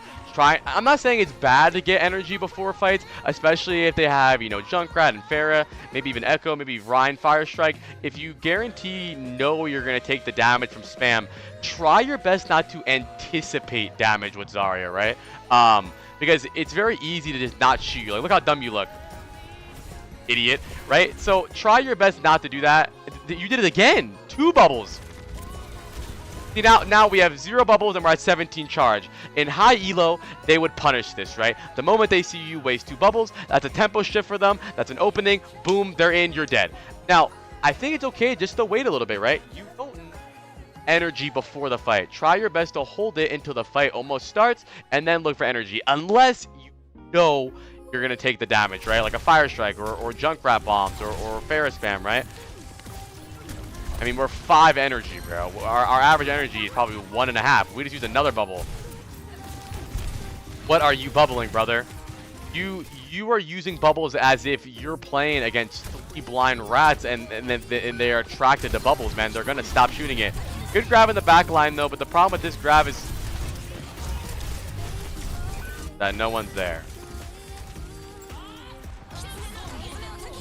Can't just grab. It's got to be useful. And, you know, that's the type of Zarya that goes, well, I got a big grab and no one followed up on it, right? That's the type of thing. I know those Zaryas. I grabbed 4. Where was the follow-up? Bro, they can't follow up, man. Our whole team was around the corner. We can't just run through their team.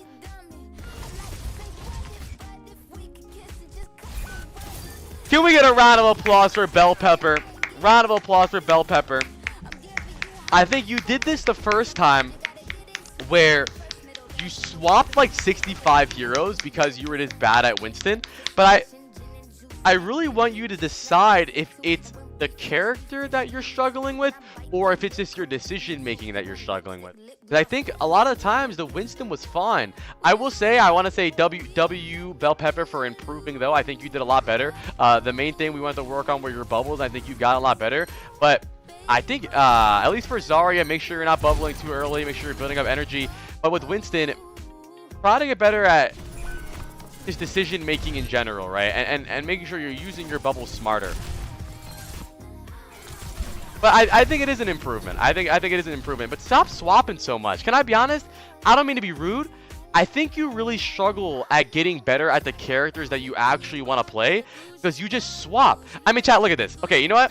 I want to ask chat a question. Chat, if Winston isn't working here, what character would you swap to?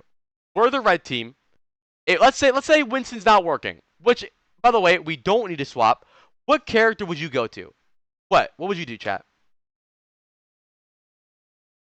Doomfist, D.Va. Let's see the character that Bell Pepper swaps to.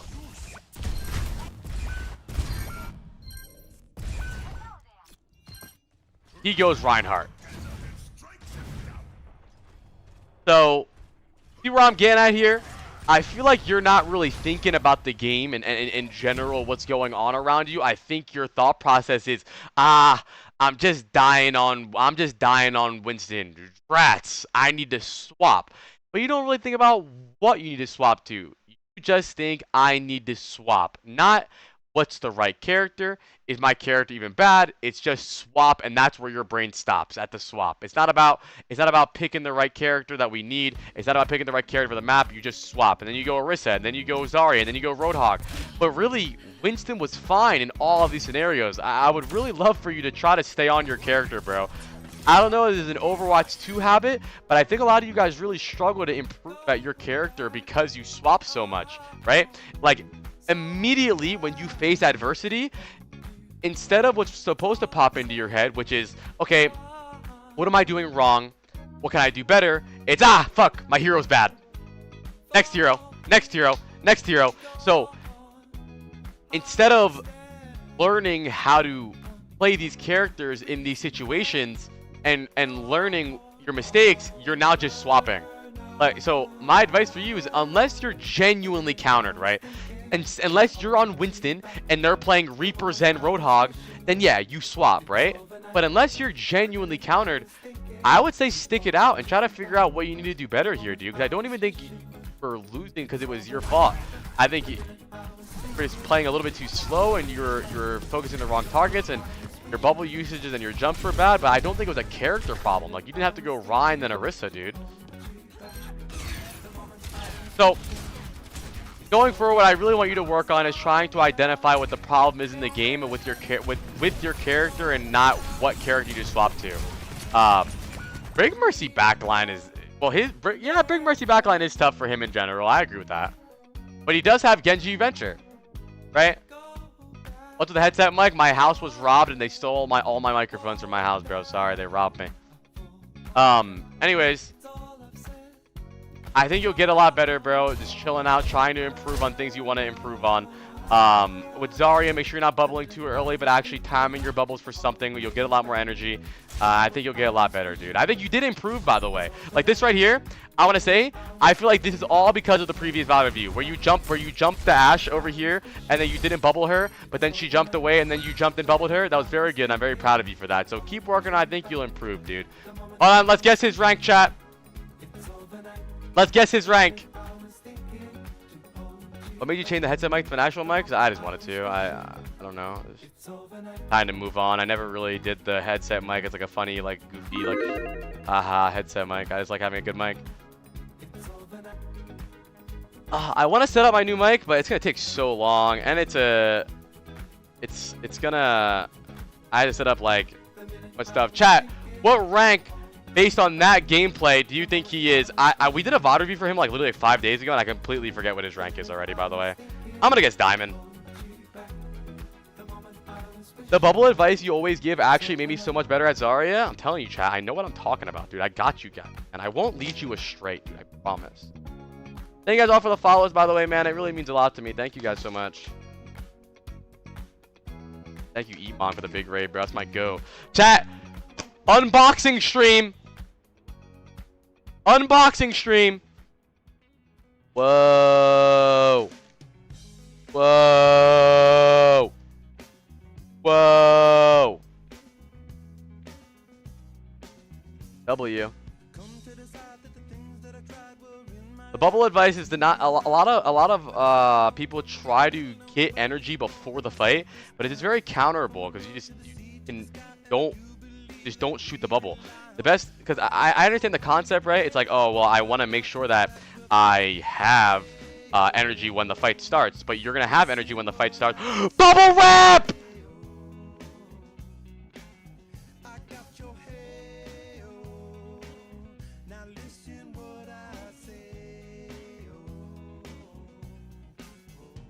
Hi, Machi.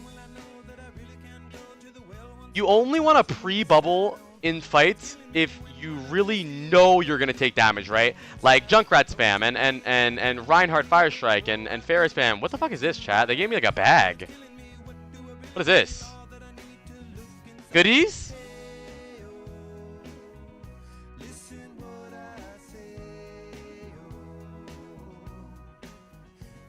Bro, give advice, Ryan. No. Chat, should I set this up now? Chat, you want to do it now? Fuck this mic.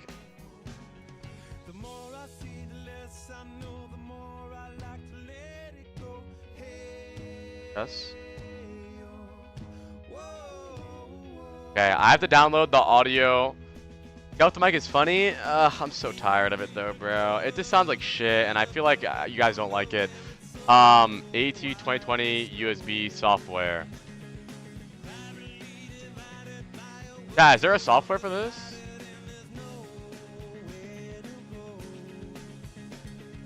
What do I get?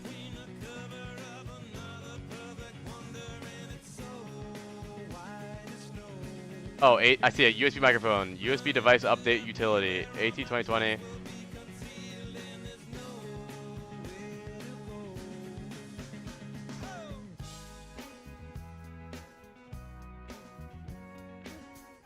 I don't know. Chat, I don't want to sound like I'm at fucking McDonald's anymore, chat. I don't want to be at McDonald's anymore. Is that okay, chat? Do I have to be at McDonald's?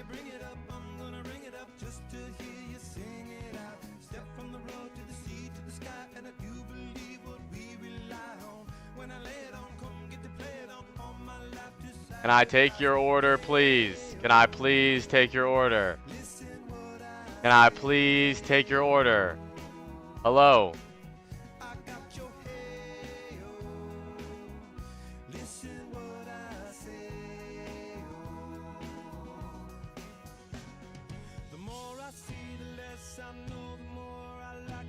Whenever I download these AT 2020 drivers, they're just like, where do I?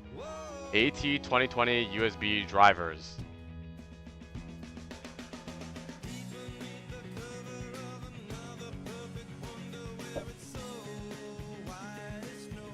Mr. Krabs, I'm so confused. Alright, let's see what it sounds like, chat.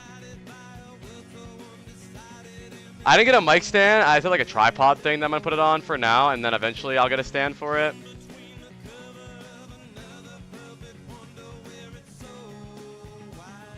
The driver will require a restart. Okay, we'll see what happens. Guys, we'll do this later.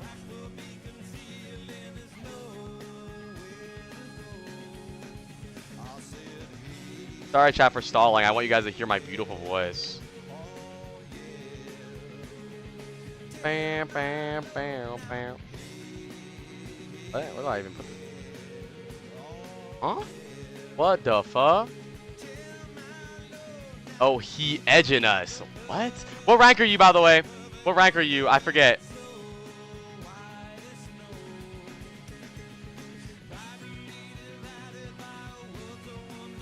A triple cheeseburger. A fatty. Triple cheeseburger. I don't even know how to use this, chat. What the fuck is going on? Oh. I screw this into here, right? Boom. Boom. Boom. But chat, the problem is, like, this is gonna be hella scuffed. It's like I don't have anything to like put it on. Well, let's just see. Hi, Dragano, how are you?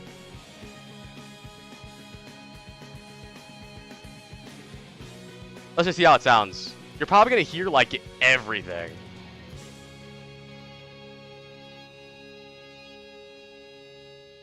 Let's see.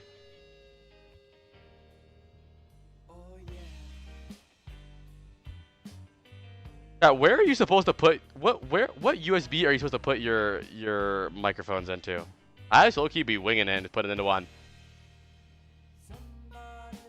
Oh, it shouldn't need extra drivers, so I should be good. What about the USB version? Hi, Zerai. Let's see. I might not use this yet because it might be really scuffed.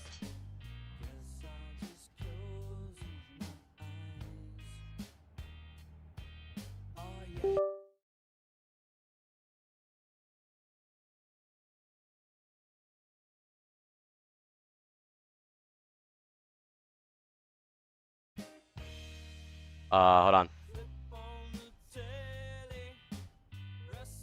Huh. Hello? Oh, hello, hello, hello. Oh, it's actually not picking up any of my keyboard. It's not picking up any of my keyboard. Hello, hello, hello, hello, hello, hello. Any of my keyboard. Hello, hello, hello. Hello, hello, hello. It's echoing? Oh no, it's not echoing. I'm listening to it. Wait, it's echoing? Wait, what? Why? Wait, it's echoing? Wait, what? Why? No, it's not echoing. Which I don't have anything to hold it on, so I'm gonna balance it on my cookie box. Watch this.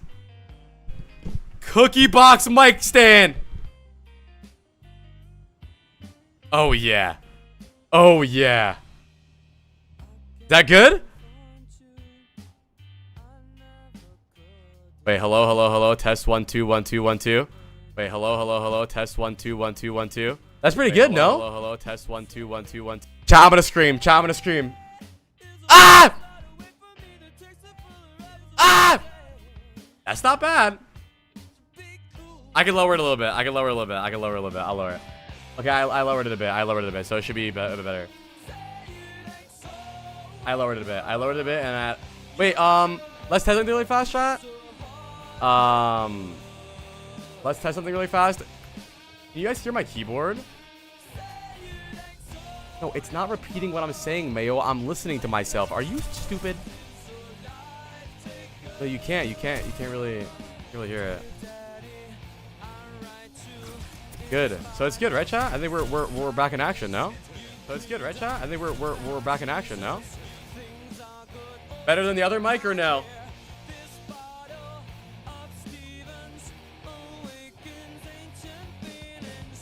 Yeah, we're online, chat. We're online, dude.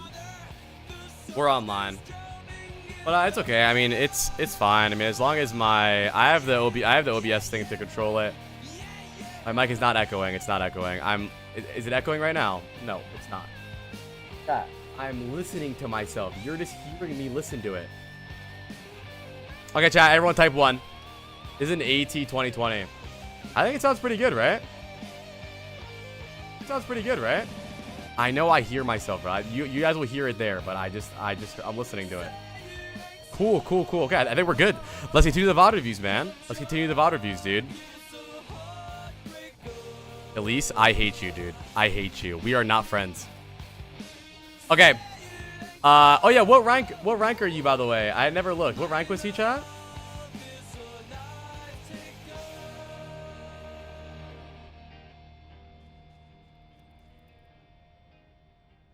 Plat. Okay, we'll do plat. Thank you, Leo. Appreciate that, bro. All right, chat. Let's spin the wheel. The VOD queues are closed for today, but we still have the VOD reviews on Friday. We have Spioner, Devster, Game Friend, Mayo, Med School Hater, Grommet, and Latinas in for the VOD reviews here. Let's spin it. Here we go.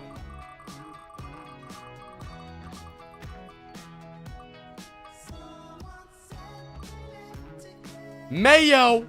Where's Mayo at? Where's Mayo? Where's Mayo at? Hit me, Mayo. How do I sound if I'm this far away? How do I sound if I'm this far away? Pretty far. Alright, I think we're good. I might be a little loud, but that's okay. Low? I mean, that's fine. I'm really far away from the mic. Song? It's like this. It's echoing in. I hate you, Elise. I hate you. I hate you. Just letting you know, my aim is ass today, and I've been sleeping like shit. Yeah, whatever, bro. Good excuse. All right, chat, let's lock in on the VOD review. I'm the head coach. You're the assistant coach. Don't forget, I want you guys to have insight. I want you guys to have opinions. I want you guys to have questions. Anything you want to say it. It's a group project. After this, I definitely need to like organize my desk and make sure I fix all my wires and stuff, because this is pretty scuffed. I'm also using literally a cookie box to balance my mic.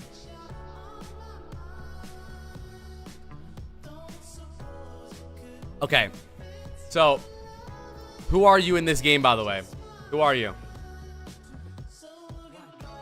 It's okay if it peaks a little bit, chat. Loud equals funny anyways. Who really cares? Your socks? Okay. All right, let's lock in. So we're on the Zarya here. We're playing against We have Zarya, Genji, Moira, Brig, Widow. They have Roadhog, Ana, Bastion, and Genji, Kiri. So we should be able to get pretty easy charge here as long as we don't bubble too early. I think a lot of our team bubbles could be good here. Our comps kind of sucks here. We have a Widow for no fucking reason named Bad Girls, which is not good. I think play slow here. They have a bit better comp than us. We're gonna make sure that we don't get punished from these nades because we don't have Kiri. Let's see what happens.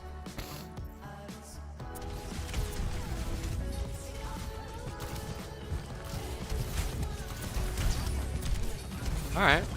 Well, it was an okay bubble. I'm not worried about your Widow because he sucks. He's on Widow, on Runa Sloppy.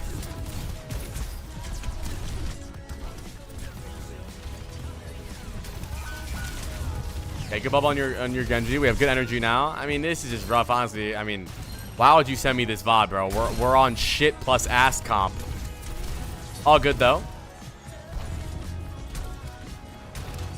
I think you're doing a better job than the previous VOD at getting energy here, though. You're not doing it super early. You're waiting for things to actually happen. You're not really creating much. There you go. 100 energy now. Now I want you to have some presence on the game here. Walk up here. Now we can look for self bubbles here so we can walk up. There we go. Yeah, I mean, there's situations where Widow's a good pick if you're the best Widow in the game, but the problem is that so many people play Widow, and you're really gambling. Like Widow is a gamble character, right? Is my Widow gonna hit shots or is my Widow gonna suck balls, right? It just depends. I think you're doing pretty good right now, though. I think you're doing good at getting energy. I think you be a little more active and just doing damage in general. Best console Widow, by the way.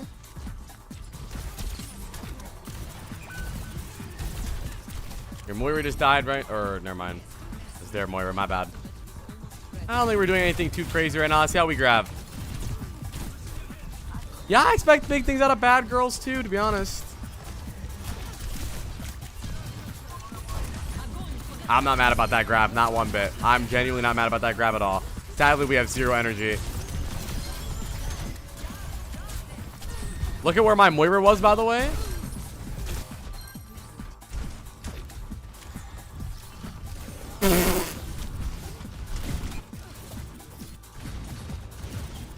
That's on you, though. You gotta be there for that bubble, though. That's on you. Come on. Where was his bubble? Where is his team even at?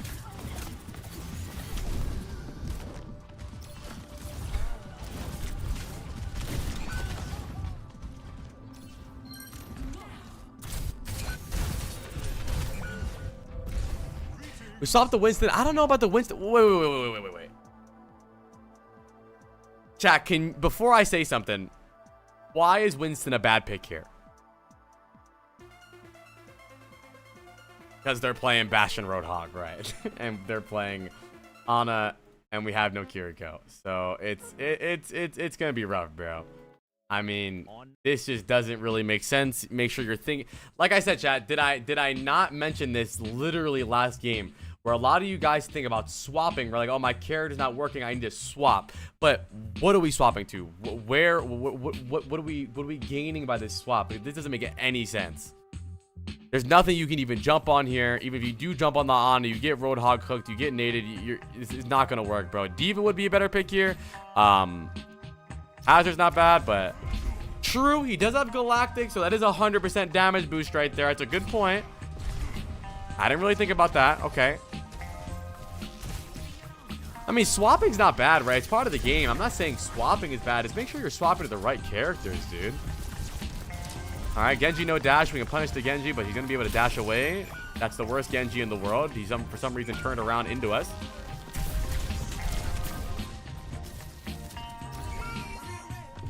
Ah, this is terrible swap. All right, luckily your Ana follows up on that and gets a nade on the Bastion. You look for a backline on the Kiri. Kiri TPs.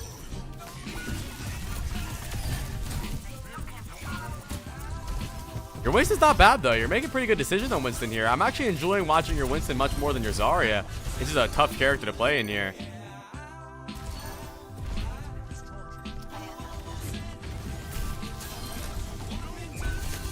Now, what character would you swap to here? Diva would be good.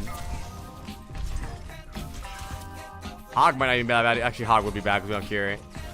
Ryan? Hi, Donald Trax. Hi, how you doing?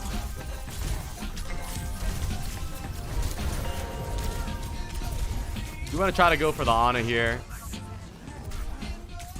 Yeah, I think Diva or Sig is a good pick. I agree with that, Soper.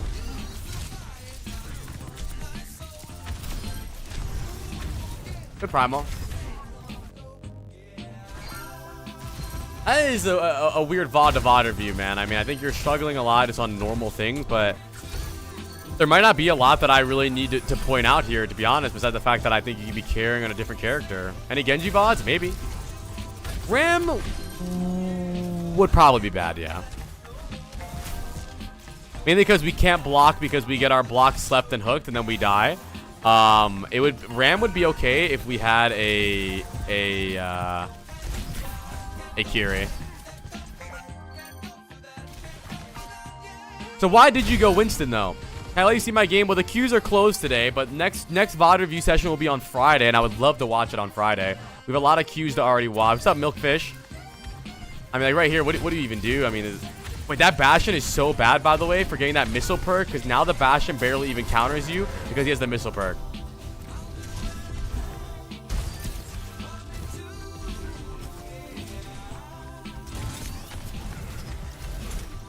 Honestly, though, like, I think you're making Winston work into this dog shit comp. Why did you go Winston here, Mayo?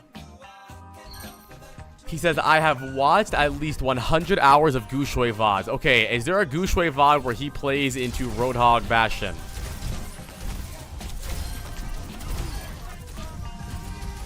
It's Walking Simulator. Alright, but I think Winston... I mean, I guess you did play better on Winston there in general, but it's a weird VOD to VOD review, bro. I think your Zarya...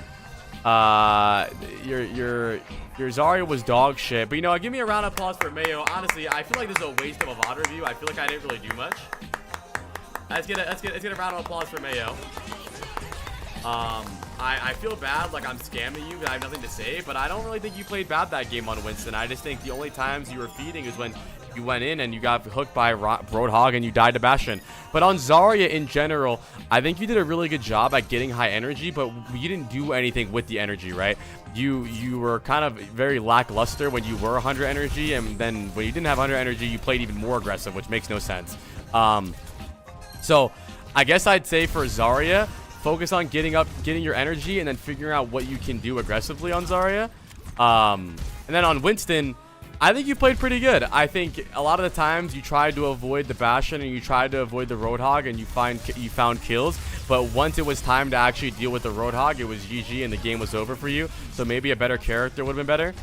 I'm seeing Buzz in chat. Your Discord pisses me off. Why?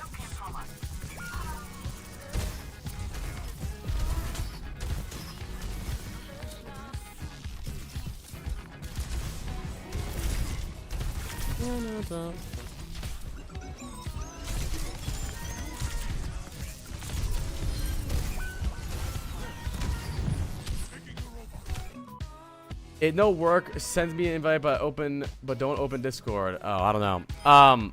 Yeah, man. I would say just going forward, try to think about what character you're picking. If you want to counter pick or counter swap, think about how you can carry the game, because you were doing good on Winston, but sadly, it's not enough to win this game, because even after you got 1 or 2 kills, you immediately died. The queue's closed. But I don't think Zarya was that bad. I think if you held it out, you'd have been fine, but you said you got bored. Like, you were doing good on Zarya. You guys had the lead on Zarya, and then you got bored.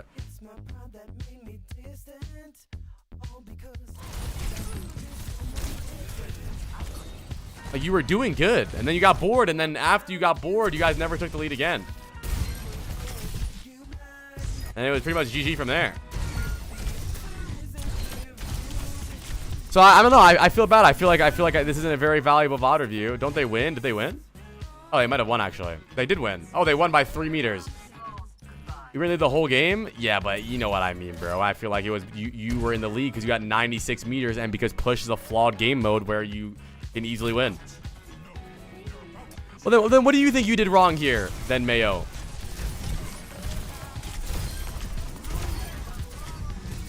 Maybe 6 or 7 left.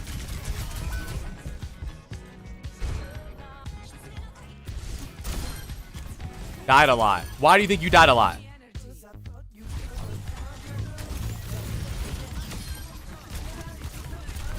Roadhog. Right. But I think you actually did do a good job at playing around the Roadhog, but you can only do so much when you're that countered, like I said. So I would say my only advice for you is to realize what's happening in the game, and because I don't think you played that bad. It's a weird VOD to send. Maybe it was supposed to be a Glaze VOD, but I don't think you played that bad. I mean, I think on Zarya you got high energy but didn't really get a lot of value out of it. On Winston you did really good, but then you end up getting punished by the Roadhog Bastion, so you would lose a lot of fights and die. But in that, bro, I feel like you're doing fine. Oh, Fish, I probably haven't updated that. Let's guess his rank though, Mayo. Let's guess Mayo's rank. So going forward, I guess the advice I would give you, it's the only Winston VOD I had. All right, well, I mean, so far, I'd say from my VOD review on you on Winston, I didn't see you playing terrible. The only thing I saw was that when you would get your 1 or 2 kills, you would eventually run into the brick wall that is Bastion Roadhog and struggle. It's okay, bro. You're not dumb. I'm dumb. Not dumb. I'm dumb. My mic's a little quiet, I feel like. I want to be louder. My mic's a little quiet, I feel like. I want to be louder. Can I go louder? Hello? I think it's fine, right? Am I good, chat? Is my volume good? Chat? Is my volume good? I'll make it a little louder. Make it a little louder.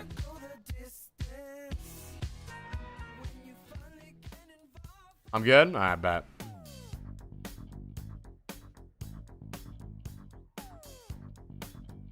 Sorry for that VOD, chat. I don't like feeling like I'm not getting a lot of value in the VOD, but like I also my biggest fear for my biggest fear for VOD reviews is that I make up a problem, right? I think a lot of VOD reviewers do this thing where they don't want to feel unintelligent, so they make up a problem. But I didn't think that there was a lot of problems in that VOD besides the fact that you were playing into a rough fucking comp.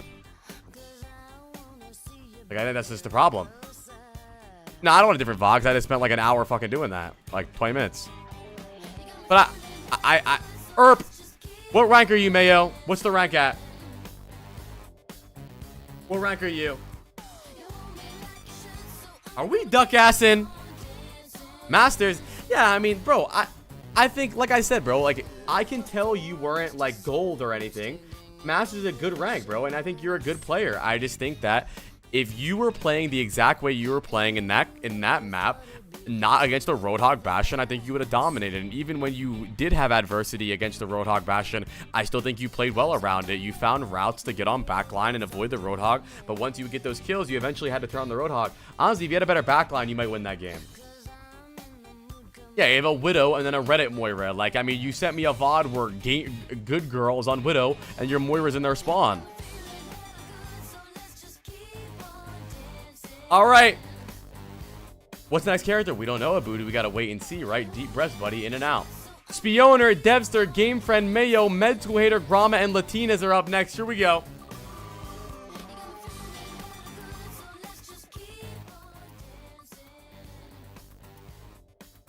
Game Friend.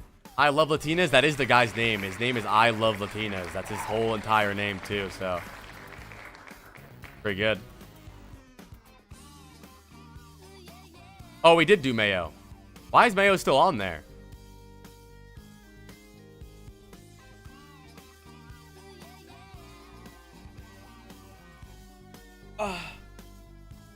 Full circle odds ruined. Ah, whatever, bro. It's not a big deal.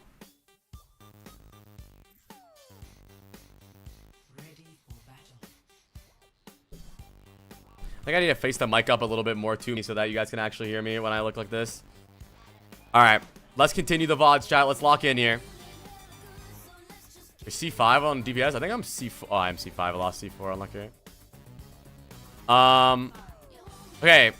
Game Friend. Is this a fucking Torbjorn VOD, chat? Am I watching a Torbjorn VOD? Alright, so we have a fucking Torb VOD. Alright, dude. Chat, don't forget, I'm the head coach. You're the assistant coach. We gotta lock in here. Stay tapped in. I want you guys to give me opinions. I want you guys to give me insight. I don't want you guys quiet. It's a group project, not a spectating project. If you have any questions or anything that you think to do more, I don't really play I don't really play Torbjorn that much, so I'm sure you guys can help me out and figure things out, and we can all be great and handsome and good together.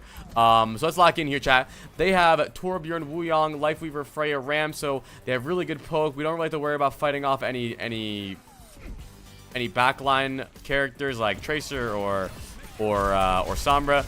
That Wuyong is standing still. My guess on this rank is bronze 5. We're standing still. Now we're...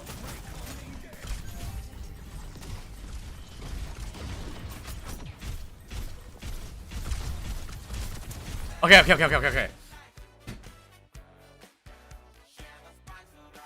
You gotta shoot people, brother. You gotta shoot people. There's no one there. You can peek left. There's a Wuyong. There's a Freya. There's a Ram. There's a Lifeweaver. I think a lot of the things that you're doing right now is the reason they made Torbjorn is for players like you, where you don't really have a brain, not to be a dickhead. But like in general here, I think you could easily put your Torb, like look at their Torb is doing, right?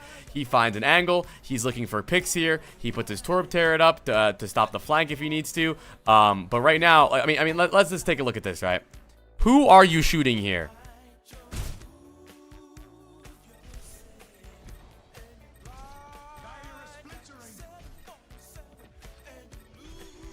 Who is that?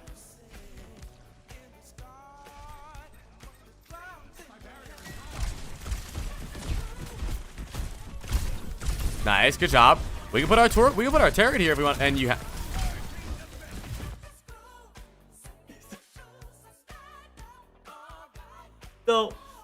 So I think the better play there was probably to just shoot the Torbjorn. You still had ammo.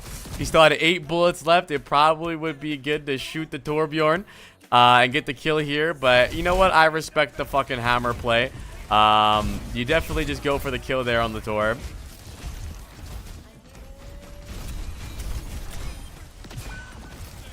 I think when you do decide to off angle, it's really good to throw a turret wherever you're angling, so they don't have to only deal with you, but they also have to worry about the Torb turret peppering them down. So far this game, can I say something, dude? If I had to give 2 words to describe your gameplay, I would say goofy goober. There we go.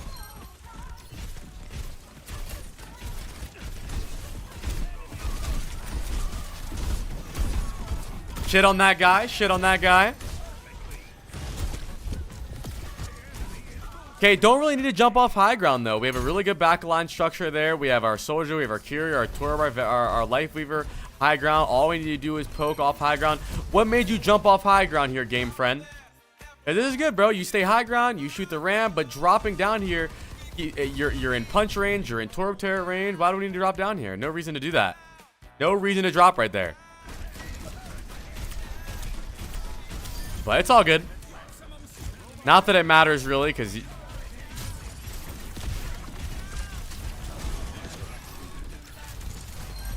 I feel like aura farming. Okay, he says aura farming. Okay.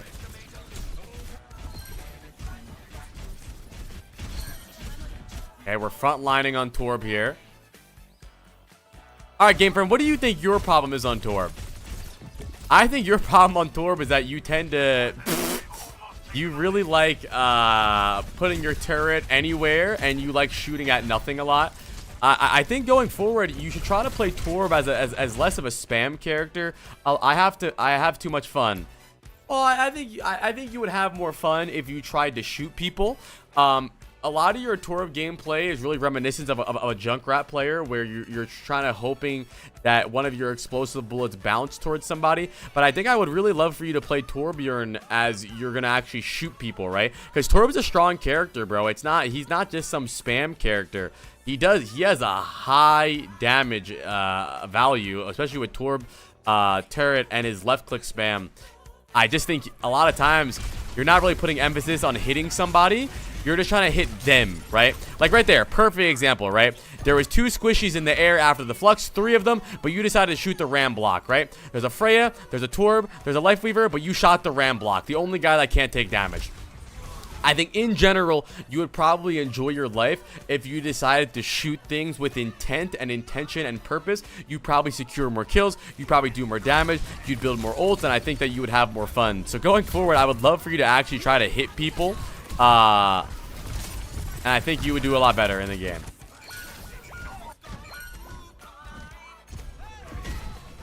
I mean, Torb's not bad. Torb is a good character, bro.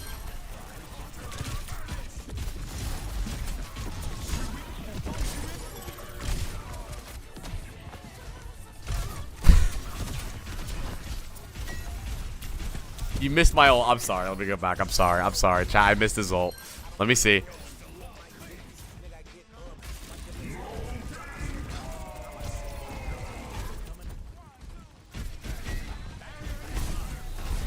Yeah, that wasn't a great ult. I'm actually not really a big fan of any Torb ults that start the fight. I feel like layering Torb ult in the middle of the fight is a death sentence for the other team, right, chat? Like, imagine you're in a really scrappy fight. Maybe we're down one, or maybe it's really even and we're trading ults. I feel like coming on the floor in the middle of the fight is really hectic when everyone's spread out because they just can't really do much. They can't back up. They can't really move. But I think this was absolutely fucking nonsense. Maybe you thought that the push bot would run into your Torb ult and die, but that's not really how it works.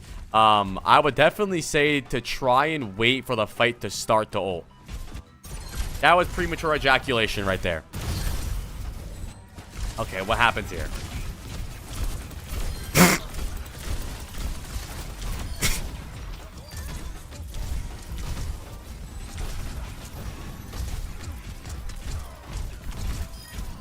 Well, I mean, you got a hammer kill, so I guess W plus 5 points.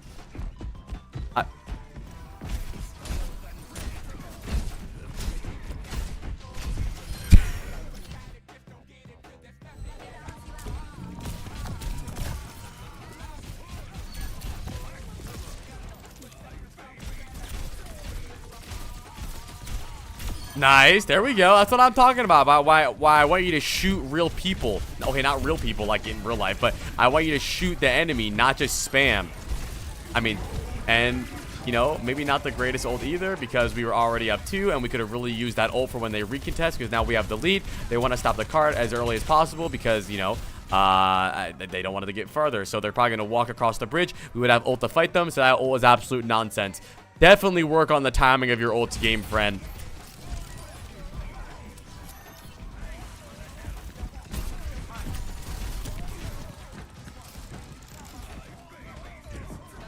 Wait, and Jiro's in this game. This is your duo? Oh, God. Just weird positioning there, expecting them not to push you, but they're going to push you. I think just play main here, play with your turret and spam. No reason to play there. It's very easy for them to push you. But honestly, dude, I don't even know if you even want a VOD review. I think you just want to have fun. And I think, you know what, chat? We need more players like this, bro. We might need more for fun players that run at a full HP Ramatra and try to hammer them to death. So, right there, that was a bad play because you ran your body at the full HP Ramatra and he does a lot of damage and you tried to hammer him and your hammer doesn't do much that much damage. W VOD review, chat?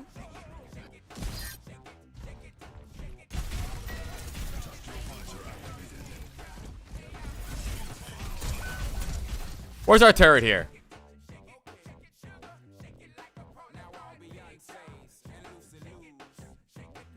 Where do we put our turret?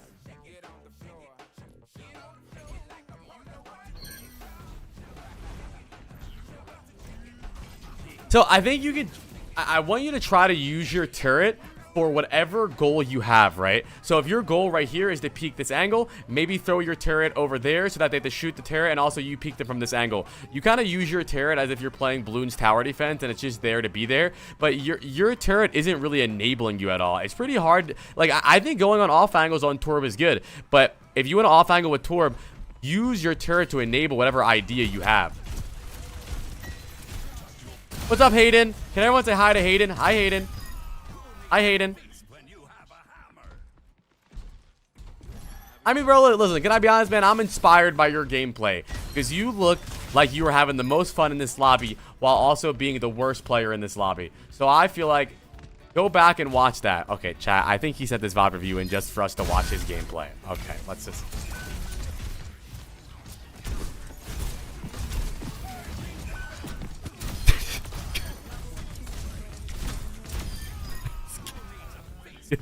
Good play. Good play. Good play. Fucking guy, dude. Alright. Okay, now let's look at this fight here. Okay, so our team is on card here. We see the Hanzo. We pop our overclock early. We're swinging on. Dude, you look like you bite ankles in real life, bro. What the fuck are you doing? But look at you.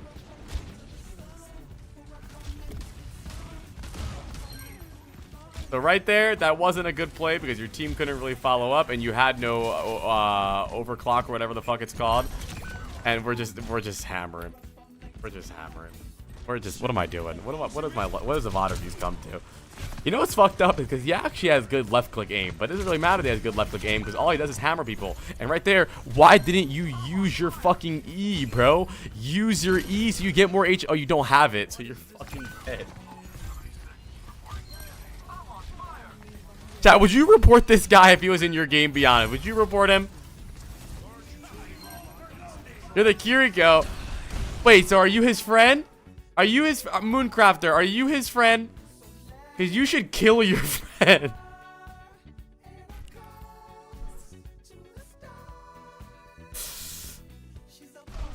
We were at 3. You're his girlfriend? Chat, if this guy has a girlfriend, you can too, bro. This just proves you don't even need to be good, man. You don't even need to be good. I mean, so I want to ask you, as his girlfriend, what do you think about his gameplay?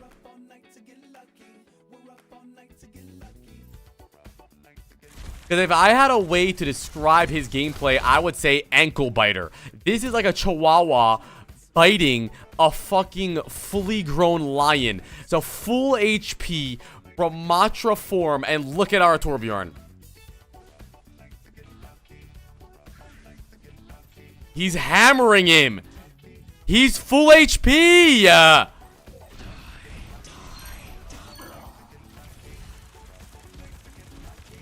Oh, I'm gonna get him. Oh, I'm gonna get him. I'm gonna get him. I'm gonna get him. We have no turret placed. We don't even have a turret down. Oh, maybe we do have a turret. I don't even know where it is.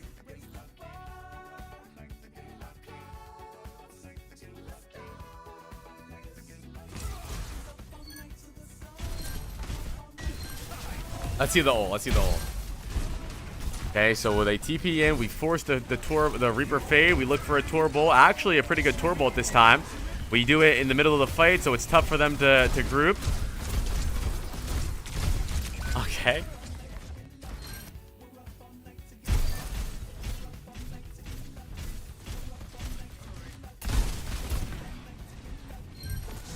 Hammer him, hammer him, hammer him. Get him.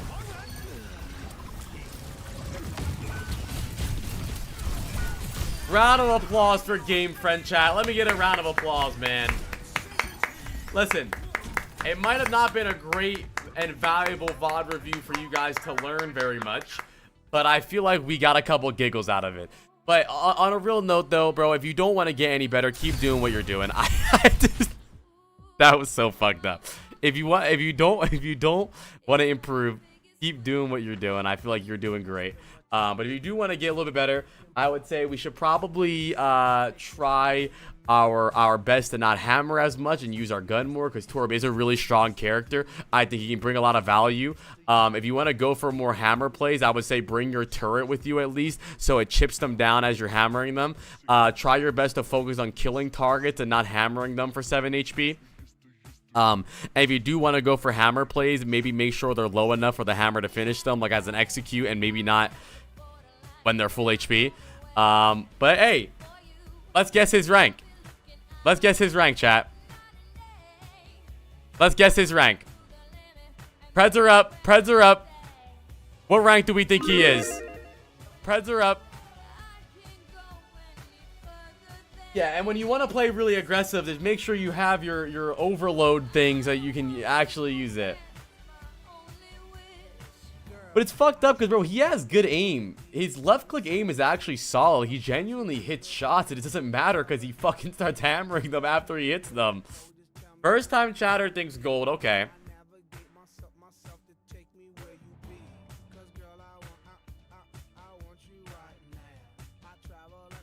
I would threaten this guy's life if he played like that on my team. All right. What the fuck? All right, what rank are you, bro? What's your rank? What's your rank? I'm gonna guess gold 3. Why isn't he's plat 5? Yeah. If he's plat 5 and you're below that rank, you need to get your life together. You need to get your life together. What did you just link me? What the fuck did you just link me?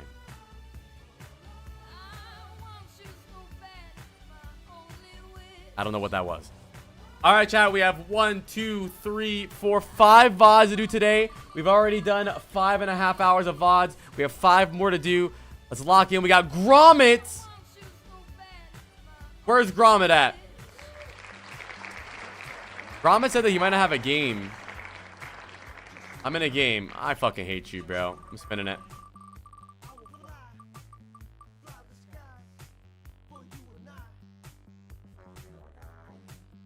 Devster! By the way, chat, Devster is Kevster's brother. Alright, let's go, Devster. Where you at?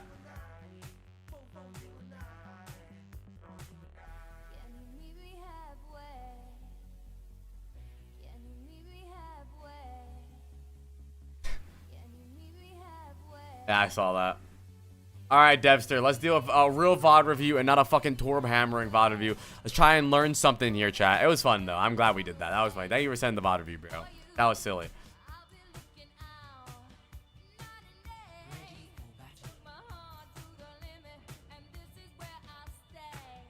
Are you the child of Cum Goblin? Okay, we got Devster on the... We have AK-47 and AR-15, and they have Rat Smacker and Rat Slapper. So we have a Queen VOD here, chat. Let's lock in. What's up, Pace? I'm the head coach. You're the assistant coach. Don't forget, we gotta lock the fuck in. Let's make some good plays here. I'm console PS5. Okay. We're trying to get better at Queen here. I love Queen, by the way. We have Mercy Bray, which is a terrible back line. We're gonna be fucked here. We have really low healing. We have Sojourn, Hanzo, Queen. The way you're... Chat, how do you think that we should play... here with our comp? What should we be doing? I think we should probably play pretty slow, right? Pretty slow. We're not going to be able to play aggressive here because we want our Brig and our Mercy to be able to pocket our back line so that our Sojourn and Hanzo can spam. But we do need to be careful because they do have a Widow as well. They have Juno, Mercy. They might get aggressive. I'd say for the most part, you want to try to get a corner, keep your team space, and play the corner and make them overcommit.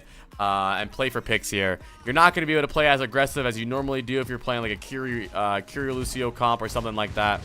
I can tell this is really low elo because you guys rolled out right side and no one rolls out right side unless you're in bronze. Really good knife. Hi, Sleepy. Can everyone say hi to Sleepy? Hi, Sleepy.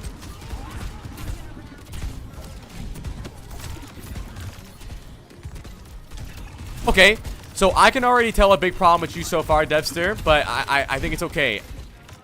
But I'm not going to mention it yet.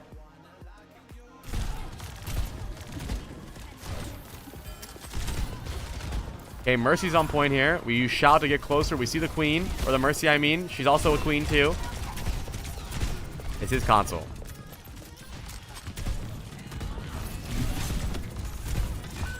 Okay, so something I'm noticing already is that you kind of are like a wandering traveler looking for quest givers, where you're not really worried about who's split. You're not worried about pushing a split. You're not worried about holding map control. You're kind of just running around looking for some sort of character to fight, right? Like, for example, you were far right here. You saw the Queen. You saw the Juno. You could have pushed the Juno or the Queen with your team here because you had an advantage. It was like a 4v2, but you give up on that and you go to the Widow, right? You hover towards the Widow. Then when you hover to the Widow goes away. Now you go back to the Queen. I want you to try to either push something or hold the space. So now, let's look at the angles, right? we had right side and then we had left side. Now what side do we have? Now we have nothing. Now they have left side map control and they have right side over here. They have these angles and they have these angles, and now we're in the middle of the road jaywalking. So you got to try to make a decision here, bro. Who are we pushing? Are we gonna hold this choke, or are we gonna hold this choke, or are we gonna play point? Right now you're in the middle of the road drunk driving. You're a fish in a barrel. Exactly. Now you're dead, right? You got to do something, right? Are we going to hold them here? Are we going to give them... If they all rotate right side, then we can meet them there, and now we hold them in this choke. If they all hold left side, then we can meet them there and hold them in this choke. If they split either side, we push one of them, and we kill one of the splits. We can't just do nothing. You're trying to do everything. You can't play in the middle. It's never going to work.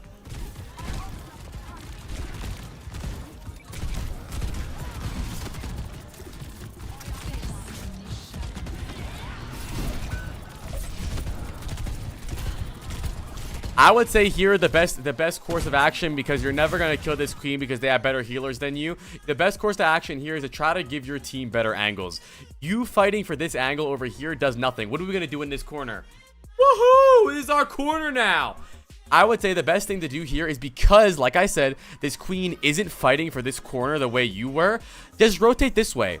Right? Start fighting this way. Now, what that's going to do is either it's going to shove their backline into the corner, maybe you can fight them, or it's going to shove their team back main, and now your team has angles. You got to try to think about the game based on your team and not just a 1v1 between you and the queen. You're playing this game as if you two are the only people in love and you guys are making out on the point. I feel like it's a really long rotation. All right, so because you don't want to make this long rotation, let's see what happens. Our Hanzo's dead because he has no angles. Man, what a long rotation, dude. I feel like we could have made that long rotation 16 times over by now. And we get lucky because their cast is blind in both eyes and doesn't know how to play the game.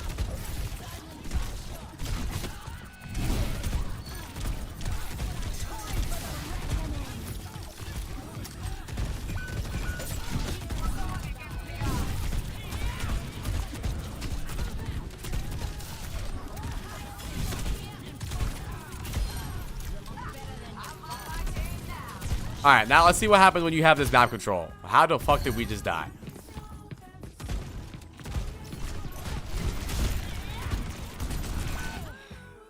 Again, like I said, wandering traveler, right? You're just not thinking about the game. You're not thinking about corners. You're not thinking about, maybe I'll peek the cast, but I'll play this corner so I can knife him, and then I'll hide and pull him, and then I'll axe around the corner, right? You're drunk driving. You're drunk driving. You're very lax, right? Like, I mean, look at you from their cast POV. You're also not really thinking about where your team is at all, right? You didn't look backwards. You didn't see, are we resetting? Are we regrouping? What are we playing? What are we doing? Where are we? You gotta chill out, bro. You're not in the game, right? Chat, my main thing I always tell you guys is eyeballs in the game. What's going on in the game? You guys don't make decisions based on the context of the situation. You just do things.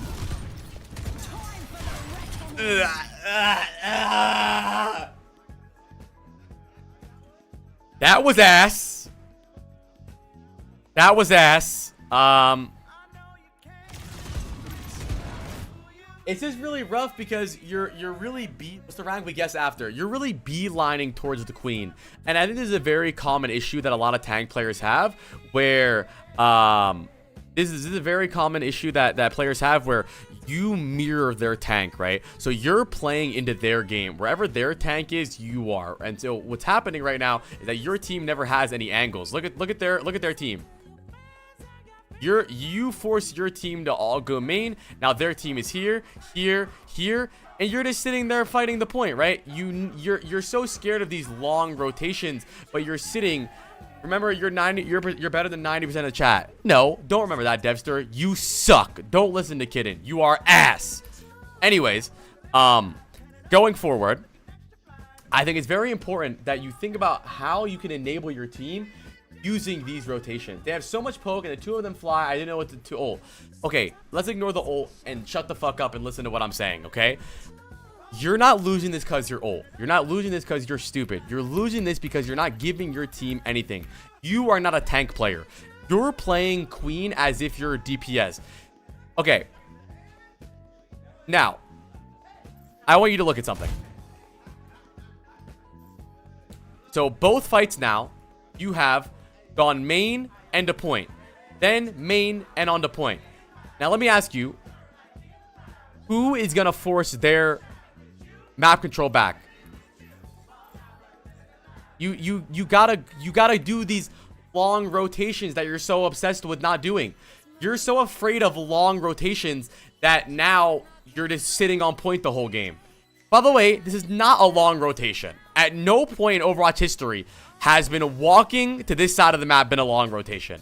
Bro, you did this. That's not a long rotation. That's a long fucking rotation. You need to force them back. If you fought these guys and it forced them over here, maybe they go over here. Now your team has map control, but you're not doing anything for our team. You just go straight to point. Every fight, straight to point, straight to point, straight to point.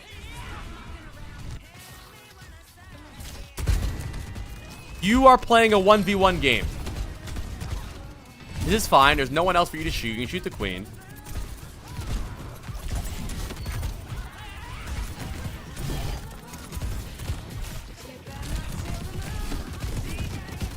It was just very rough for your team to do anything in that game. And yet still, I think the Reaper's doing a good job right now.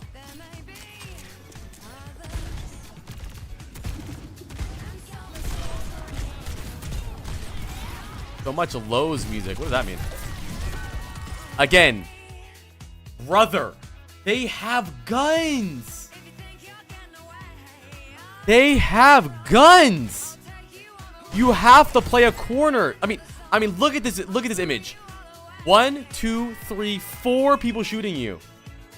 You need to play a corner so you can peek with the axe and then peek the corner. You're drunk driving.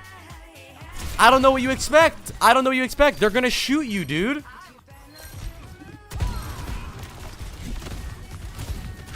And we don't need to shout this early. You want to try to overlay your shout with your HP to where it allows you to elongate your time in the fight. You don't really want to use your shout as speed boost constantly, because now you have no shout and it might be rough for you to live this.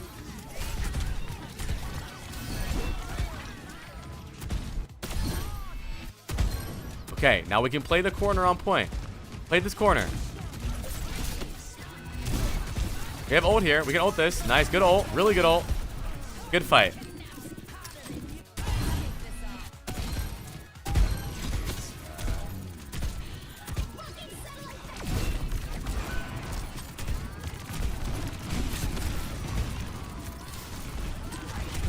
Yeah, I mean, you really shouldn't shout to engage that much, because I mean, listen, it just depends, chat. It depends how good you want to get. Do you want to be one of the better players, or do you want to be an okay queen player, right?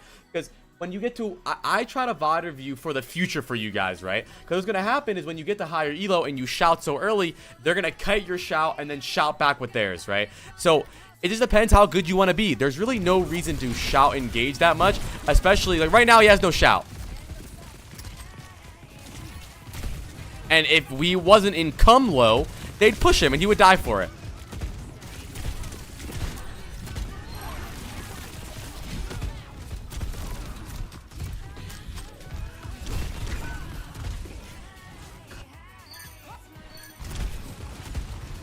Okay, this cast is so ass.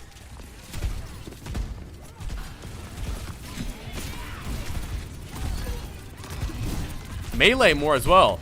Why are you backing up? I notice that. You keep backing up every time you commit to something. You're a fake demon. You'll axe somebody, you'll knife them, you'll melee them, and then you'll back up. Not a bad kill, not bad kills here. If we find these staggers, they won't be able to recontest. That was good. That was a better round from you overall. I think that map's a little more standard, so it's easy to play. But let's see how you do here. Okay, we have point control. We play the point. We play the corners. And then you run out into their back line. And you use your shout. Now we have no cooldowns. And you are so lucky that this cast is ass.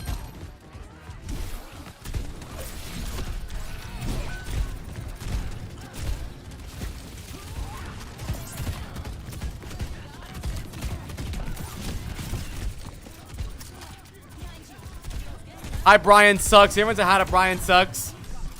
So I think you're getting away with a lot of bullshit in this game that I don't think you're gonna get away with in the future. And I think you're pushing unnecessary things, right? Like just walking out of corners when you don't really need to, playing in their choke when they should be the ones walking through choke. You put yourself in a choke. So now, before the fight start, we now have no axe and we have no shout. And they get point because of that.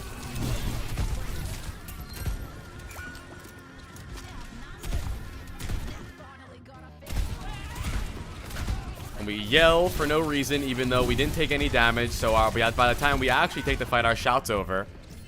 Don't shout immediately, bro. You need to engage in the fight, and then we start taking damage. Shout as a way to keep yourself in the fight more.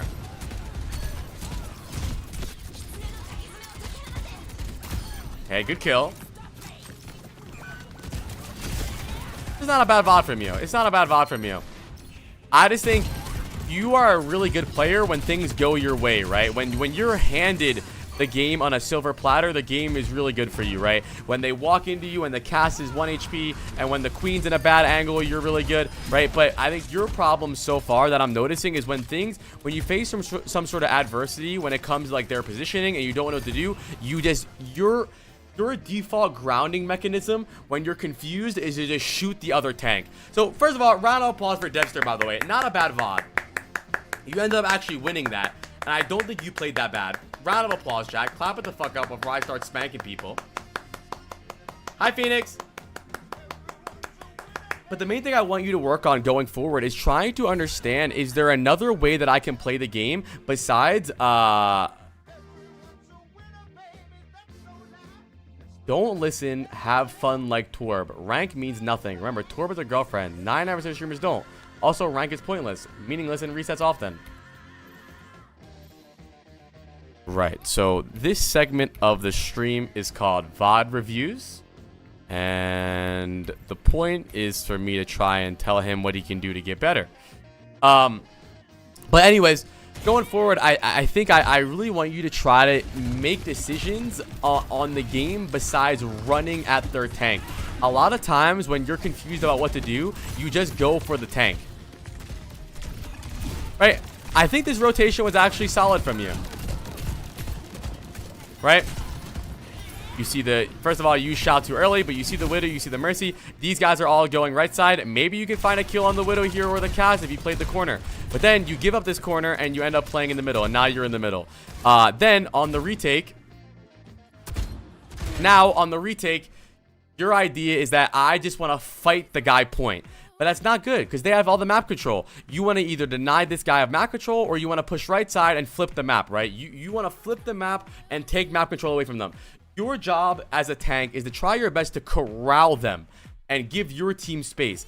But the thing is, the majority of the game for you got corralled like a fucking sheep, right? I want you to look at this.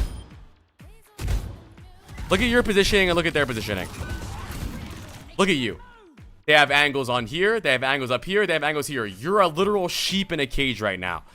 When we could have walked right side and forced them to rotate or get kills. We could have gone left side, forced them to rotate or get kills. And I think you would have a lot more success here. But you're just so obsessed with beelining towards their tank.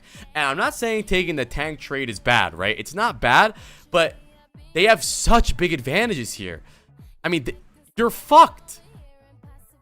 There's no way you win this. You somehow win. Oh, you don't win. So going forward, I would like for you to try to open up your mind to the game and to the map besides running at their tank, right? I think a lot of your ideas when you're confused about what to do is to find their tank and mirror their tank. And as long as I'm with their tank, I'm safe and everything's okay. All right, I think you'll get a lot better trying to think about how you can create map control for your team without just running towards their tank. Just pay me $5. I'll tell you the secret to win every Overwatch game. But by the way, you didn't really play bad that game. You won. So it's not like you're playing so atrociously. I usually like to go for backline more, but that makes sense. Well, it's not necessarily just going for backline. It's going for backline when you need to, right?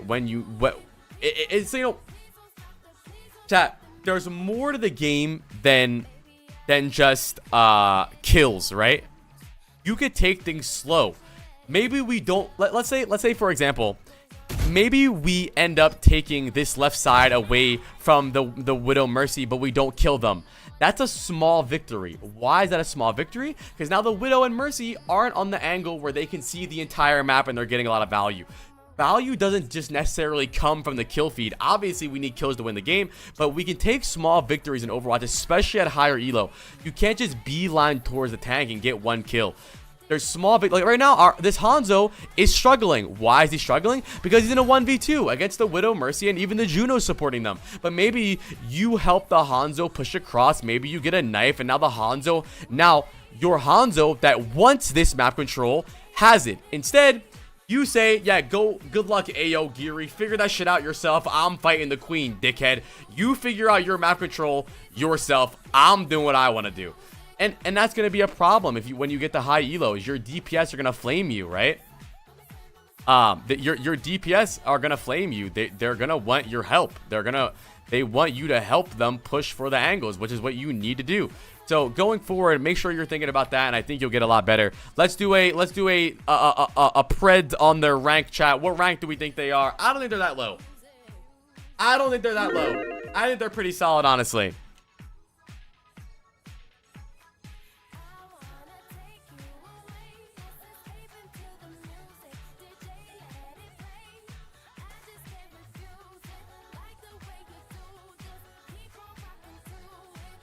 Yeah, even if you do preds, type in chat what rank you think they were. I think diamond.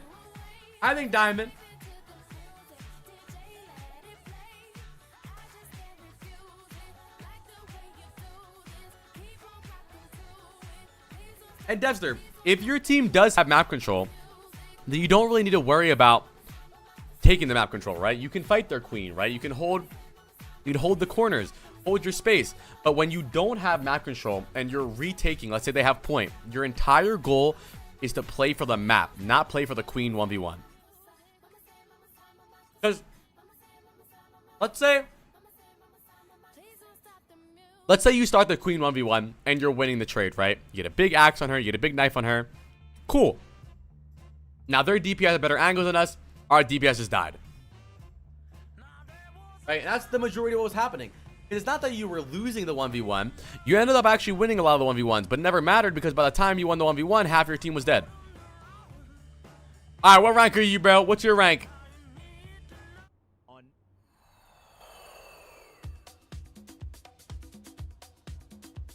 What's the rank looking like?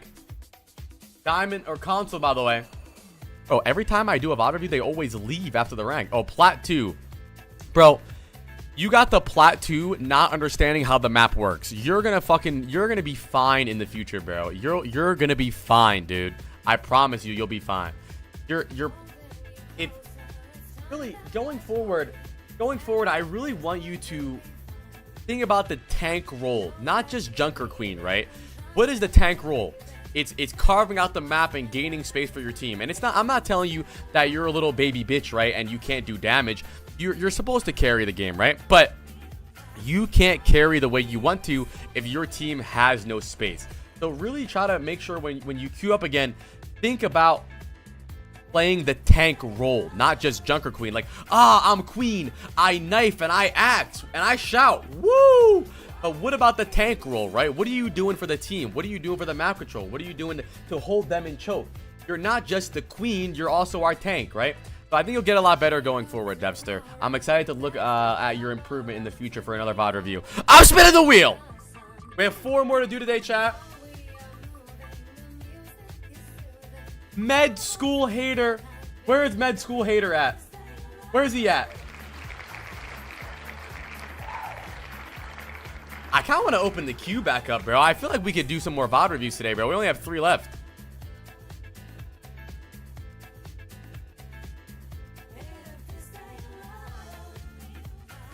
Does anyone want to do a VOD review today, chat? Anyone got money for a VOD review, man? If you guys listen, man, if you guys want to do VOD reviews, I'll you know what?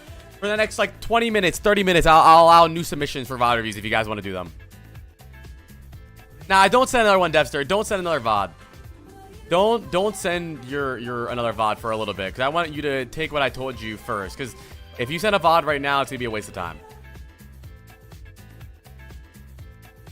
All right, who are you in this game, Med School Hater?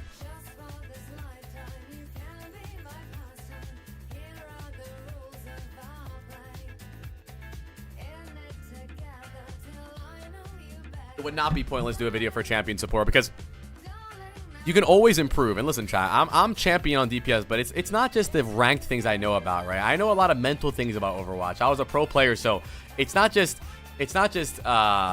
you know, I can definitely help high elo players. Can I send one more? Fuck it, bro. If you want to send one more, go ahead, dude. All right, so first of all, chat, don't forget, I'm the head coach. You're the assistant coach. Lock the fuck back in. Let's stay dialed in. Stay dialed in. I want you guys participating in the chat. I want you guys giggling. I want you guys to give me insight. I want you guys to give me opinions. Anything you have to say. I still want you guys participating, even though this is Jake 5. Give me the OMG in chat for Jake. Let's add Jake to the list, chat. All right, for 10 more minutes, I'll add more submissions so we can do some more VODs. We're playing Tracer right now. I like what you're doing here, by the way. I think it's a really good idea for you to go up here and look for the backline dive. We're playing Mercy, Zen, Ashe, Doomfist, Tracer, so we can dive with our Doomfist. They have a pretty strong backline, by the way. They have Juno, Ashe, Bap, Sigma, Reaper. So it's gonna be a little bit harder here. I think Tracer's tough on this map, but it can be really easy. Your goal here is to try to find splits as much as possible. Like, I would honestly not even mind if you went for high ground even more here, right? Look for an even better angle, because it's gonna be really awkward for you to try to kill these guys, because you're gonna blink in front of like 7 different angles. So maybe even go for a longer rotation that you can blink blue box and fuck this Juno. What's up, Lane? Can everyone say hi to Lane? Hi, Lane.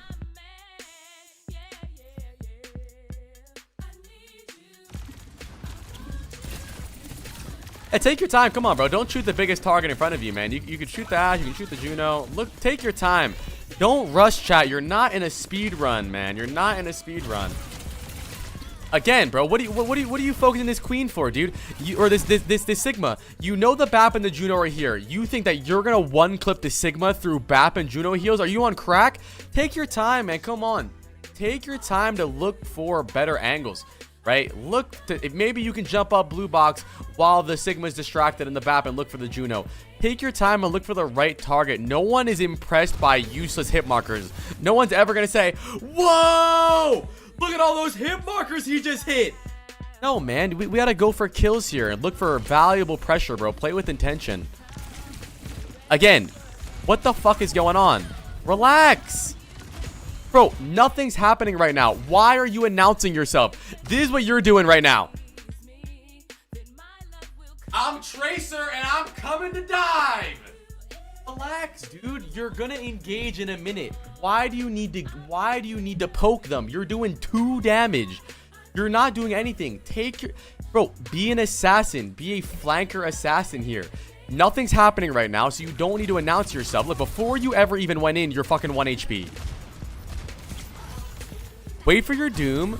Look, I mean, you're playing Dead by Daylight right now. This is what I like to call a Dead by Daylight Tracer. Where you're getting poked down, you're just playing poke. When you're Tracer, you're supposed to be the assassin. You're supposed to be the aggressor, the one that plays for the split targets. But right now, you're the one running. You're the one being punished. Overwatch 2 question marks says Stella Pair 04. 2? Twisty with 5 more gifted. My man, I got you guys on the wheel. I added Twisty and Jake to the wheel. I'll make sure I give Gromit, Latinas, and Fiona really good chances to win, by the way, because they've been waiting for a really long time.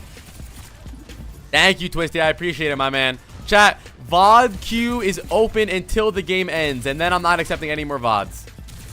So, right now, I will say for you is you are a server exister. You are one of those players that convince themselves they're doing a good job because they're not dying. But not dying doesn't mean you're doing a good job. You're not really getting much value here. But let me see what you do here. Beautiful pulse bomb. I could kiss you on the mouth. Definitely out of sync with the team. But I will say I'm glad you're not just inting, though. Beautiful pulse bomb, though. Beautiful.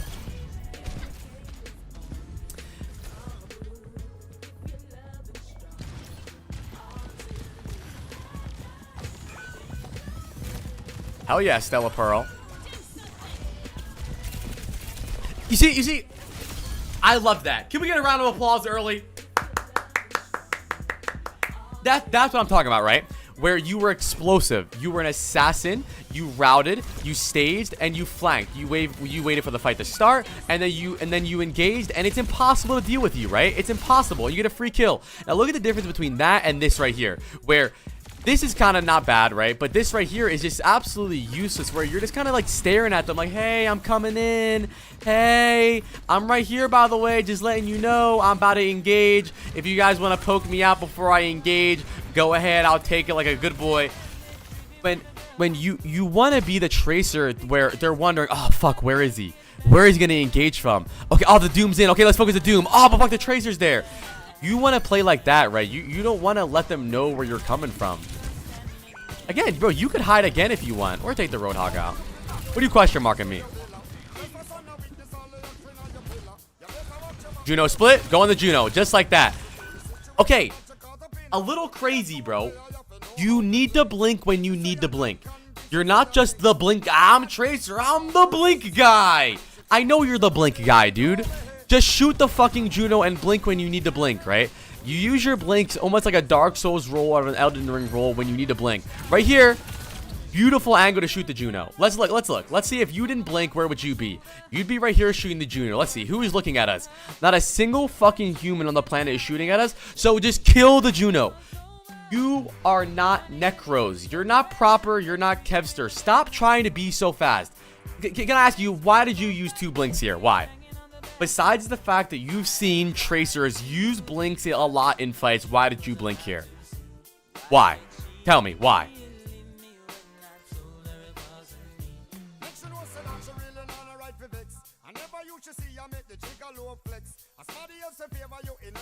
I ain't used blink in a while. Right, exactly. So your Brian says, I gotta blink. I'm the blink guy. I'm not Tracer if I don't blink. But you gotta play the game normally sometimes, right? You blink when you need to blink. You blink when you need to bridge the gap between you and the other players. But right here, there's no one looking at you. So you just take your time and track him. Just in case the Roadhog was watching and the Ashe. Yeah, just in case. Okay, so you have schizophrenia.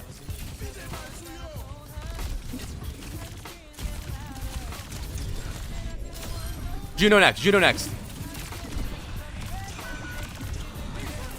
Grab the mini. Good.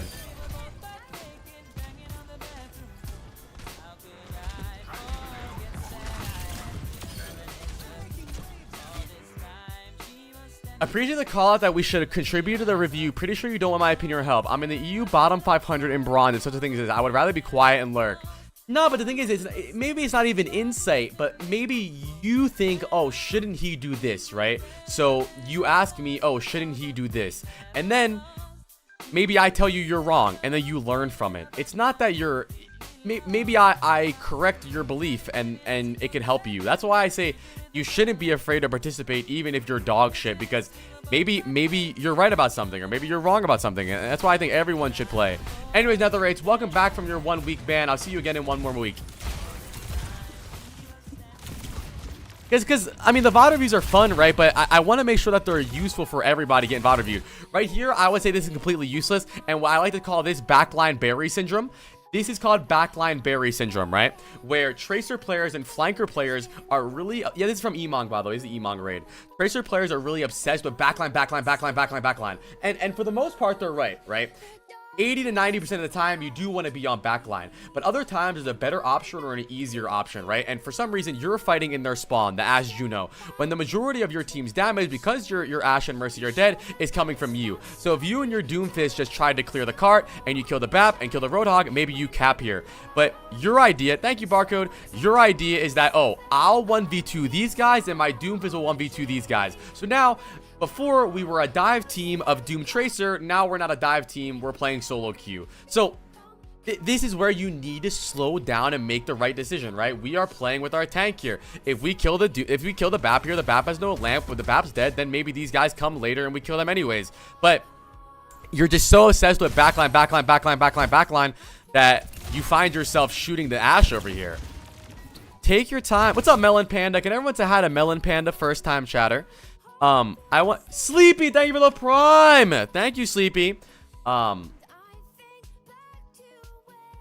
How does playing Tracer on this map change? If they have Hog, it's so scary to go on supports because oftentimes you would be an LS of Hog and could get hooked. Well, just don't get hooked. You can dodge it. That's the point of blink. So you blink. Unless you have the slowest reaction time in the world, it's very easy to blink away from Roadhog. But yeah. So can I ask you, why do you go on the Ashe here? Why? Is it because he was the next? What's up, Gorgon? Get what's had a Gorgon first time chatter. Why do you go on the Ashe here? Is it just because it was the next target in your peripheral? Or did you feel like, oh, maybe it's a better idea to hold them back to the point? Why did you go on the Ashe here?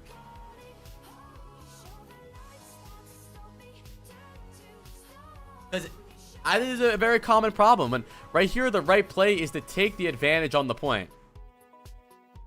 I was holding back.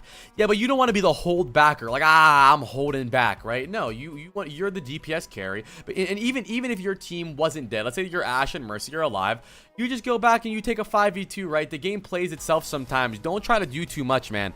And I'm not telling you to not make plays. You should try to make hero plays sometimes. But you don't want to just do stupid shit, right? Now you're dead, and now we might not even win this. Now, you took a one... So... It was a 5v2 scenario, and now it's a 4v5 scenario where they have the advantage because you wanted to try to be the hold backer, right? I'm the hold back guy. No, man, come on, take the fight well. Right, I think it's a very common thing, Zach, and I think that I call that backline Barry syndrome, where for the most part, right, you should be on backline, but if there's a better decision, you want to play off the. Well, I always say. What's up, P. Many's Verhot? My favorite quote that I like to say is eyeballs in the game. Eyeballs. Eyeballs in the game. I don't care about what you've heard before. I don't care about what you think you should do.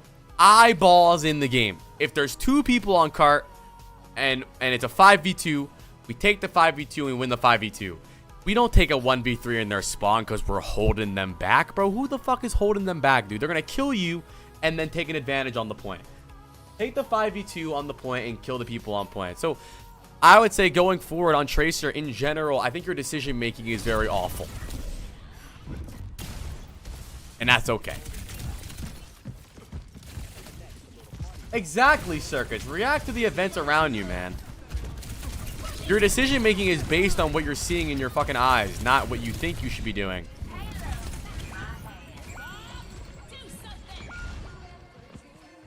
What's up, Koniki? That is very hard about Tracer, and I'm not claiming Tracer to be an easy character. Tracer has a very, very powerful ability, and that's the ability to poke the problems in between comps, right? You do a really good job at punishing mistakes, and you do a really good job at poking the problems. But the problem with Tracer is that she has a million playstyles, right? When you play hit scan characters like Sojourn and Cass and Ashe, their playstyle is very similar throughout every game. Yeah, sure, you'll change a little bit, but Tracer's playstyle changes between the pace, between the comp, between your comp, between their comp. But when you're playing hitscan, it doesn't matter if you have a dive tank or a standard tank. You play pretty much the same. But if you're playing Tracer and you have a standard tank or a dive tank, you play differently. So I think a big part of learning Tracer is knowing when to adapt and when something's not working and do something differently here. And also, I would love for you to go high ground there. Good kill on Reaper. Who are we on next? Take your time. Don't shake your mouse around like a crazy person. Maybe we go high ground here and find backline. Okay. Not bad. I think you played this fight very well. Right? No useless blinks. We just see the BAP. We shoot the BAP. Okay. Remember, we are a... Find our distance that we play on Tracer. We don't want to beeline directly into the Reaper because the Reaper wants to be close to us. The VOD queue is 4, and I'm closing the VOD queue after this game. It says closed, but I opened it back up for time being. Once this VOD review ends, I'm closing the queue again. Yes, days, but once the after this game ends, I'm not doing any more. So if you want to get a VOD review, do it before the game ends.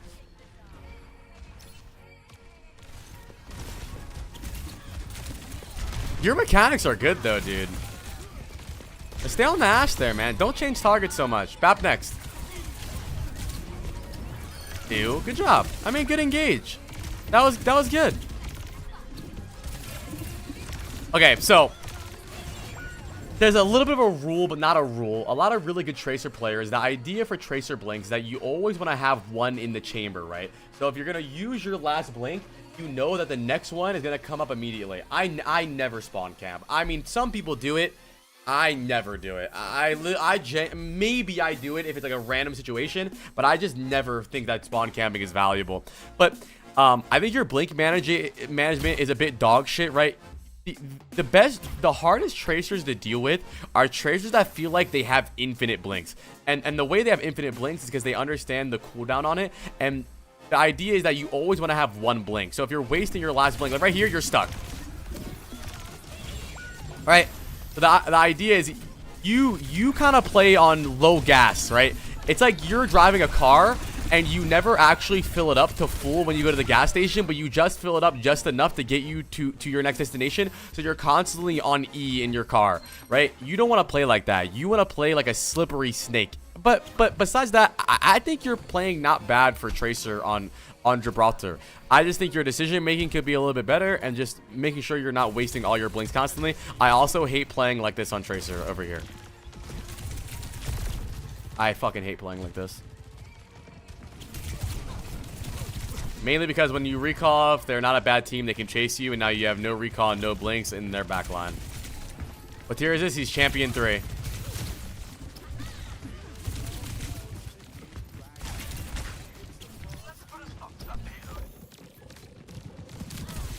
Days 5. Can we get an OMG in chat for Days?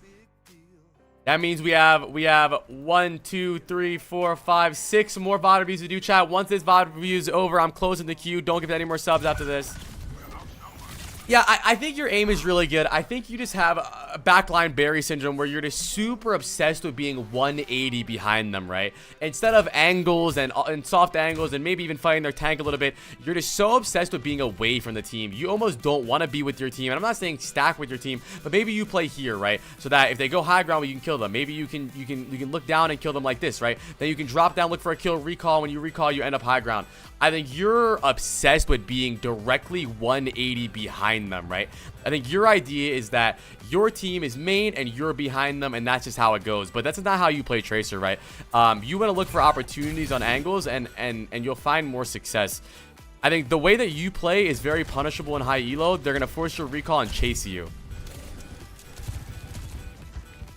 Again, 180 behind them. Perfectly. We're not worried about the fact that we just had a good angle on high ground where we could have easily engaged from over here and looked down at them. We could have easily just stayed high ground and waited for my Doomfist to engage. Then once my Doomfist engages, we go in. No, we just need to be behind them. As long as I'm behind them, I'm doing a good job.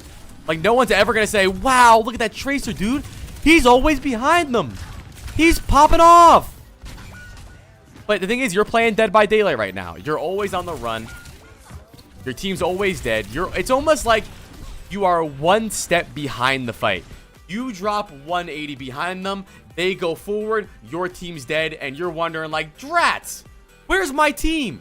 But the thing is, you're not in the fight. You want to be in the fight. When the fight happens, you want to be there. Now the fight's over, you want to fight. You're so obsessed with being so far away from them that by the time the fight starts, you're never in it and your team's dead. There we go. That's good. Punish the Reaper fade. Now we're fighting. This is fine. No one's getting heals right now.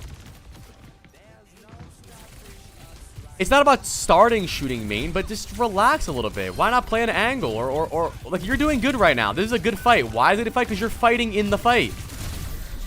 Yes, that would be good, med school. Yes. But it's not bad to start behind them if your team is going in or you have a good angle. But I think you're not really committing for kills. You're just committing to be behind them. Like, it's like, this is fine, right? But we can't wait all day.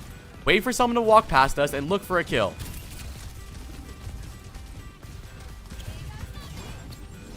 Now we're perfectly... We lost. Game's over. Why? Because the fights happened and we're a mile away from the team.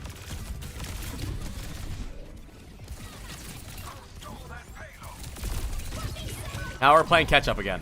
1 dead, 2 dead, 3 dead. So pretty much, I got the Lakers tonight. Pretty much the way every fight works for you, med school, right, is you start off on a flank, then you commit too hard, then you have no recall, and now you have to run. So every fight, 180 flank, recall, now I have to hide. 180 flank, recall, now I have to hide. 180 flank, recall, now I have to hide.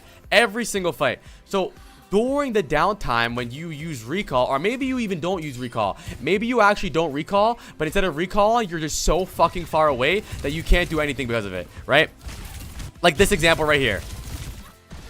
We didn't recall here, but we just dropped behind them so far away to the point where they just fall and I wasn't there. Now they just ignore us, they walk forward, and now we're in spawn. You're always one step away from the fight where it's actually happening, right? Your two of your teammates just died right here. When you could have been fighting, bro. You could have been fighting on cart. You could have been there. You could have followed up on the Doomfist punch. Whatever it is. It's just the thing is, you are always one step away from the actual fight. And I think this comes with a Tracer obsession to be such a solo character. And you're always a step away. Every single fight. It's the same story, right? So we just lost that fight. Look at the next fight. No, I actually think this is the fight where you did good. Why? Because we go in when the fight's happening. So even though you're not getting value, right? Their Doom is in, their Sojourn's in, their Reaper's in, but now they're not getting heals because the Juno and the BAP are worried about us. So we are in the fight. We don't need a flank and fight before the fight starts because the fight's not started. If the fight's not started and they force us out, we now have no cooldowns for the actual fight.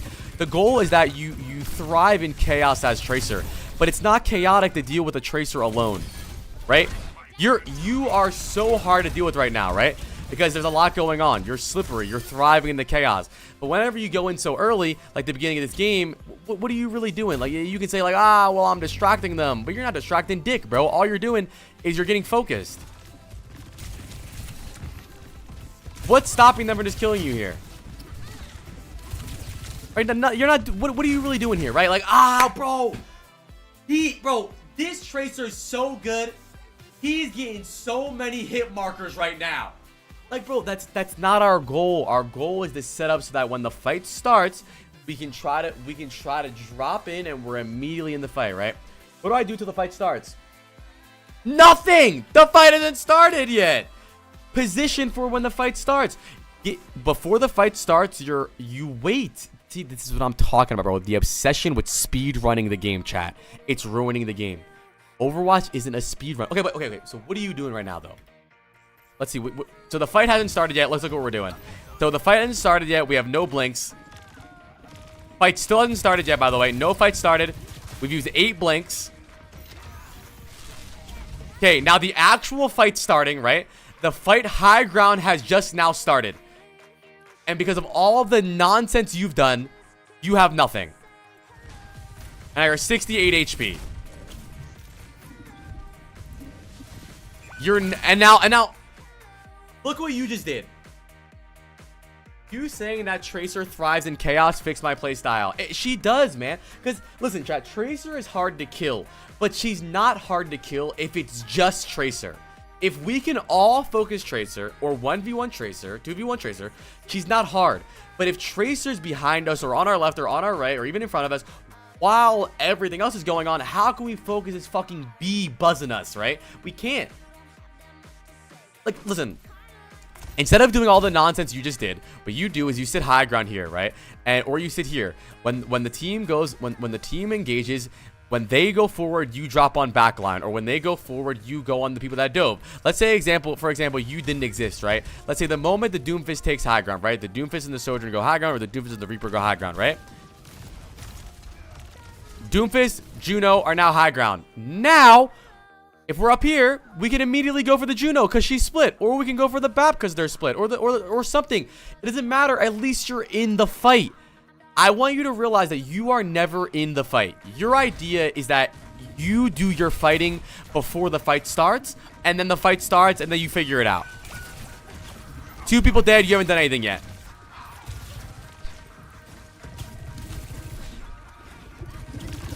Like, good job, bro. You did so good there. You're supposed to wait and stage. You guys are so nervous about having downtime that you sacrifice your downtime with useless uptime. Useless uptime, right? Like, what are you even doing here? Your team's dead. Again, look at this, right? Right here. Another perfect example, right? We'll figure out. Summary main point. Is patient at the start of the fight. No need to commit to 1A flank. The best angle available and trying to be in the fight. Exactly. But there's another good example here, right? Like I said, it's a 5v2 on point or a 3v2 on point. You take the 3v2 advantage and you fight on point here, right? It's a Yu Wuyong Doomfist versus Bap and Roadhog. You want to take your time and look for the Roadhog and the Bap. But your idea is, but I gotta be alone though. I'm the lone wolf. I come out at night. Oh, woo! But you need to be more patient and fight in the actual fight, bro. Again, it's the same situation. Now, I'm distracting. Woo, woo. Oh, yeah. But now you're still not in the real fight. And now we're losing. And you could say, well, Apply, isn't this really good? Because now they can't touch the point. But I know you guys have this problem a lot, right? I know you. Tell me. Type 1 if you've gone through this scenario before, right? You have a ball player or a tracer player or a Sombra player on your team that says in chat, guys, what the fuck are you guys doing? There's 3 people looking at me. Where are you guys doing? Right? Have you ever had that? Have you ever had a ball or a tracer that says, guys, they're all focusing me. What are you guys doing? But that's not good gameplay, because what happens is while you're distracting them all, right? While you're distracting them, they're just gonna kill you. Isn't it a 4v2 anyway? Because these 2 here and my team got back. Okay. But why don't you kill the people on cart? How is that bad? Okay. So I'm gonna explain why it's bad. Okay. So our Ashe and our... Okay, listen. There is no linebackers in this game. At no point in the history of Overwatch has anyone ever said, I'm holding them back. You are the DPS. How do we kill the Roadhog without you and Ashe? And the BAP? So let's say, by the way, we're holding back the support in DPS, right? So we're holding them back, right?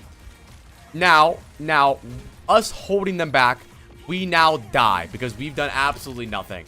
So now, on the cart, they've used their lamp and they're pocketing their team. And now, because we're playing in come low, we expect our Ashe to be able to kill these 2 or these 3, but they can't. So now we're dead.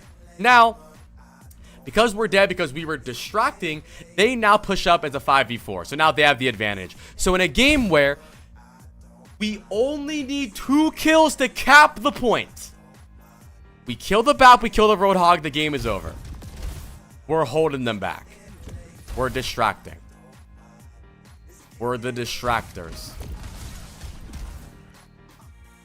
I'm telling you guys, you want to be in the fight. I promise you, chat. I know. When I do Vod Reviews a lot of you guys make up these words, right? Like, well, I was creating centrifugal force. I was creating volumetric angles. Please play the game. Play the game. Play your advantage. There's no distracting. There's no I'm doing long division. Right? Okay. Let me ask a simpler question, chat. What do we have to do right now? No, not you. Not gonna be you, Jamson. What do we have to do right now, chat? What is our goal right now in this game, in this scenario? What do we need to do? We need to cap the point. What heroes are stopping us from capping the point? The people on the fucking point. Kill the fucking people on the point. I know what you guys are thinking, right? But technically, right, if you do 4 minus 2 plus 3 minus the triangular effect of the sun plus minus the moon, technically going for these 2 guys creates a big enough barrier between the sun and the skybox and the ozone layer. But the chlorofluorocarbons are creating holes in the ozone layer, so eventually the sun's gonna burn our planet alive, right? But Overwatch can be very simple. Kill the people stopping the point. Because if it's a 5v3 on the point, we kill these 3, Now they show up. It's a 5v2 against those two. Kill the people on the point. I promise you. I promise you. Maybe if you kill the Juno, it's worth it, but he's not going to kill the Juno. That's another trick that gets you, right? When you're in bronze come low, you think like, but if I go in the spawn, I'm a one-clip the Juno, do a backflip, YY, no-scope, melee, host migration shot, then I'm going to kill the Ashe, 1v2, and the hoes are going to love me. That's not going to happen. So take the 5v2 on the point. There's no need to do it. Okay, let's look. Let's look at the game. Let's look at the fight in context, right? So, let's look at the genuine context of the fight, right? So, we just killed the BAP, right? Roadhog is dead. Reaper just killed 2. Now we killed Juno, right? Juno's dead. Really good. Really good from us, right? The Reaper is fighting our Doomfist. We see the Reaper. We look for the Reaper. The Reaper's now dead, okay? So now, they just need a touch point. So, because we staggered them, right? Because we staggered them, because we staggered them, they're going to be stagger engaging, which means they will not touch the point as 5, which means they will probably touch that by 1, then another one, then another one. So what we do is we stay on point and we kill them one by one, which could have easily been done, by the way, because look at this, right?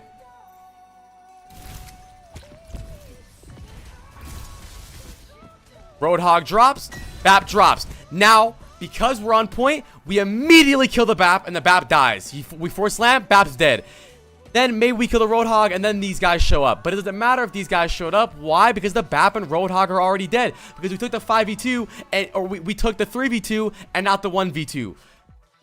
How would it play differently if it wasn't staggered? You still want to fight the point because you play with your team. You want to be in the fight. You're not James Bond.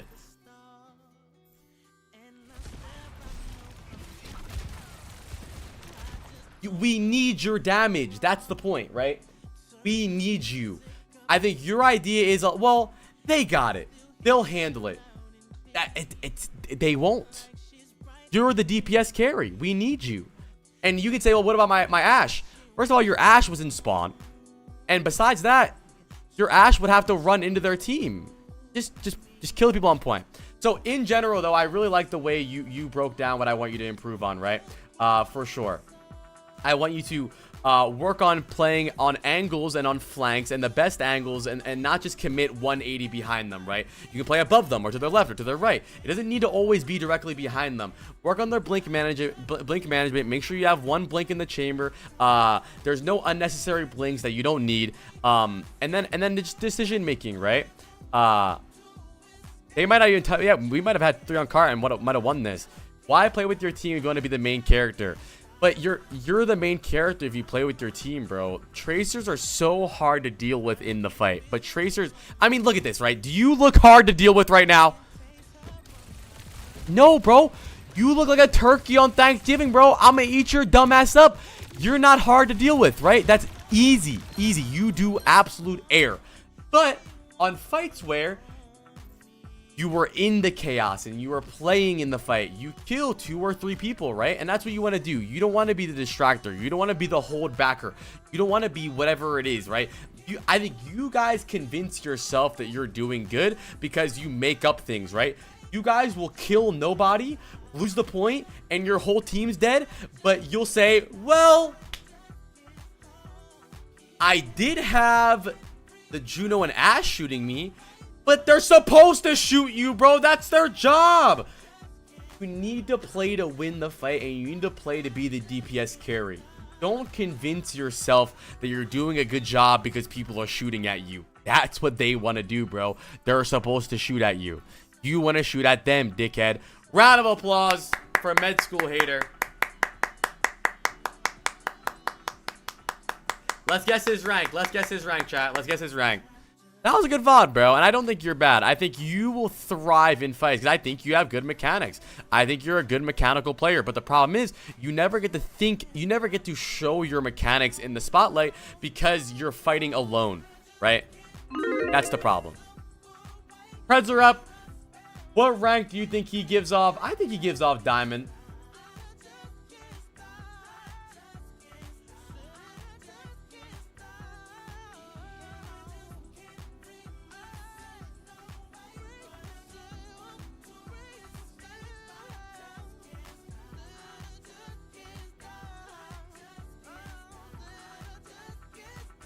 Exactly, Biz, exactly. Literally exactly.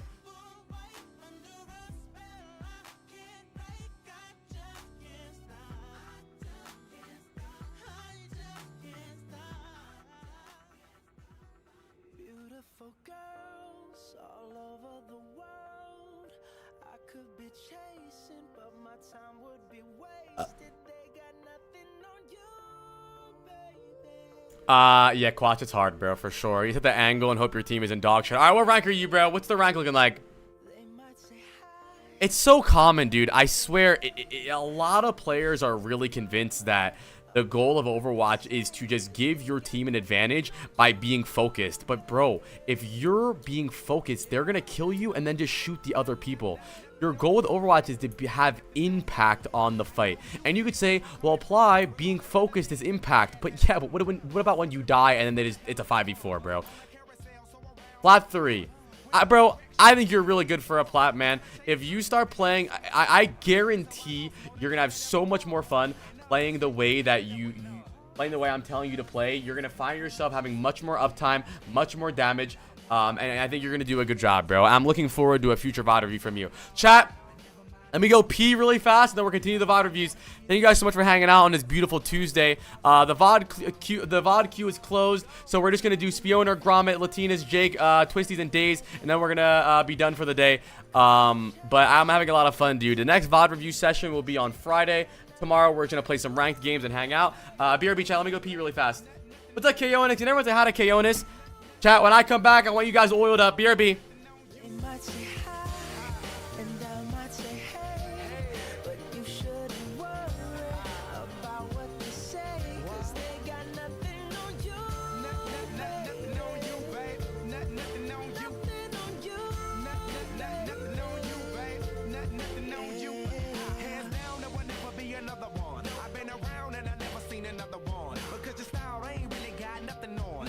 And you out when you ain't got nothing on. Baby, you the whole package. Plus you pay your taxes. And you keep it real while the mothers stay plastic. You're my Wonder Woman, call me Mr. Fantastic. Stop.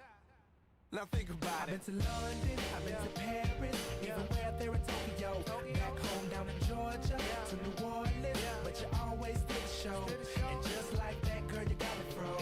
Like a Nintendo 64. If you never knew, well, now you know.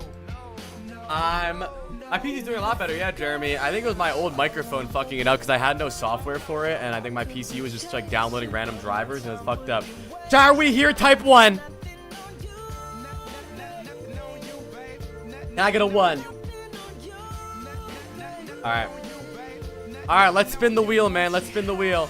I'm gonna give Spioner really good odds because he hasn't gone in a long time. What's up, Twisty? No way Spioner loses this, bro. Spioner, you have terrible luck, bro. Good night, Jamson. Thank you for hanging out. Alright, Spioner is up next, chat. Let's tap into Spioner, man. Thank you guys so much for hanging out. Thank you guys all for the follows, bro. I'm having a really good time, dude. Thank you guys.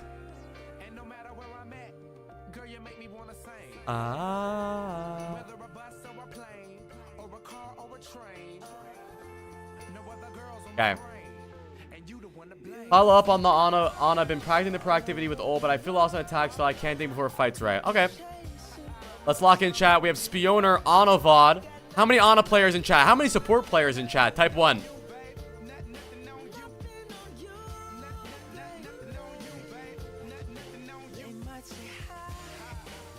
What's up, Mingzia?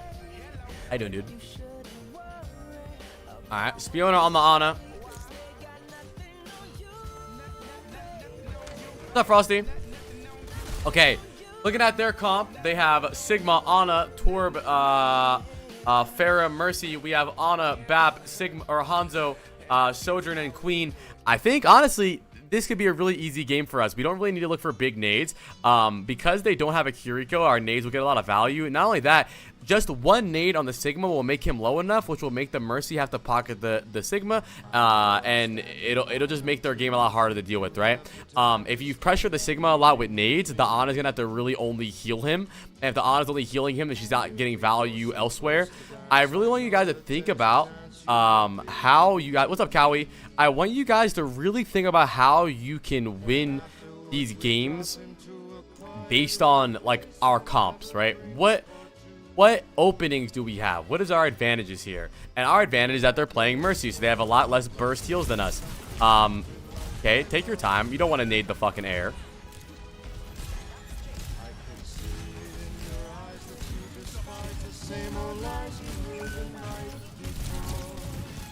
Damn, the whole team just died right in front of us. Okay, I think unscope or back up, bro. You're giving yourself a fucking, like, inertia. I mean, what was that?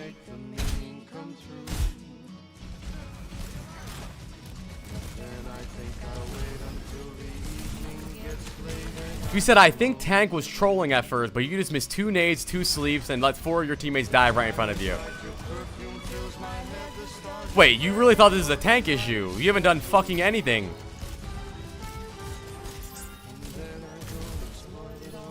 Okay. Wait, why is our tank trolling? You just missed another nade on our tank. It's a rough decision for the queen here. And then he goes Roadhog, was even worse.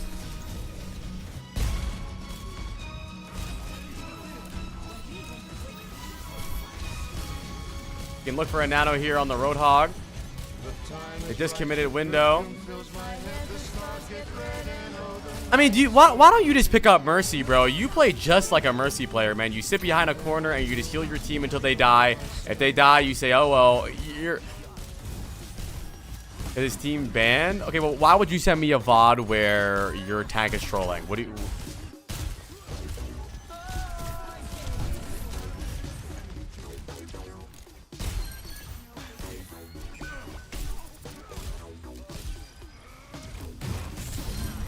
Okay. Alright, good job.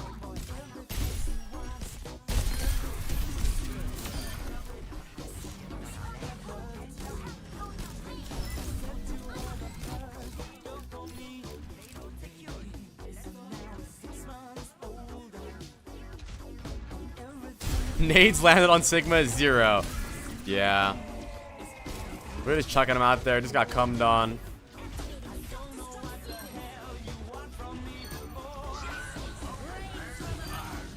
Okay, we're on card here. Not much we can really do.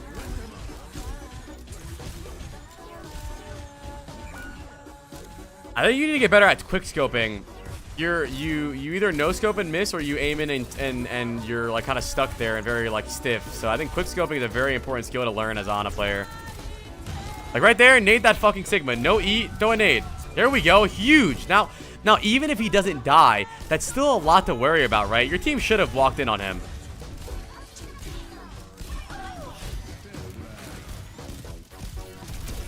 Take your time with your sleeps, bro. Take your time, bro. Come on. What are you just... I mean, bro, you're playing a character and you're not getting a build. I mean, literally, you might as well disable both of your cooldowns. Literally, both of them. Just delete them. Because you're not getting any value out of them.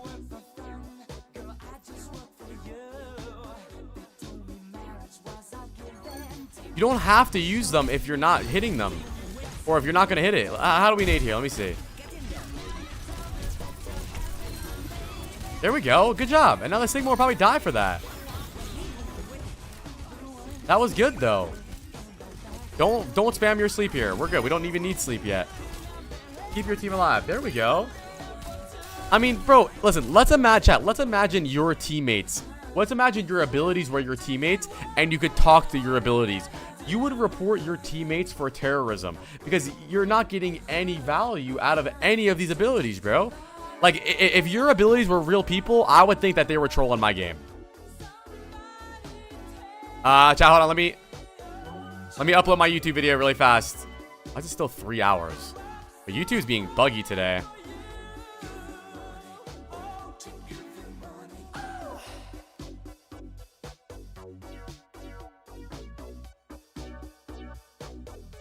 I sound like Nick A30. Is that true? Do I sound like Nick A30?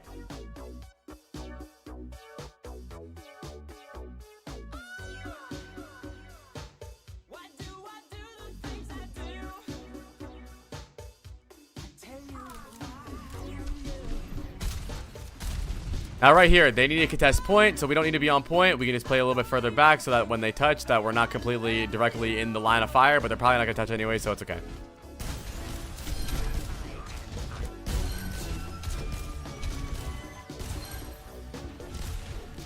Okay, let's see what we did with our nade. Okay. Okay, we threw it at nothing. Let's see what they did with their nade. They threw it at our team. So I think I realized what the problem with your nades are, right? I realized it. Is you're throwing it at them, right? Them. It's not targeted. You want to target your nade. So who is your nade for here? Who is this for? To me, this just seems like I'm trying to nade their team. But who? Right? Look, look, look.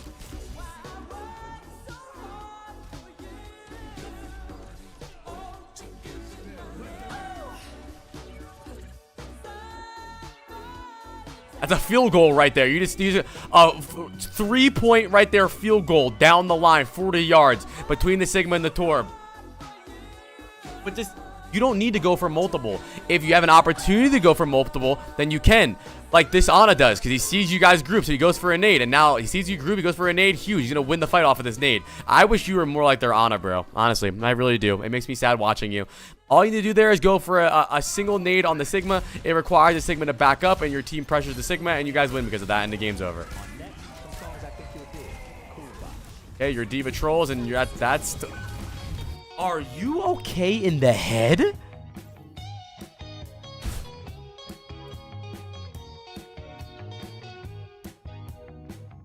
Go big, go for big dick plays. Go big or go home. L take. Yeah, you're a fucking idiot. So, why can't you just play over here anyways? Why do you even need to walk forward? Why don't you just play here?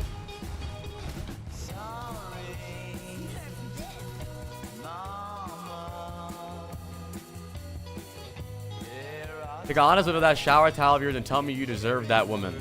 Bro, you have 13 7TV icons talking about women.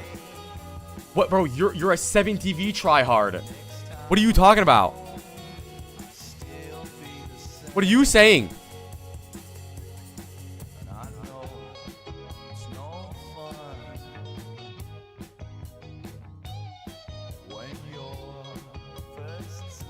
How many 7TV tryhards? Who are you? Anyways, moving on. Why do you need to be that close? You don't need to be that close. Why do you step in the cum? You look like my math teacher. Is your math teacher hot and handsome and girthy? 7 inches? My bad, my bad. Just play here. Where can I be so that I see the point? Where can I be so that I can get value and not step in cum? You don't need to be on cart, bro. You're fine.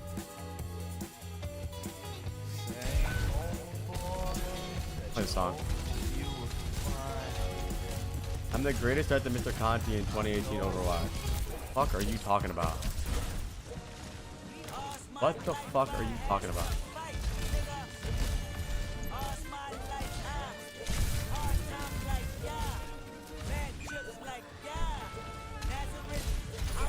My game won't tab back in. Rank gold? Might be right. Alright, they have a tough con to play into now, though. They have the Curie. How did our teammate just die? And fuck you, Cowie.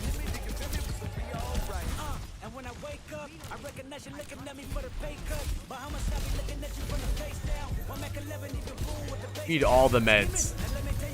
We need all the meds. Hell yeah, okay, Wahoo.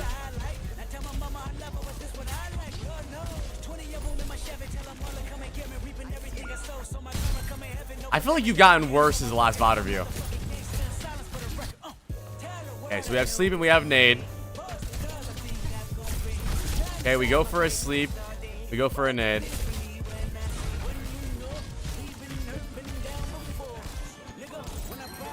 Okay, let's look for a good spot to play because we're in a very awkward position right now. Missed our nade again. Yeah, man, I mean, can I be honest, dude? I don't really think this is really much to VOD of you besides the fact that you haven't hit a nade since the 1764s, bro. I don't know what to do. Right there. Just nade the Kiriko or nade the Sim. Like, I don't...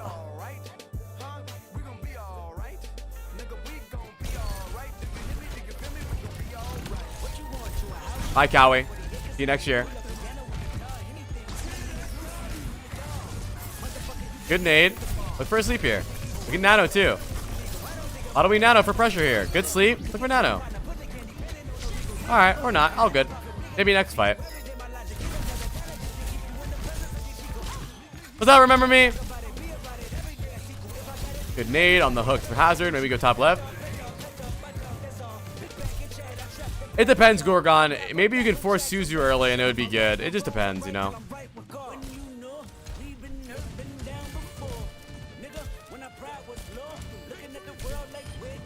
Someone just complained about me solo ulting them. It was a pulse bomb. Average Overwatch player.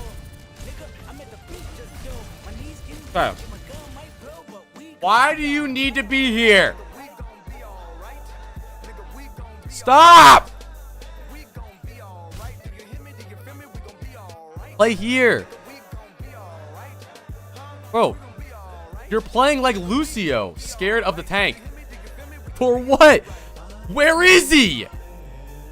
The tank's gonna dive you.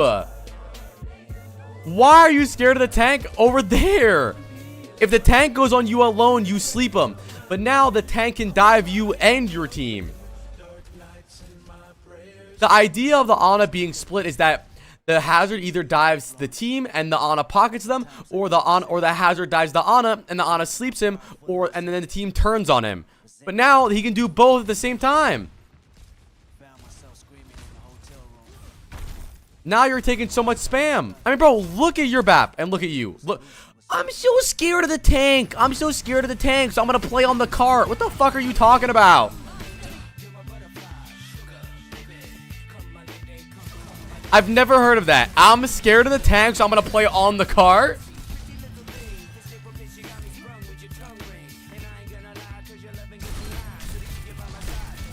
Good shots, though.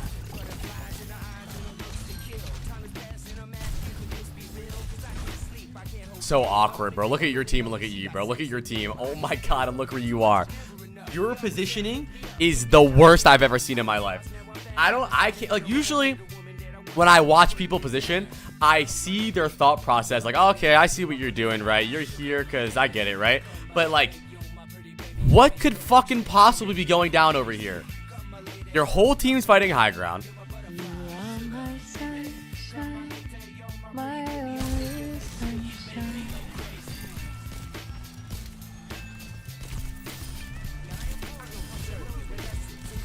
Okay.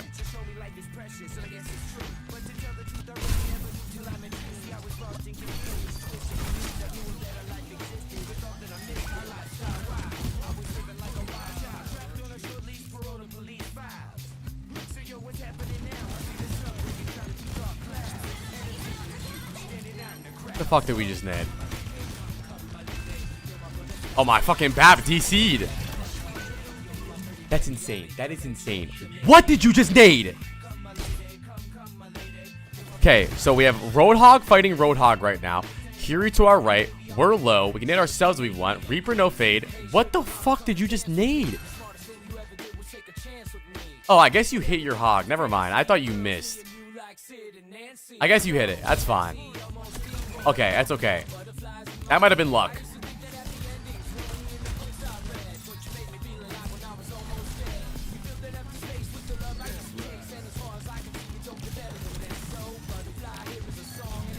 You didn't play that bad this game. I think you got really bailed. You really got bailed out on the fact that their team was a bunch of coconuts. But let's give him a round of applause for Spee owner chat. The main two things I really want you to work on is, first of all, slowing down your nades and making sure you hit them, right? I think your idea is, well, it doesn't really matter if I hit my nade as long as I threw it, right? Like, well, I tried because I threw it, right? That's all that matters. You don't really need to hit your nade as long as you threw it. But really take your time, bro. I mean, Overwatch fights in low elo are pretty fast, right? Usually you have time for maybe one nade, maybe one sleep before the game ends. And it's not just about singles. It's even when you go for single nades you miss. I mean, look at this.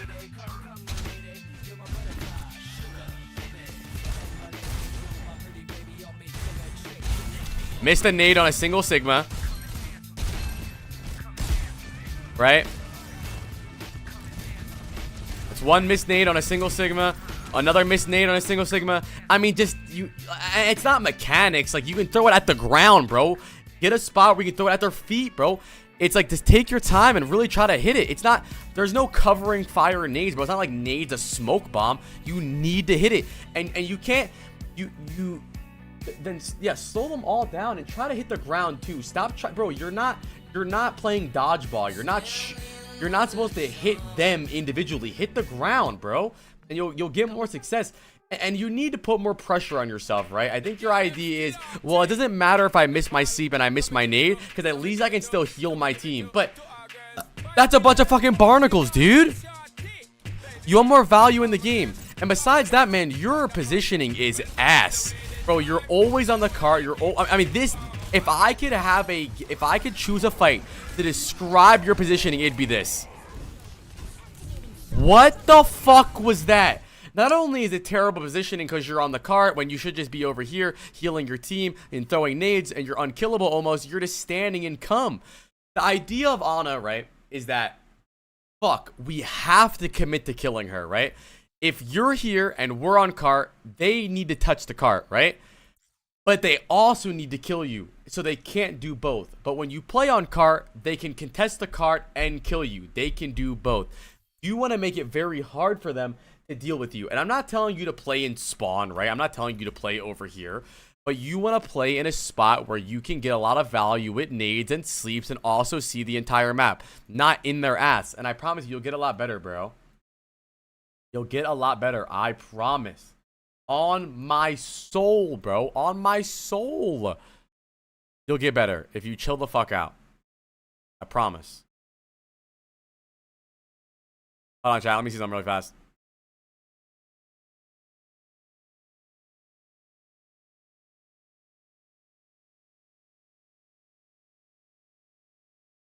Okay.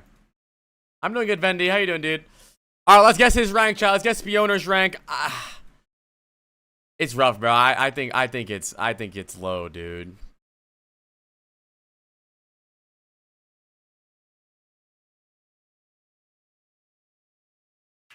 Any jammers in chat, by the way? Chat, Preds are up for Spioner. What rank you think he is? Even if you don't have channel points, type it in chat what rank you think he is. I thought this was Shu.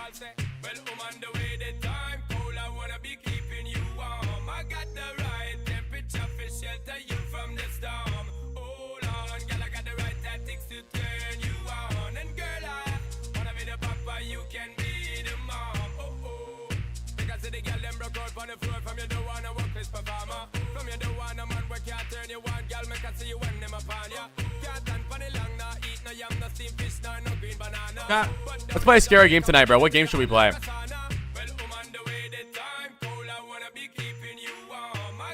Can we play How Fish is Made?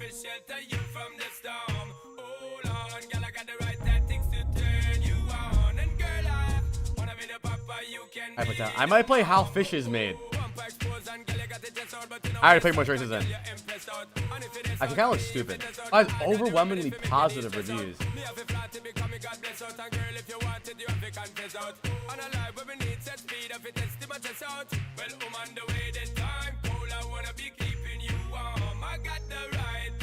Let's try.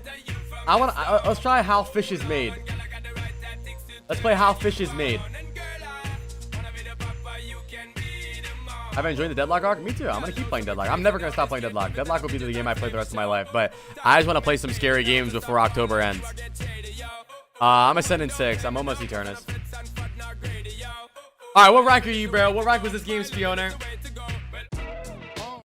Lat 4. Yeah, bro. Come on. You'll get much better, man. Take your time. Play the angles you want to play in the range you want to play. And I think you'll get a lot better, dude. I think that you're really struggling just with trying to do much and trying to be like a dodgeball player and shoot nades exactly at people's faces. And I think you'll get a lot better, man. I'm spinning the wheel!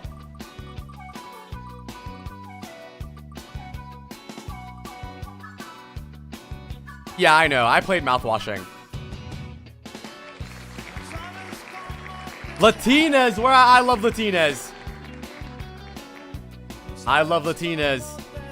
All right, I love Latinas.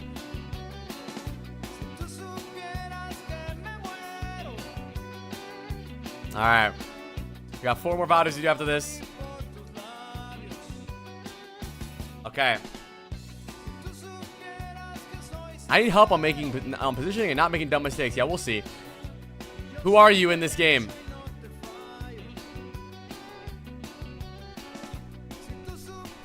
Get slayed. Are you dueling with Twitch, Twilight Lover, and Cinema Roll? Because I've played with, or I've done battle reviews with them, I think. No, I'm pretty sure Cinema Roll has done a battle review before. All right, playing Sojourn. We have Sojourn, Mercy, Cassidy, Queen, Ana. So really good comp. They have Doom, Kiri, Wuyong, Widow, Genji. So we really all we need to be careful of is giving this Doom punch constantly and getting Widow picked. Other than that, we should be good to go. Well, like I said, careful.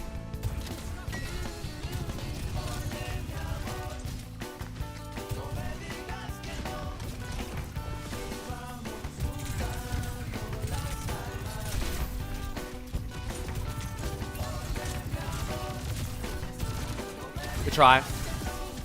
Good orb. Good job. Oh, so doing that motherfucker does give him punch. Good job. Chaz ego VOD chat. Got ego VOD for sure.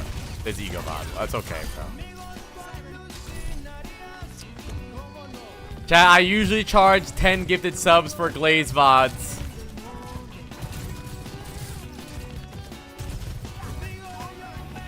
Good kills though.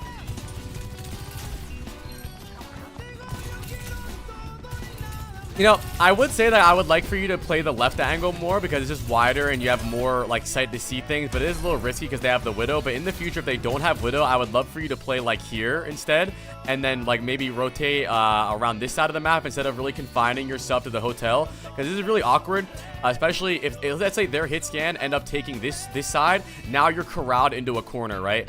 It is a little different though because they have a Widow, so if you do play over here, you'll get Widow headshotted. But in the future, if you're playing Sojourn and they have no Widow or anything, definitely try to control like this side of the map where your Ana is, all the way over here. Because if you just shove yourself in a locker in this corner, you're basically giving them all of this for free, and then their team will just end up having more map control.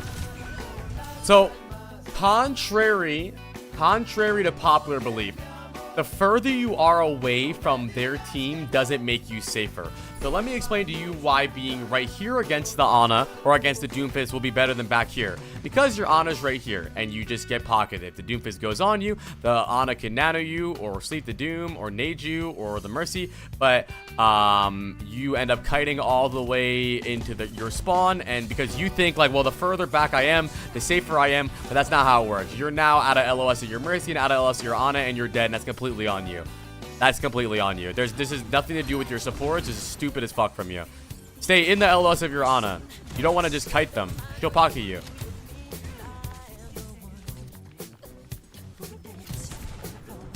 And she doesn't pocket you, it doesn't matter. You're still supposed to play there.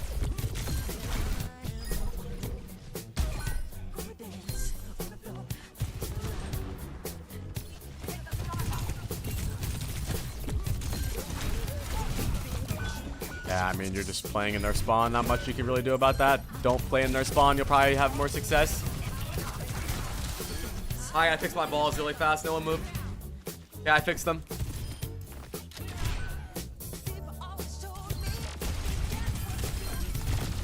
I kiss my AstroTurf.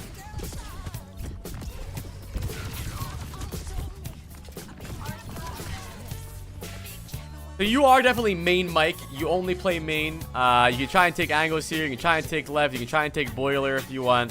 There we go. Good job. Oh, nope. Thought about it, but didn't want to do it.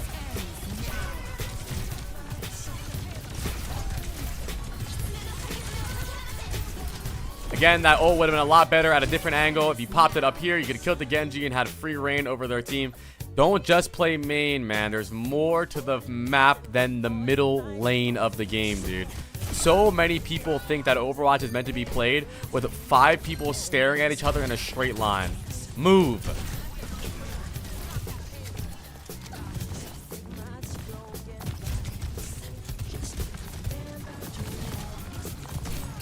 It's obviously PC, bro.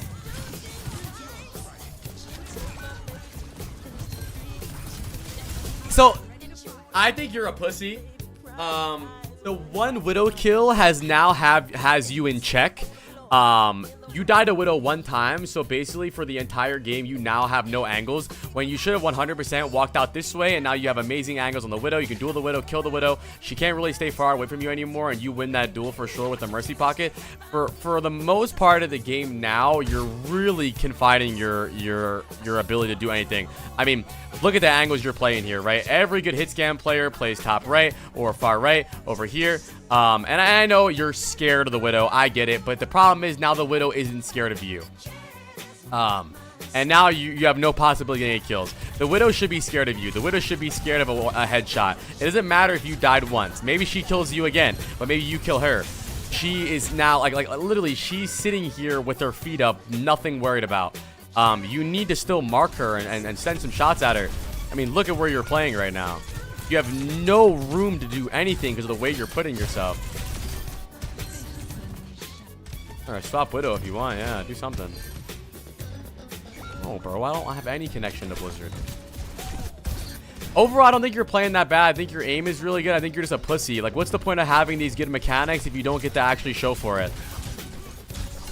But in general, before we move on to Genji, I think the thing for you, for Sojin, I think you did a really good job when things are very easy, right? When everything was right in front of you, when nothing was really happening, when your team was winning, you were dominating, right?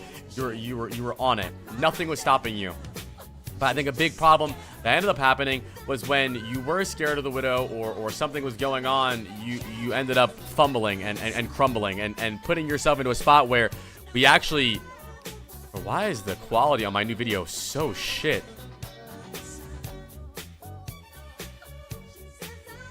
Hold on.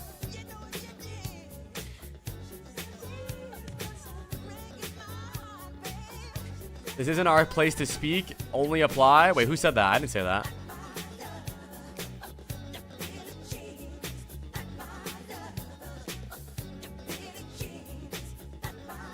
It's still processing? It might be.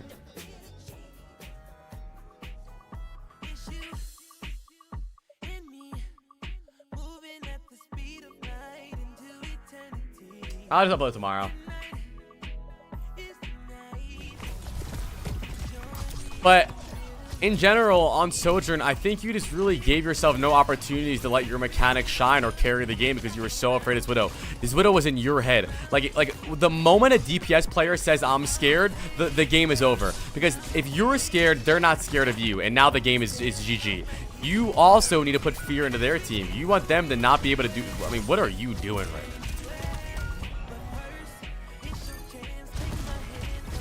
This Widow is in your head. You don't even want to dive on him as Genji.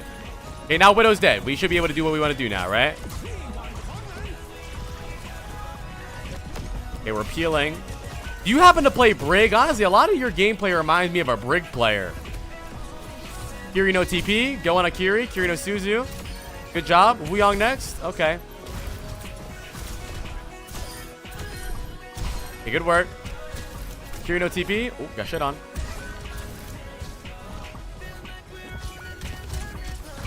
Tab, if you could use one word to describe this gameplay, what would you do? See, you said that you want tips on positioning, but can I be honest, bro? Why are you playing here, man? You're Genji. Flank. Go this way. Look for an assassination. Go far right. Go through the alleys. You're playing like you're Sojourn, man, and it's because the Widow. This Widow's in your ass. You're so scared. Pussy. W first time chatter. Okay, we played.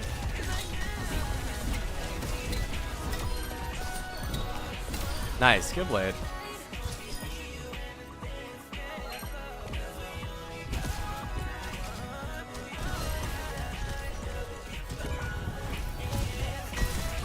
happened?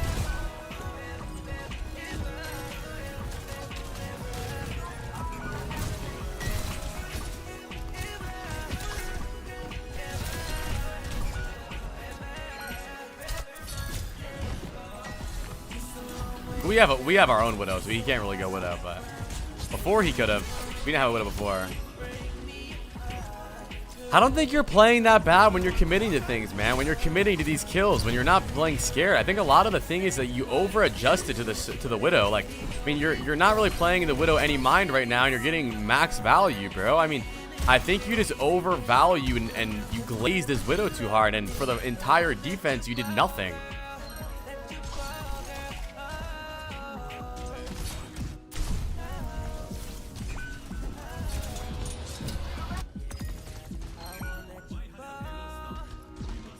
Your Genji's not bad. Round of applause for Get Slayed, man. I mean, I don't really think you played bad that game. I think in general on Widow you played pretty, or on Genji you played pretty decent. The only thing I would say about Genji and even Sojourn is you're definitely main Mike. You kind of play the game like this, right? You play the game like it's supposed to be played like this, where there's like 1, 2, 3, 4, 5, 1, 2, 3, 4, 5 people, and they just battle it out like shooting back and forth. But the game's not like that, right? You can take angles, you can go for flanks, you can go for long rotations and have success. But a lot of times your default is to go straight back to point. And on Sojourn, I thought you played great, bro. You're just such a pussy. Like, let's look at your aim here, right? So, because obviously the start of the fight was really good, right? Let's look at this fight, right? Let's watch. Good tracking, great tracking, good aim, good crosshair placement. Even when you dive here, it's good, right? He's AD spamming, but you still find a way to soft or steady your aim. But then for the rest of the game, we can't really do anything because we're in little tight corners, like like look at their Widow angle, and look at us, like bro, we could easily be over here, peeking, boom, dead. We could go high ground, boom, dead. Whatever you want to do, bro, but you need to understand that you're the server admin, bro. He's got you in check. He literally has you in check. So going forward, I need you to play with more confidence, bro. And but besides the confidence thing, I really King's Road is a bad map for Hitscan versus Doom. That's not really true. Besides the confidence thing, I also want you to get more creative with your angles, right? Instead of popping ult from main over here where they can easily kite around the corner, why not pop ult from over here where they can't kite around corner? Why not try to flank and look for an ult from behind them? Just get more creative with where you're playing, right? It just seems like you always want to play straight in the middle. Where your Orisa is where you are, bro. Try to get better angles. Even on Genji, bro, you're always main, never going hotel, never going top right, never going top left, never looking for angles to drop behind them. I feel like I was losing so many games of DPS. I feel like I was, yeah, but the thing is now, because you're so scared, you're playing so strict and you're just such a bitch. I was losing games by dying. Well, listen, if you're dying on off angles too much, that means you're either losing your mechanical duel or your timing is bad. An off angle isn't an off angle if you do it alone, right? You need people that are playing main, right? Like, you can't just go on an off angle 1v5 and think, I'm an off angle. If you're alone, that's a main angle, right? Like, for example, let's say your team is right here, but you're here. That's not an off angle. They're going to shoot you.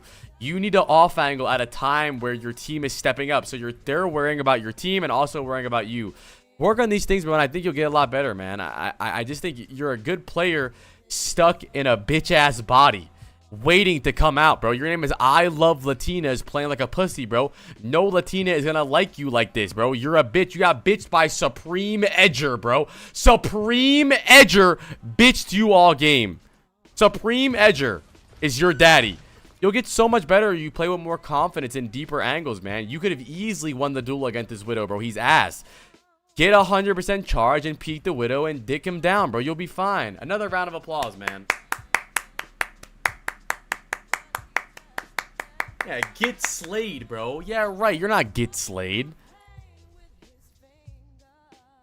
And also, remember, it's not just aggro. Don't get the word aggro and aggressive, right? So many people say the words aggressive, but they think the words aggressive mean to run into their team.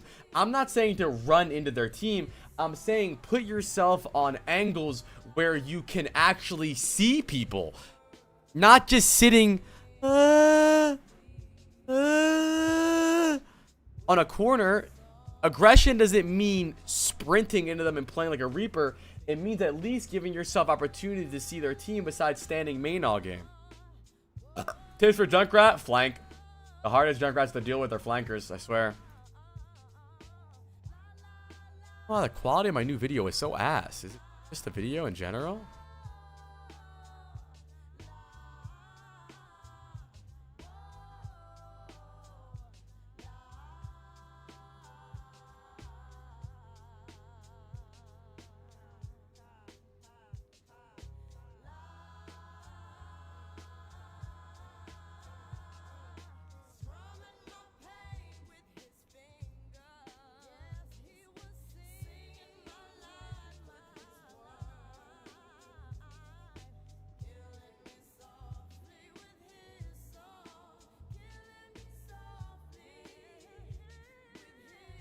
Bam, bam, bam, bam. All right, let's lock in. All right, let's do. What rank do you think he is, chat? A lot of you guys said diamond. Type it in chat. What rank you think he is? I'm gonna say Masters 5.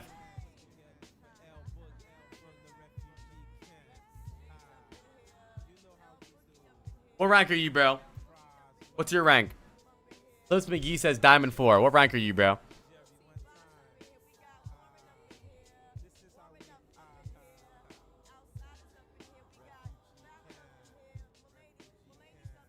Yeah, because man, you're playing scared, and they're match down. That's 5. Oh, it's right. I'm literally a genius. The thing is, like a lot of that VOD was you playing scared, right? And you want their DPS to be in check, right? You want their DPS to have you on the back of their brain. That any moment now he can pop out and railgun me. I'm gonna die. But he was able to do everything that he wanted to do because you weren't putting him in checker at all. That's the same reason that sometimes when you're playing against a Widow, you have to go Widow so that he's in check at least, you know? Another round of applause for Latinas, though, man. That was still a fun VOD review. Thank you for submitting that, man. And I'm looking forward to doing another VOD review for you in the future when you stop being a bitch.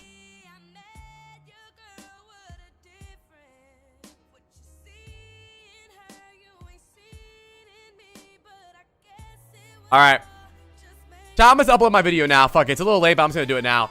All right, chat. New video is live.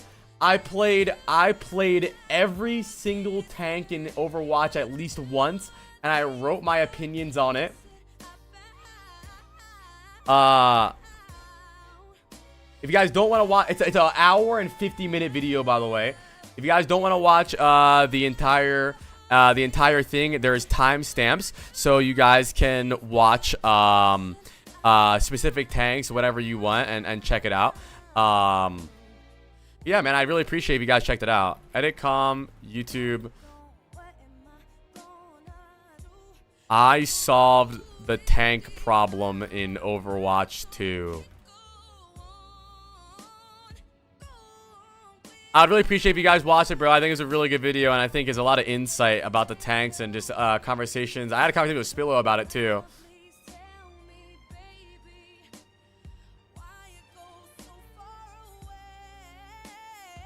Okay. Alright. We have 4 more VOD reviews to do. We have Gromit, Jake, Twisty, and Daze. Let's go. 4 more, chat. We've been doing VODs for 7 hours. Daze, my man. Where's Daze at?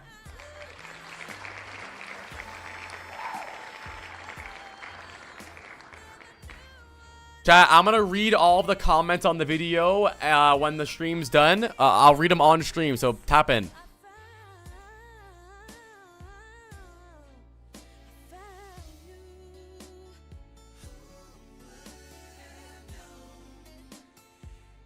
Alright, Daze.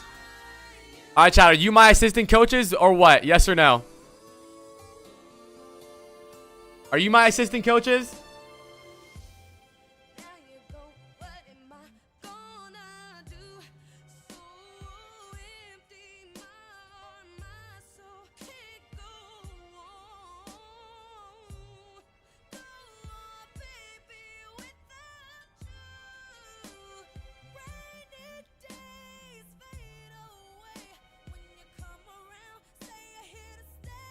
Alright. I'm the water boy. I still want to do my idea one of these days where I do VOD reviews, but I let the chat VOD review them, and I'm like a backseat, right? Like I'll get a chatter in the VOD in Discord, and we have the chat. Like I think it would be hilarious to see like a bronze player VOD review guys just to see what they would say. Obviously, I would correct them and tell them if they were wrong, and I would do a real VOD review so that you're not scammed. But I would love to see what you guys have to say about people. All right, Days, who are you? I mainly play Genji, but I'm branching out for other characters. I've played on console, and I switched to PC about 8 months ago, and I feel like I've been stuck on my... Your Ascent is 6.5, 1600 DPI. So let's start off early here and lower that shit. What the fuck? Remember, if you want me to heal. Okay. We're playing Genji, Tracer, Bat, Brig, Hazard.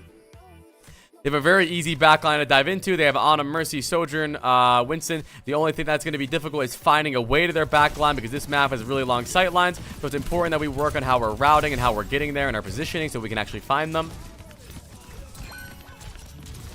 I have no clue, Cozy.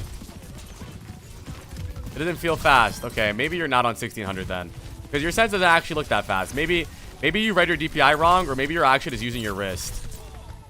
So far, so good, though. You found the isolated on. You go on the isolated on. I'm not mad about that at all. Heal up a little bit. Look for your next target. You see the Soj. Right here, just shoot the Winston. You know, don't be overly obsessed with backline. Kill one target after another. Now, these guys should have died for sure. I mean, these are big staggers.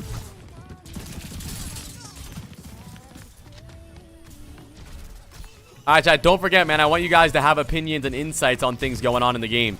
You can even type L Genji. Or you can type Duck Ass if you want. I think fighting here is okay, mainly because your Hazard's there and you have cooldowns. Okay, not bad so far.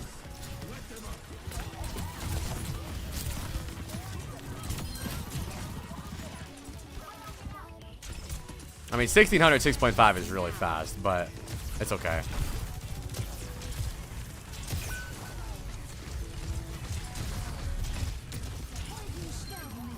Yeah, I agree with that, Nassid.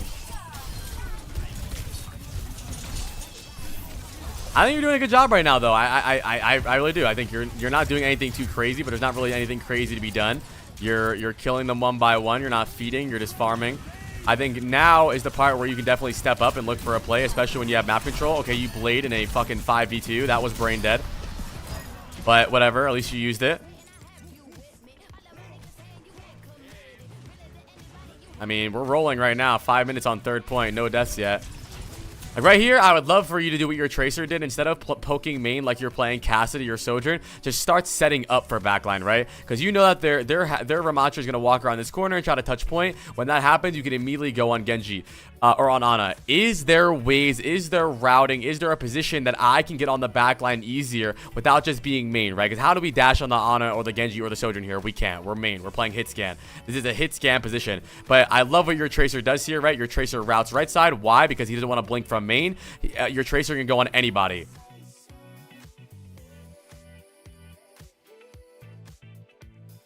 What the fuck happens the rest of the game? I know. I don't even know. I mean, yeah, you're basically playing hit scan right now.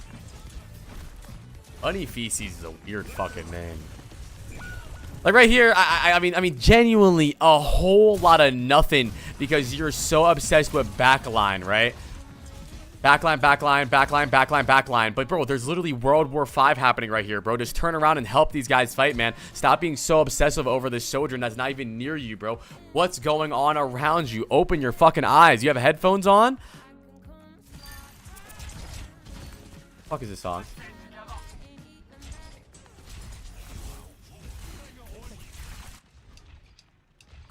Alright.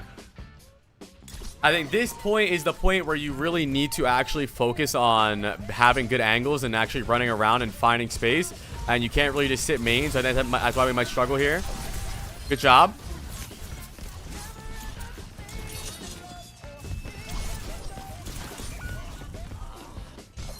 Eyeballs in the game.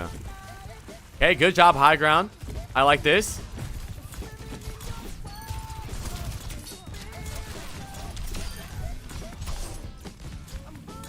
Alright, get the fuck out.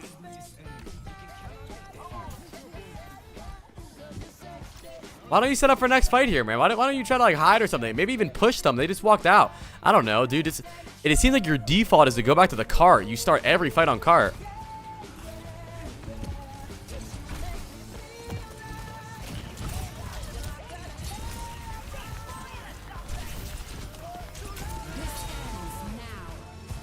Crash ass deflect. Hazard ult. Hazard's in. You're getting carried by Tracer. You are getting carried.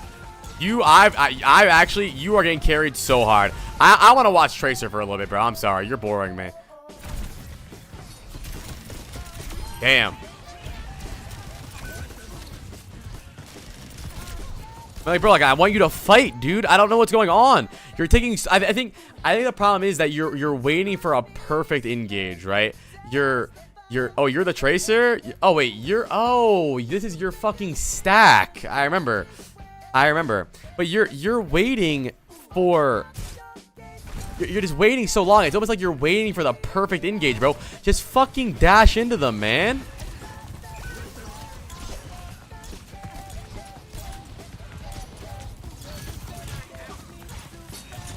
Like, literally, like, while your Tracer is dominating backline, you're still looking for backline. Like, while your Tracer is already getting value in the backline and fighting them and forcing cooldowns, you're still wondering if you should go in or not. You gotta go, bro.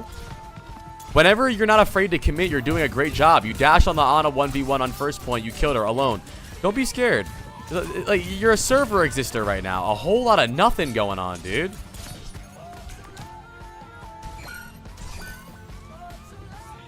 Is Genji a One Piece thing, chat?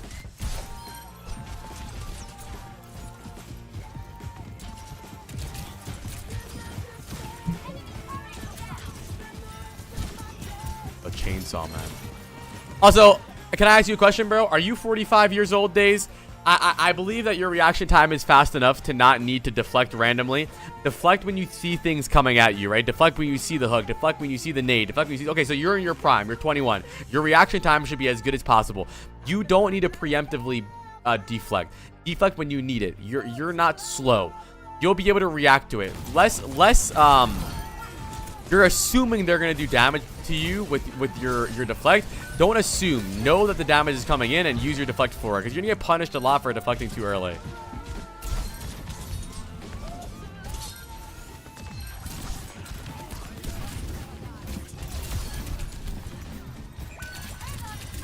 What other characters do you play besides Genji? Days. Just wondering.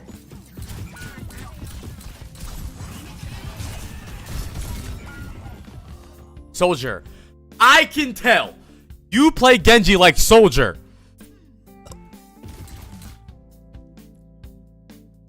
But man, this was bad.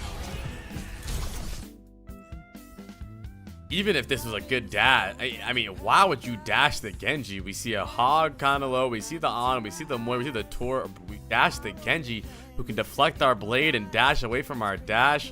It just, gotta slow your roll, buddy. I mean, honestly, you do kind of play Genji like Soldier a lot, where you have a good default where you get on cart or you get on an angle and you sit there and you poke a lot. But a lot of the way Genji plays is where he doesn't really have a long poking phase. He can poke a little bit, but a lot of his plays are explosive, right? He climbs high ground, explodes on backline. He finds backline, he goes routing, he explodes on backline, right? I want to give you a good example of when you did a really good job here on this Ana, right? You find the backline, you know the Ana's there, so what do? You find a route, you jump over, you're not poking too much, immediately, boom, on the Ana. And it's impossible to deal with a Genji like this, right? Obviously, you could have done this better mechanically, but for the rest of the game, you're kind of just throwing out shurikens like you're a flower girl, right? And I'm not saying you can't poke. You should poke on Genji sometimes, right? 100%. I'm not saying to never poke. But for the most part, when you're setting up fights, you want to be in there. You don't really, you know, a lot of Genji is risk reward. You have to have a lot of risk to have a lot of reward for Genji. Right? Is this we guess in the end, Ferocious? Like right there, I think this fight would be a lot better if you stopped fucking clicking left click and just engaged on the Ana. As your tracer's in, you maybe you're here, you drop down, you right click, you dash her, she's dead. But what are you doing, bro? This is what Soldier does. You should be high ground. You drop down on her. It's like you're letting them know you're there, right? I'm Genji. Here's some flowers. I'm gonna go in. Just letting you know, I'm about to go in. I'm gonna get your cooldowns ready, get your plan ready, and I'm letting you know I'm about to go in. But immediately, what I want it to be is that you were already high ground. I don't want them to be able to think about it. I want you to be on them. Boom, you're in, right? I don't want it to be something where they know my Genji's coming, right? Not hard to deal with you now. It's not hard. They knew you were there. And stop backing up. Why do you guys do this? It's much easier for them to hit a Genji. I want you to look at your body. What you do here, you're supposed to shove your body into them. Look at you back up.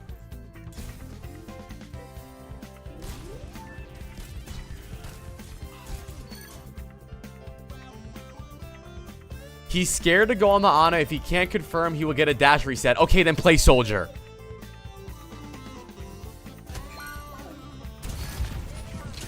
Thank you. I appreciate it. Because this is here we go.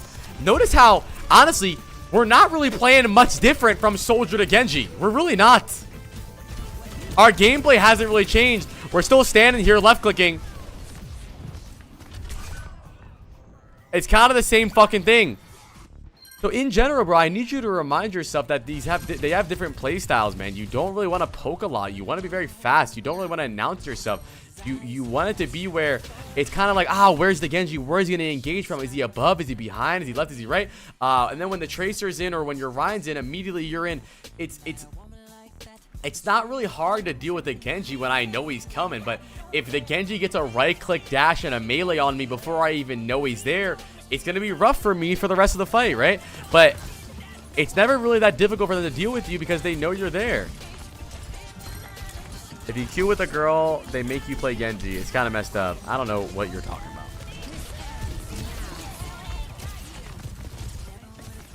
Okay, good.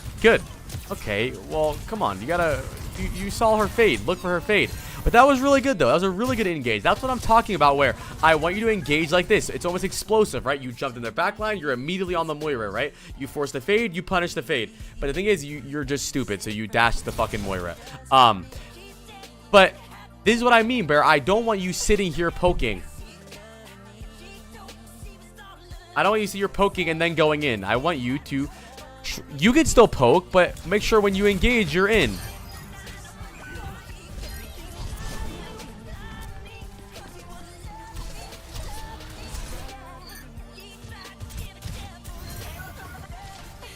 Like right here. Perfect example of absolute dog shit. So what... Why do you go this way? It's not bad. But why are we routing this way? Which is actually really good. But why?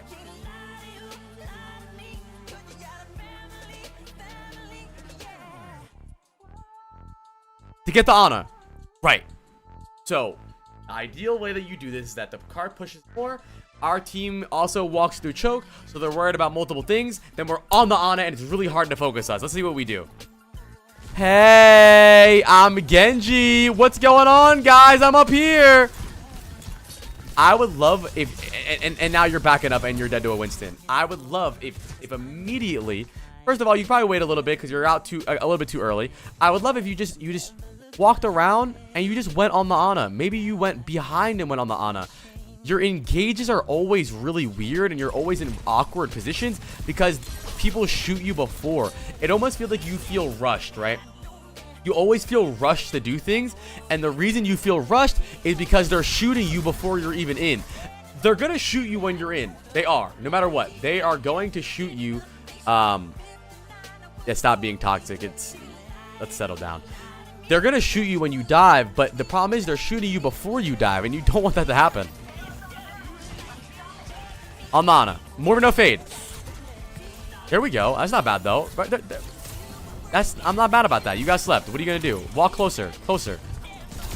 First of all, I would have went on this Moira because she just faded.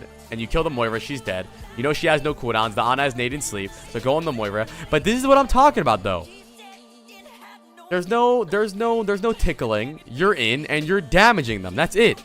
And the Ana has a hard time dealing with it.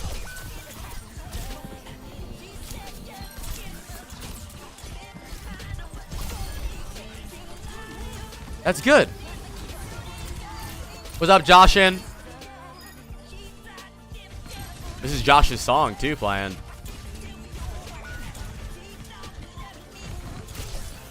Okay, that was absolute asshole. When you're playing Genji, something that you really need to work on is dashing down. You never want to chase your target, right? So your idea here is you want to kill the Ana. And now look how far away from you are from the Ana. This is brain dead.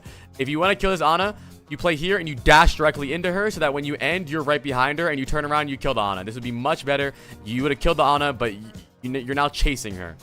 Dash down.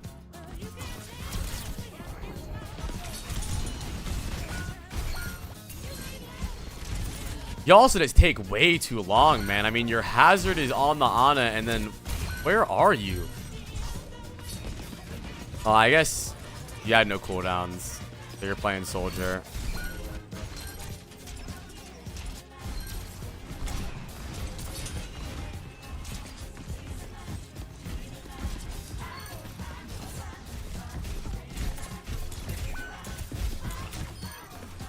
Okay, you got carried in that fight again.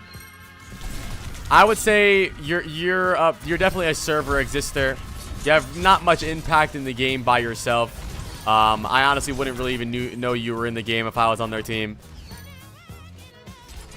But round of applause for Daze, aka Denji. My main thing about you, man, is I just feel like whenever you actually commit to things and you're on backline, you're doing a lot better.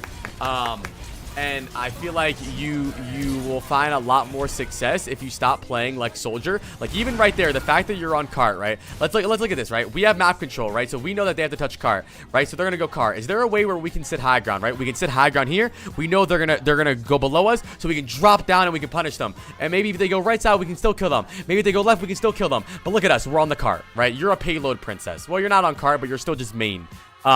You want to be setting up in a way where you can follow up on something here. Like, where are we here? We don't want to go here so that we can drop on them. We don't want to go here so that we can flank. We just want to play main, bro. You're a hit scan player at the end of the day. I want you to going forward when you're playing Genji, I want your mindset to be that you are a flanker assassin. There's no reason you should be Orisa ulted here. Genjis don't get Orisa ulted. And like you should be right here. Because you know they need to touch cards, so they're going to walk out. We have a crazy engage angle from here. So, first of all, going forward, I really want you to remind yourself that you are a flanker assassin and you want to play fast and you want to play, you know, stealthy.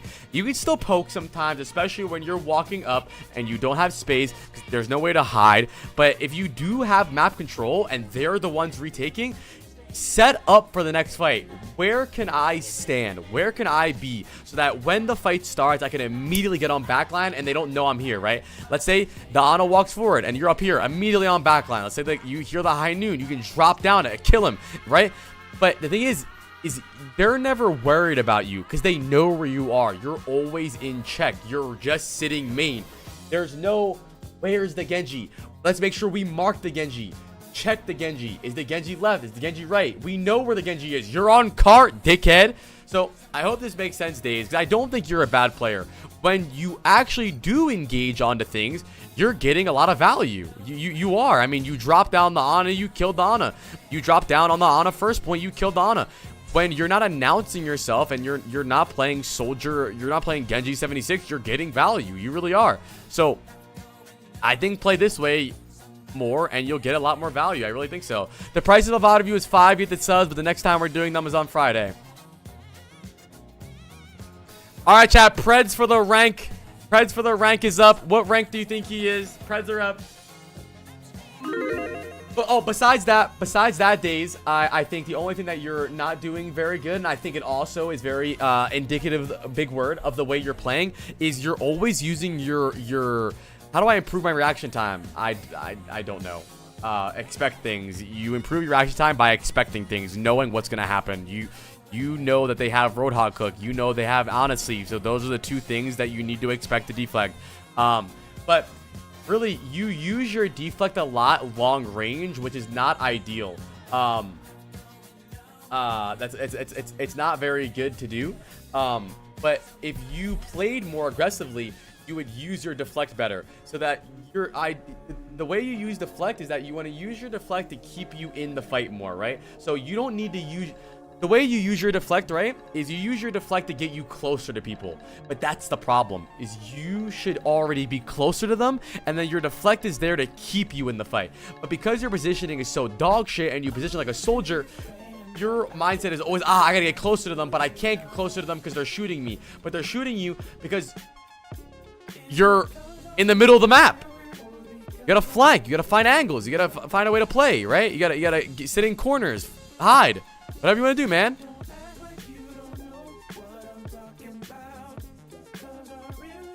Hold on.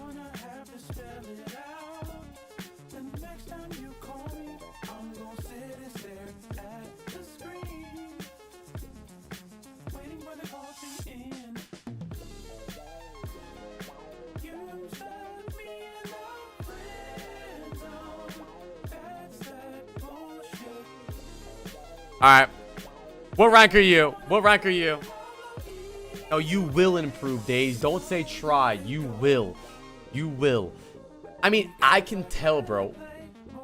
Days, the fights where you are dominating, Plat 5, the fights where you're dominating, I'm not telling you to do anything too crazy.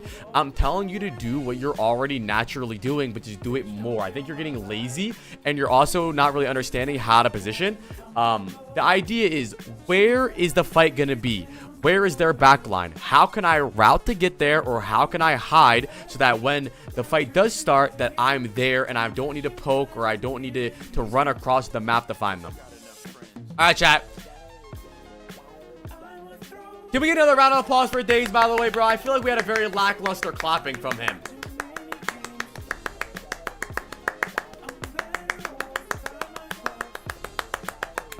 Okay.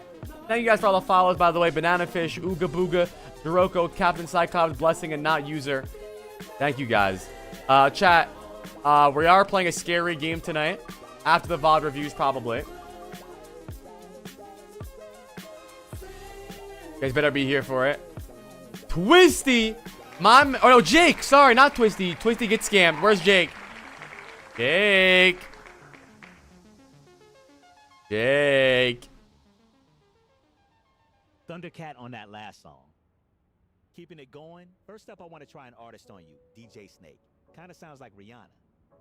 Problem?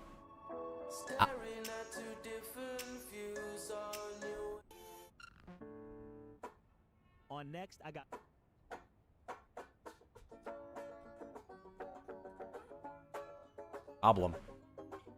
Problem, chat. Next VOD review session is going to be on Friday, so if you are here and you're interested in the VOD reviews at any point, make sure you guys tap in on Friday. I will be here early 9 a.m. in the morning. So come in and get your VODs in. Oh, Jake, if you want to get a Widow VOD, I'm down with that. If not, then I'll just scam you and take your 5 gifted. That's fine.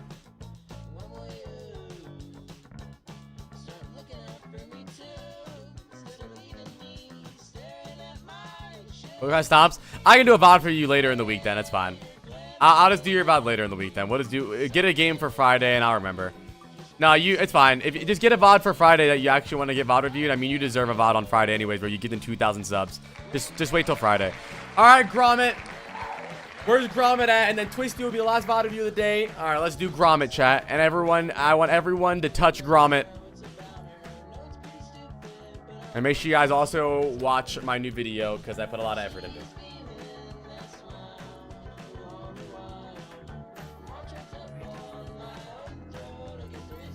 Okay, who are you in this game? Oh, you're probably Gromit. Alright. We're playing Cass. We have Cass, Tracer, Mercy, Ana, Ball. We have Unwiped Walter. Okay, for the most part, we're probably just going to be playing with our backline here. We have Ana, Mercy, Cass, while our Ball, Tracer look for dive. They have a way better comp than us overall. They have HR Tree. They have Sigma, Cass, Bap, Sojourn, Brig, way better comp. They're going to be able to, not way better, but it's better because we have a Mercy. If we had like a Brig or something, maybe a Kiri Lucio, our comp would be better. But the problem with this comp, right, is you're really relying on a lot of your divers here to create space for you, because you guys cannot fight in this area, right? You can't, because you don't win that duel, because they have the Sigma shield, they have the Brig Bap sustain, and then the cast Sojourn just poke advantage. Let's see what you do. We're gonna have to time our aggression with what our ball is doing. This is a 7-minute VOD, by the way. What? Okay, I think it's a good idea to end up going left side here. Definitely need to take angles and try to out-rotate them. We cannot take a just straight-up brawl, just because, I mean, they have the Brig, they have the BAP. Now here's what I'll say is I think this is a good idea to push this angle, but just do it smarter, bro. Come on, they have guns, man. It's not just about your gun. You have to use the wall. Why don't you jiggle peek? Why don't you move a little bit, right? This is a good idea to push this angle, by the way. Not the wrong idea. Just why do you walk in a straight line through a choke, bro? You're such an easy target. Look at you. Woo! Like, bro, he has a fucking gun, dickhead. This is a good idea, but why not, play here and poke, play the corner so you can poke and peek, poke and peek, poke and peek. You gotta play the map geometry more. You can't just play in the middle of the open. They're gonna shoot you. Yeah, it's like you're daring them to shoot you. I think it's a really good Hanzo swap. I really like this Hanzo swap. Okay, please shoot the fucking Sigma. Don't ever do that again. I know that you're the Hanzo guy and you go for random headshots across the map, but if a fucking 1 HP Sigma's right in front of you, stop going for random headshots. Break the lamp and shoot the Sigma. What are you doing? Oh, it took you 3 months to see the Sigma there. Good try.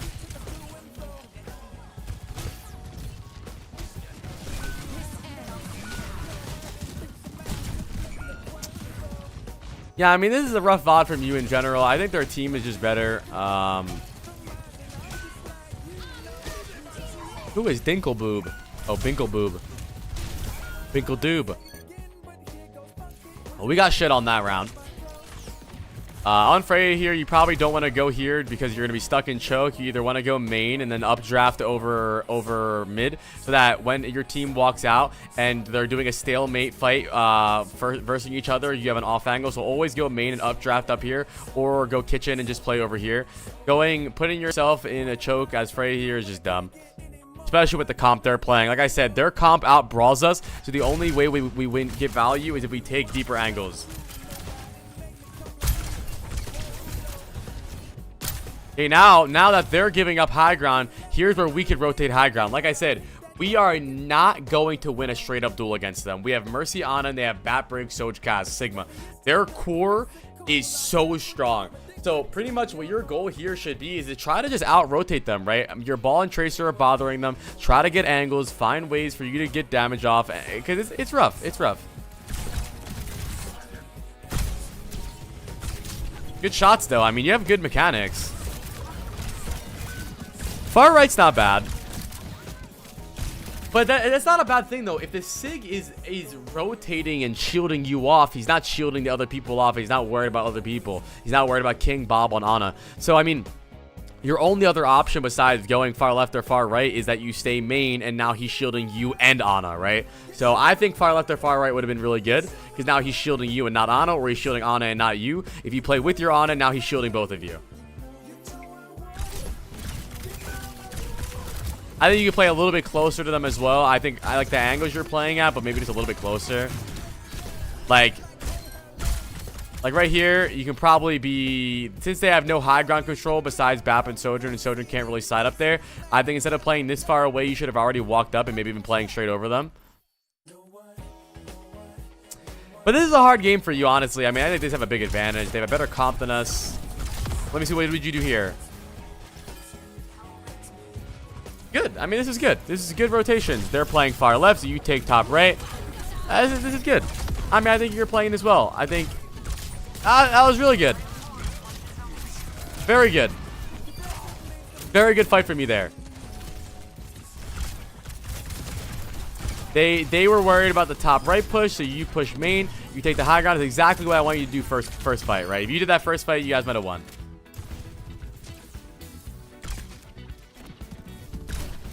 But besides like individual things, because it's a really short VOD, but it's a 7-minute VOD. It's the shortest VOD we've done today, which is fine. I think in general, I want you to try to adapt to games more. It took you a really long time just to realize that what the goal should for this rank or for this match should be is that we just try to out angle them. You kept you're very adamant on running straight into them and just trying to duel them and take a fair fight, but you're not gonna win a fair fight, right? You need to look for picks and look for angles. So round of applause for Gromit. Nah, Jake, fuck Widow, bro. Let's watch something else.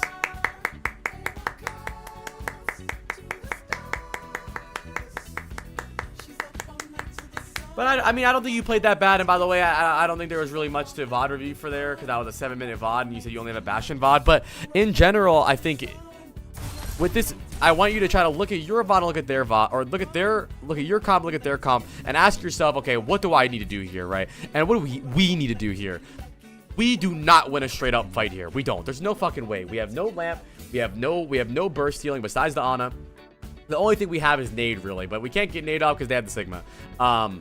We can't take a close fight brawl because we have the brig. They have the brig, and it's just really hard. So how do we play this? Well, we outrange them, and we don't even outrange them. We out angle them, right? We need to surround them. We need to take angles. We need to unwipe Walter and our tracer to go crazy while we're also on our own angle, and we try to confuse them, right? We try to get what's up, Emini? We try to really confuse them, right? Do we go for the Freya on the off angle? Do we go for the tracer? Do we go for the ball? We try to give them a lot of things to deal with, and in ranked, a lot of times when they have a lot to deal with, they end up dealing with none of it. So that should be your goal going forward, Gromit, in situations like this. Sure, Jake, do you want to do one? Up to you.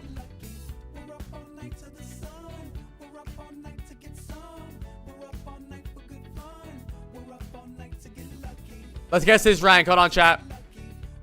Preds are up. Preds are up for his rank, chat. What do we think it is? I don't think he's that bad, man. I think he's pretty good, dude. Do the Preds.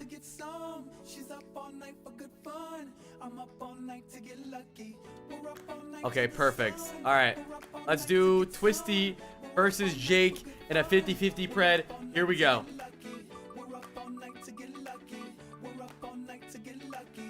That might be Twisty. Alright, Twisty, hit me, brother. Chat, even though you guys are doing Preds, what rank do you think he was in that VOD, by the way? What rank do you think he was?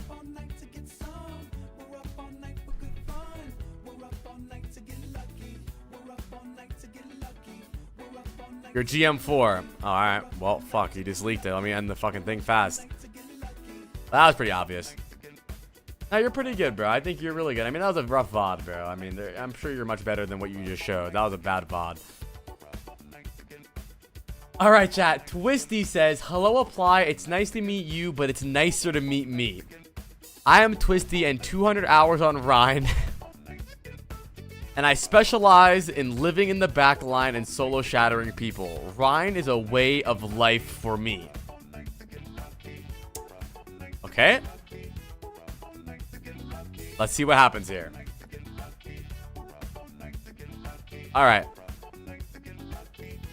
Let's see what happens. Okay. Twisty Tin on the Reinhardt. Let's see what we got going here. They have Winston. They have Mercy. They have Ana. They have Sojourn. They have Cass. It'd be a rough comp to play Ryan into. We have a good solid comp though. Sojourn, Tracer, Kiri, Wuyong, Ryan. Our comp would be really good if our fuck ass Ryan wasn't on Ryan. But I think it's a good idea what you're holding right here. The goal on Ryan should be to deny them as much space as possible and play on a corner. Even if their Winston dives here, we don't really want to peel the Winston. We want to cut them off from their team. All right, we're baiting out some cooldowns here. We're holding our ground. We gotta be careful of the on and nade. Okay, our teammate is dead. We're backing up a bit. We're giving them a lot of space. We can play this next corner now. So what I would suggest here, Twisty Tin, right, is what happens. What can I say? I'm Ryan. A lot of times what happens, right, is if you play high ground here, two things happen. they either avoid high ground and they go straight to point, and then you meet them on the corner, which is good for you, or they come fight you high ground, which is also good for you. I think the way you started kind of invited them to take more angles, right? Now they have top right and they have main and they're going far left. I think I would love for you to just play high ground here, because they either go this way and you fight them, or they go high ground and you fight them. But with you giving them high ground for free, now they have crazy angles. That doesn't really make much sense. You're giving up for free. And you want to fight for that high ground, right? Because if their backline goes in here, now you're fighting Reinhardt in a choke and you're the toucher, right? So think about how you can manipulate their positioning with your starting location. You know, that makes sense? Because they'll either avoid you, or they'll try and go to you, and that's a win-win. Like right here, perfect example is you want to try to walk up here and play on this corner, or eventually maybe you go high ground and force the cast off. You're not really making it hard for them.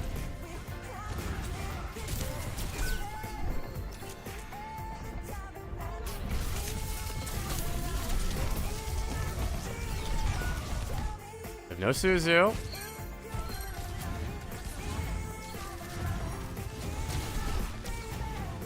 Let's see what we do here. Get down, Mr. President. Help him. Good.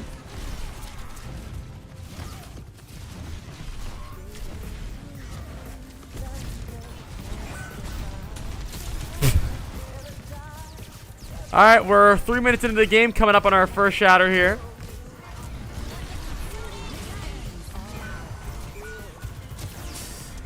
I mean, you know what? You talked a big game going into this VOD, and I really thought you were going to be much riskier, but you're kind of playing like a bitch. I mean, you're kind of laying down and taking it like a good boy, spread open. I mean, we could have ignored the Winston dive and immediately gone for a cast, built a shattered backline there. We could have maybe positioned high ground and immediately stopped their high ground push.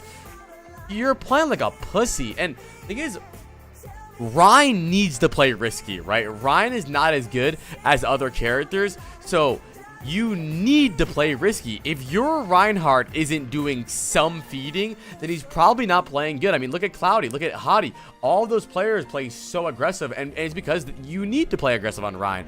But honestly, like, I mean, bro, you just got your first shatter, man. You're playing like your diva.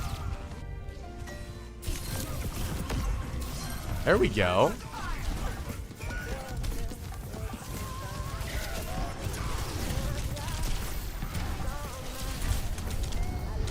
I bet it slipped out once or twice and you helped them put it back in. What? Is that what happened?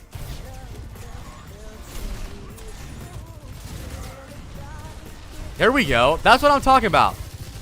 There we go.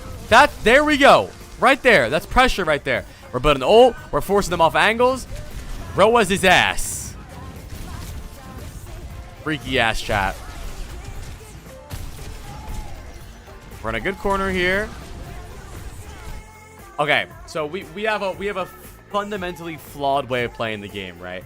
So what's happening throughout this game is their Winston jumps in and then you pin backwards. So now your team never has space. Winston jump in, you pin backwards. Winston jump in, you pin backwards. Winston jump in, you pin backwards. But at what point are we on the front foot? At what point in this game are we able to go in? When can we do it? And you might say, well, he's zoning my team. But now what? You just pin straight backwards. What are we going to do now? We could maybe fight this cast. Maybe zone the Ana. Force them off. I don't know. We got to do something, bro. I mean, this is not how you play Rhine.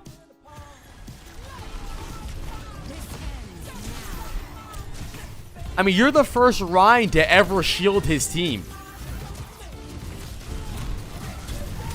There we go.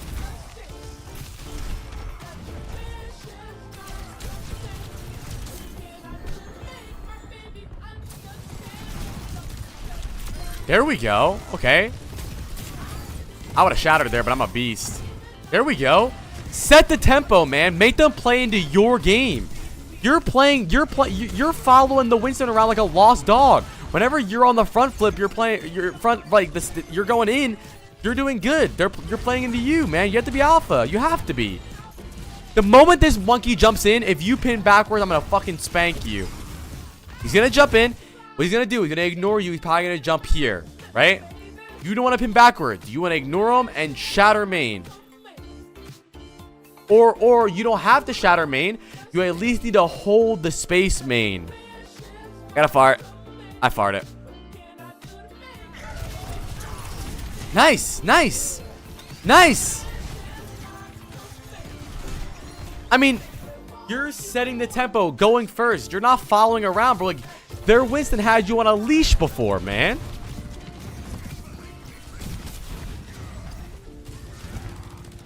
Man, I would have went on that cast immediately. The moment I saw him over there, like the moment I saw that cast walk out that fucking doorway, bro, I would have pinned right there, bro. The moment I see that cast right there, I'm pinning. Boom. And I'm touching him.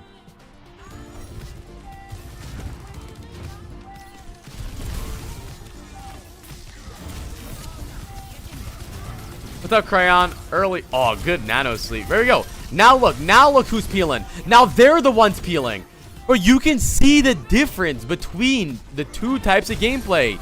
Either pussy ass trash, absolute trash, nothing but a pile of dog shit, right? Now, let's say you do end up pinning the Winston and he primals anyways. Now, their Winston would have been in a 3v1 fight or a 2v1 fight while you and your Bastion would have held these guys choking. They can't do anything. You don't need to peel. Just split their team. If their Winston jumps in and you stay on this corner and their team can't walk around you, you're playing a imaginary May wall. Now their Winston... Did my fucking DJ just play? Bro, stop. You're now playing an invisible wall. You're creating a rift in between their team. Look. Monkey jumps. You stay here. You stay here. You help your Bastion, and your Bastion kills the Soldier and the Mercy, and you call it a day. But you pin backwards like a dumb dickhead. Stop peeling. If my Reinhardt's peeling, I'm reporting you for animal abuse. Because you're either you don't have. By the way, I'm not telling you to pin into their team, but just stay here. Now, the Winston's alone. He's fucked. And you're zoning them. You're splitting them.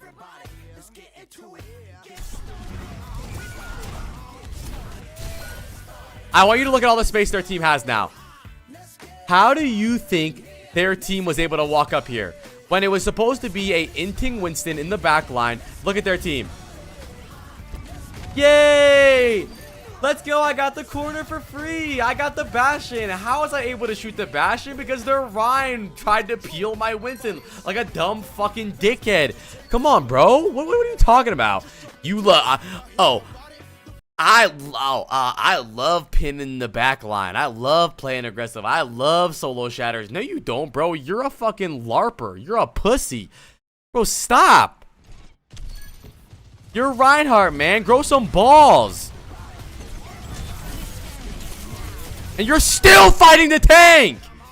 Bro, ignore the tank and shatter the back line! What are you doing?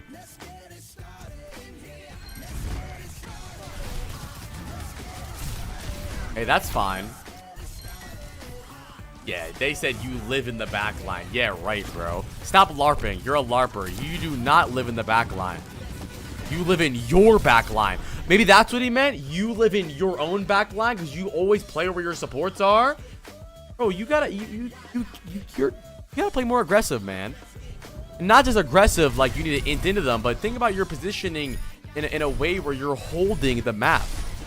You're like Gandalf. You shall not pass.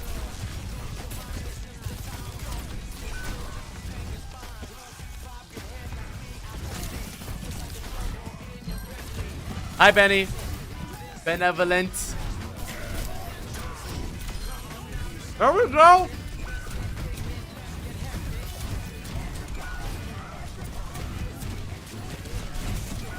At least you tried to do something.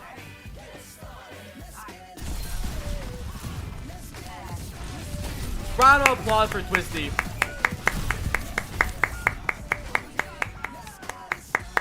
I genuinely feel like the brief moments where it's really this, right? It's really whose game are you playing? Are you playing your game and doing what you want to do? Or are you playing the Winston's game and doing what the Winston wants to do? The Winston is jumping. The entire point of Winston jumping is to gain space. And you're like, oh yeah, let me pin backwards and give them space. That's his whole point. Let him jump and don't give them space. If you want to peel backwards like that, then you have to go diva. The entire point of a Winston jump is to give them space. Now, look, look at the moments in the game where you don't allow them to have space, but you play your own game, and now they're playing into you, right?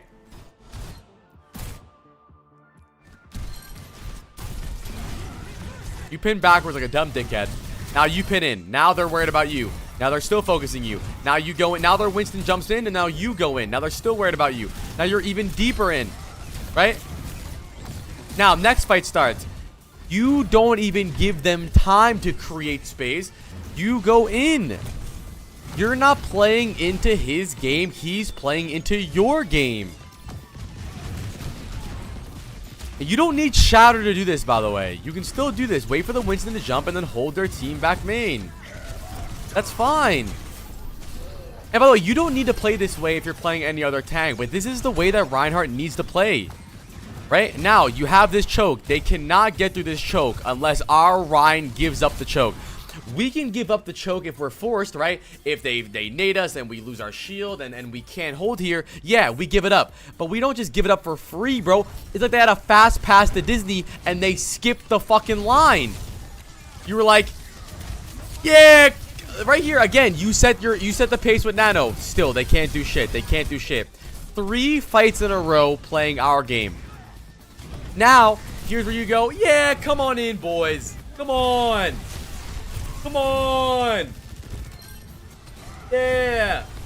And by the way, we even got a kill on the Ana. The Ana's even dead, bro. We can even fight early. Their Ana's dead. But no, come on. Look at your Bastion. If you just shield your Bastion would have killed everybody. So I guarantee if you work on this, you will skyrocket immediately and stop being such a pussy-ass Reinhardt player. You got this, bro. Stop role-playing as a Reinhardt player and stop role-playing as a LARPing Reinhardt player and really actually play as one, bro. Stop being a bitch. Alright, chat, let's do Preds. Let's do Preds.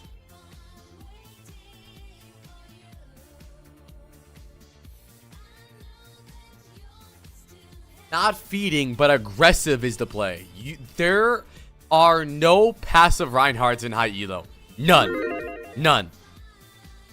There is no passive Reinhardt playstyle. That doesn't exist. You can't.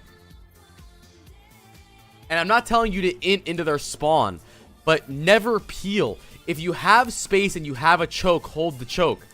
You don't give up the choke for free. You need them to force you off the choke.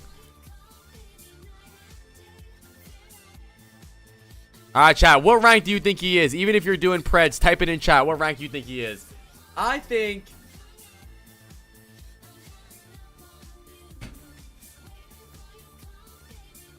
Diamond 3.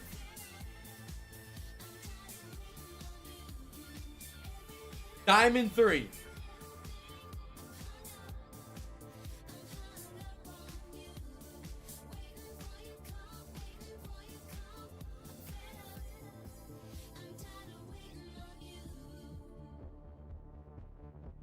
Alright, what rank are you, bro? What's the rank looking like?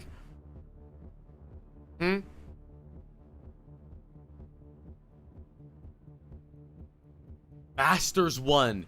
You are ass. Bro. Stop peeling and you'll get GM, I promise. Stop peeling and you will get GM. Okay.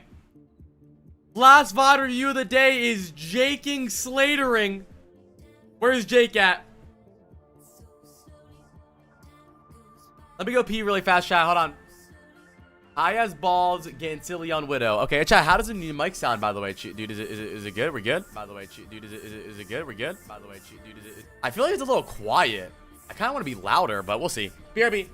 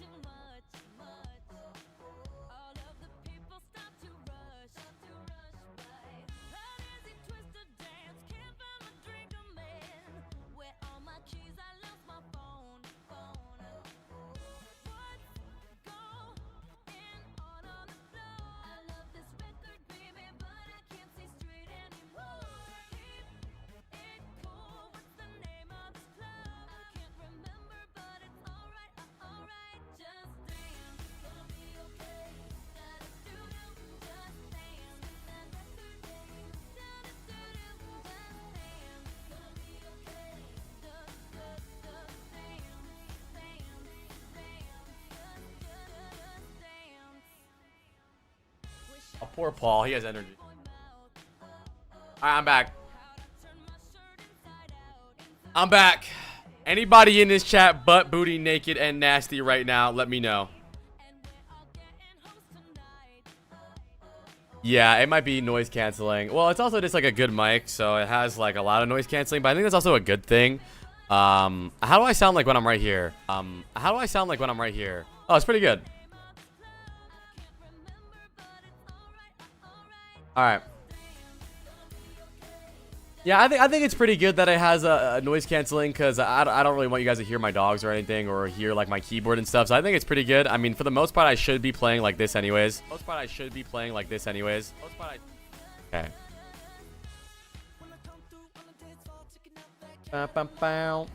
I also get louder. Thank you, Red Comet Zaku, not Red Cum. Can we get a sunshine in chat for Red Comet? Thank you, brother. I really appreciate that, my man. Thank you, dude. Chat, last VOD review of the day, and then I think we're gonna maybe play like 1 or 2 deadlock games, and then we'll start our scary sessions. We'll start our scary game, or maybe if it's dark enough by the time this VOD review's over, we'll go immediately into the scary game. We're playing like a psychological horror game similar to Mouthwashing, made by the same people. All right, chat. We have Jake on a high Widow VOD. We've done a lot of Widow VODs here, or a lot of Jake VODs. Jake looking like prime ons. One thing I will say about Widow on this map is that all you really need to do is play deep angles and force them to be awkward. Chat, were you guys here for that Sojourn VOD where he was playing like a pussy because of the Widow? That's genuinely your goal on Widow, is that you want to play in angles that almost force their hit scan to be scared. And that's what we want to do here. We can play up here, right? So their hit scan can't over peak, so their Freya can't play top right, and that's mainly our goal here. But he is high in this game, so let's see what happens. But Jake, I'm being dead ass though, bro. You're a good player, man. I wonder how many of the smart console players would be successful if they just got better at mouse and keyboard and played on mouse and keyboard for a while. Because, like, obviously a lot of the things holding people back from going mouse and keyboard is just the mechanics, but a lot of you guys are smart players. You just can't aim on mouse and keyboard.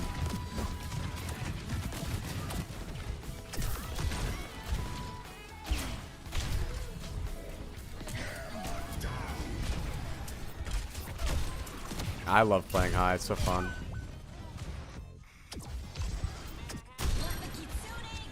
Wait, did you kill that guy? Oh!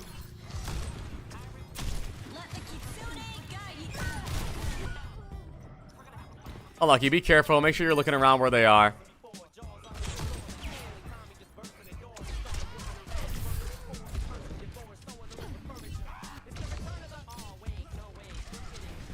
Wait a little bit, and then we'll pop walls and walk up here. I really want you to try to get far right here, right? This is really important. Obviously, it's going to be rough because they have the Freya, but I guess you don't really need to right now.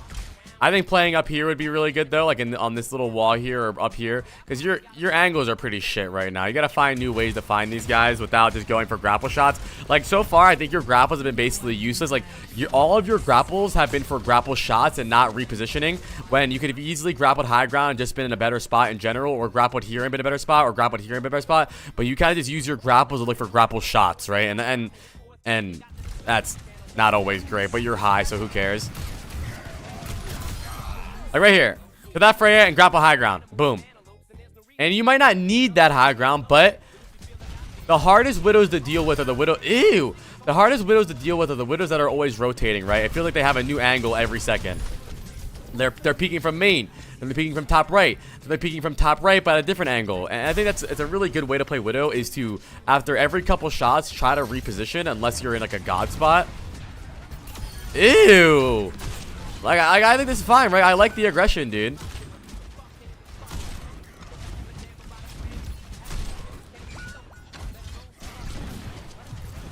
We got nobody on cart.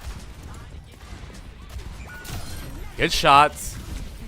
Finding picks. Lucio gotcha.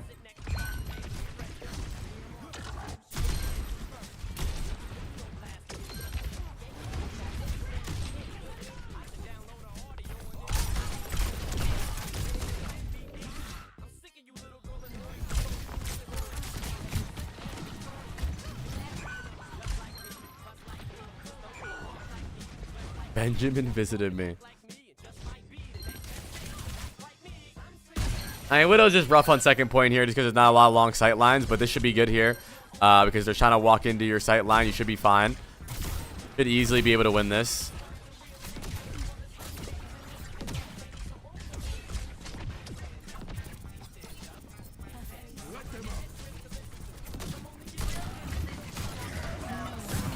Right there, I think just used walls earlier. Oh, you didn't have them. Never mind. Yeah, I think either get aggressive there and look for picks earlier. Like maybe on their walk up, instead of playing so far back, maybe even get really aggressive and play like over here. But I guess they have the Freya and the Tracer there, so maybe I'm wrong. I think you play this okay. This is Jake. I think you play this okay. I'm not really too mad about it, honestly.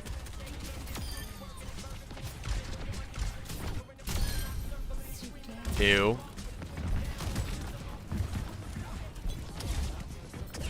Good angle.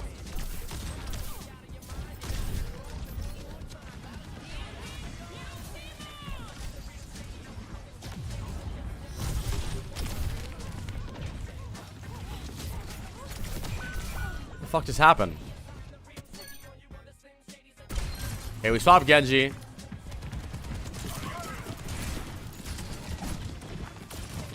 I think it's a good swap.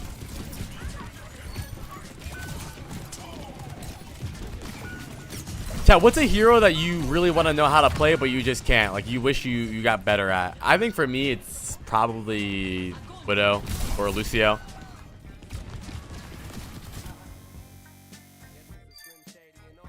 I don't think you're playing that bad, Jake. I think Widow's is not a great character on offense. But before I move on to Freya, I think in general for Widow, I definitely think you could have repositioned more. And you do kind of got to be a little bit riskier because, I mean, the Freya has to hit 2 bolts on you. You have to hit 1 headshot on her, and you have aim assist, so just fucking go for it.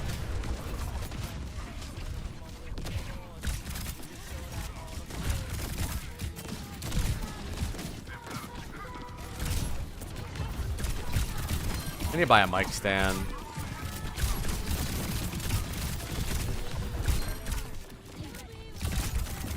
Can I say something crazy, Jake? I can see a difference between your drunk VOD and your high VOD. You are better drunk.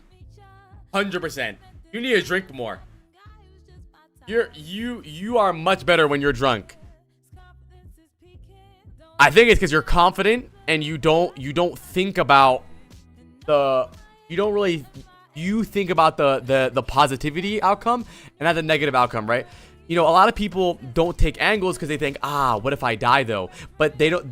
The possibility that what if I pick this angle and I kill everyone doesn't really cross their mind. And I think you play a lot more confident when you're drunk.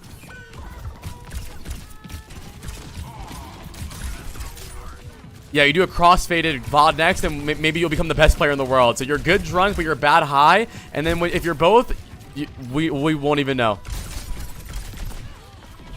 No, I don't think it's a lot. I don't think he has a lack of confidence. It's not about confidence. I think it's just about he doesn't play Widow or Freya a lot, so maybe it is confidence. I think it doesn't really take the risk that he is used to doing on Genji Tracer, because he's a Genji Tracer player, and he's a pretty risky Genji Tracer player. He goes in a lot, he takes angles a lot, and I think like right now, look at you, look at you, a crazy maniacal beast. That's what I'm talking about. Now we might have stayed our welcome.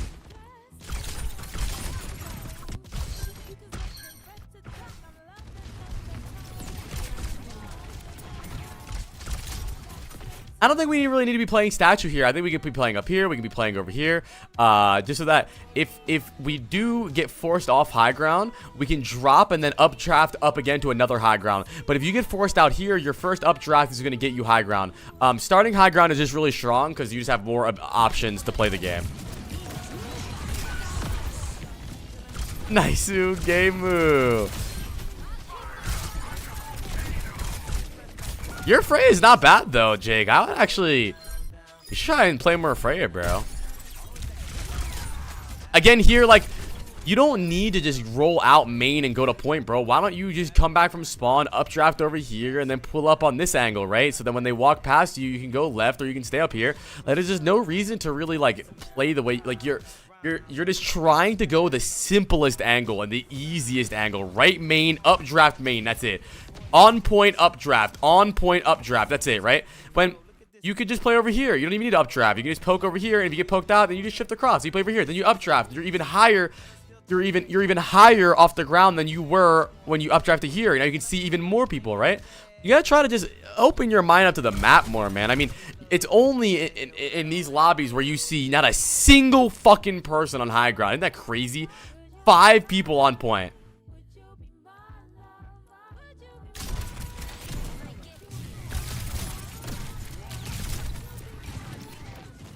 I like that angle, though. We have an ult, too. Don't overstay our welcome. We get caught out here. Round of applause for High Jake. I feel like you played pretty good that game. I think on Widow, I think it was a rough map to play Widow on because I don't think she gets a lot of value on second point. Maybe not even third nowadays, but I think you played pretty good. I think deeper angles and making sure that you use your grapple to reposition more and not just grapple shot. Because let's say you go for a grapple shot and you miss. Now you're kind of stuck in main for the rest of your life, when that grapple could have repositioned you and gave you a better spot for the entire fight, not just a grapple in the air for 30 seconds or 5 seconds, right? And with Freya, I think you played pretty good, besides just not being lack of creativity off high grounds and just staying main and updrafting over and over again. We don't really need to do Jake's thing. We already know he's top 500. Jake is top 500, right? Jake is top 500. Chat, I have to poop so bad. All right, chat, let's get a round of applause for all the VOD reviewees and all the VOD reviewers, man. We are done the VODs today.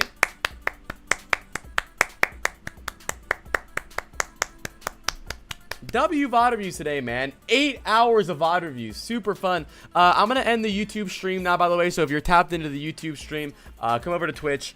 Next VOD reviews will be on Friday. So if you're interested in VOD reviews, make sure you guys tap in. I will be here on Friday early, 9 a.m. to do more VOD reviews. We do them every Tuesday, every Friday. So make sure you guys are ready for them. But yeah, man, today was super fun. A lot of VOD reviews today, dude. I had a really good time today.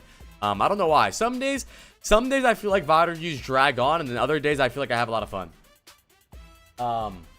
Yeah, man, I had a really good day today. I'm probably going to do some variety now. Overwatch chatters.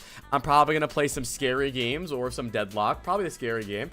So if you guys want to head out, I understand.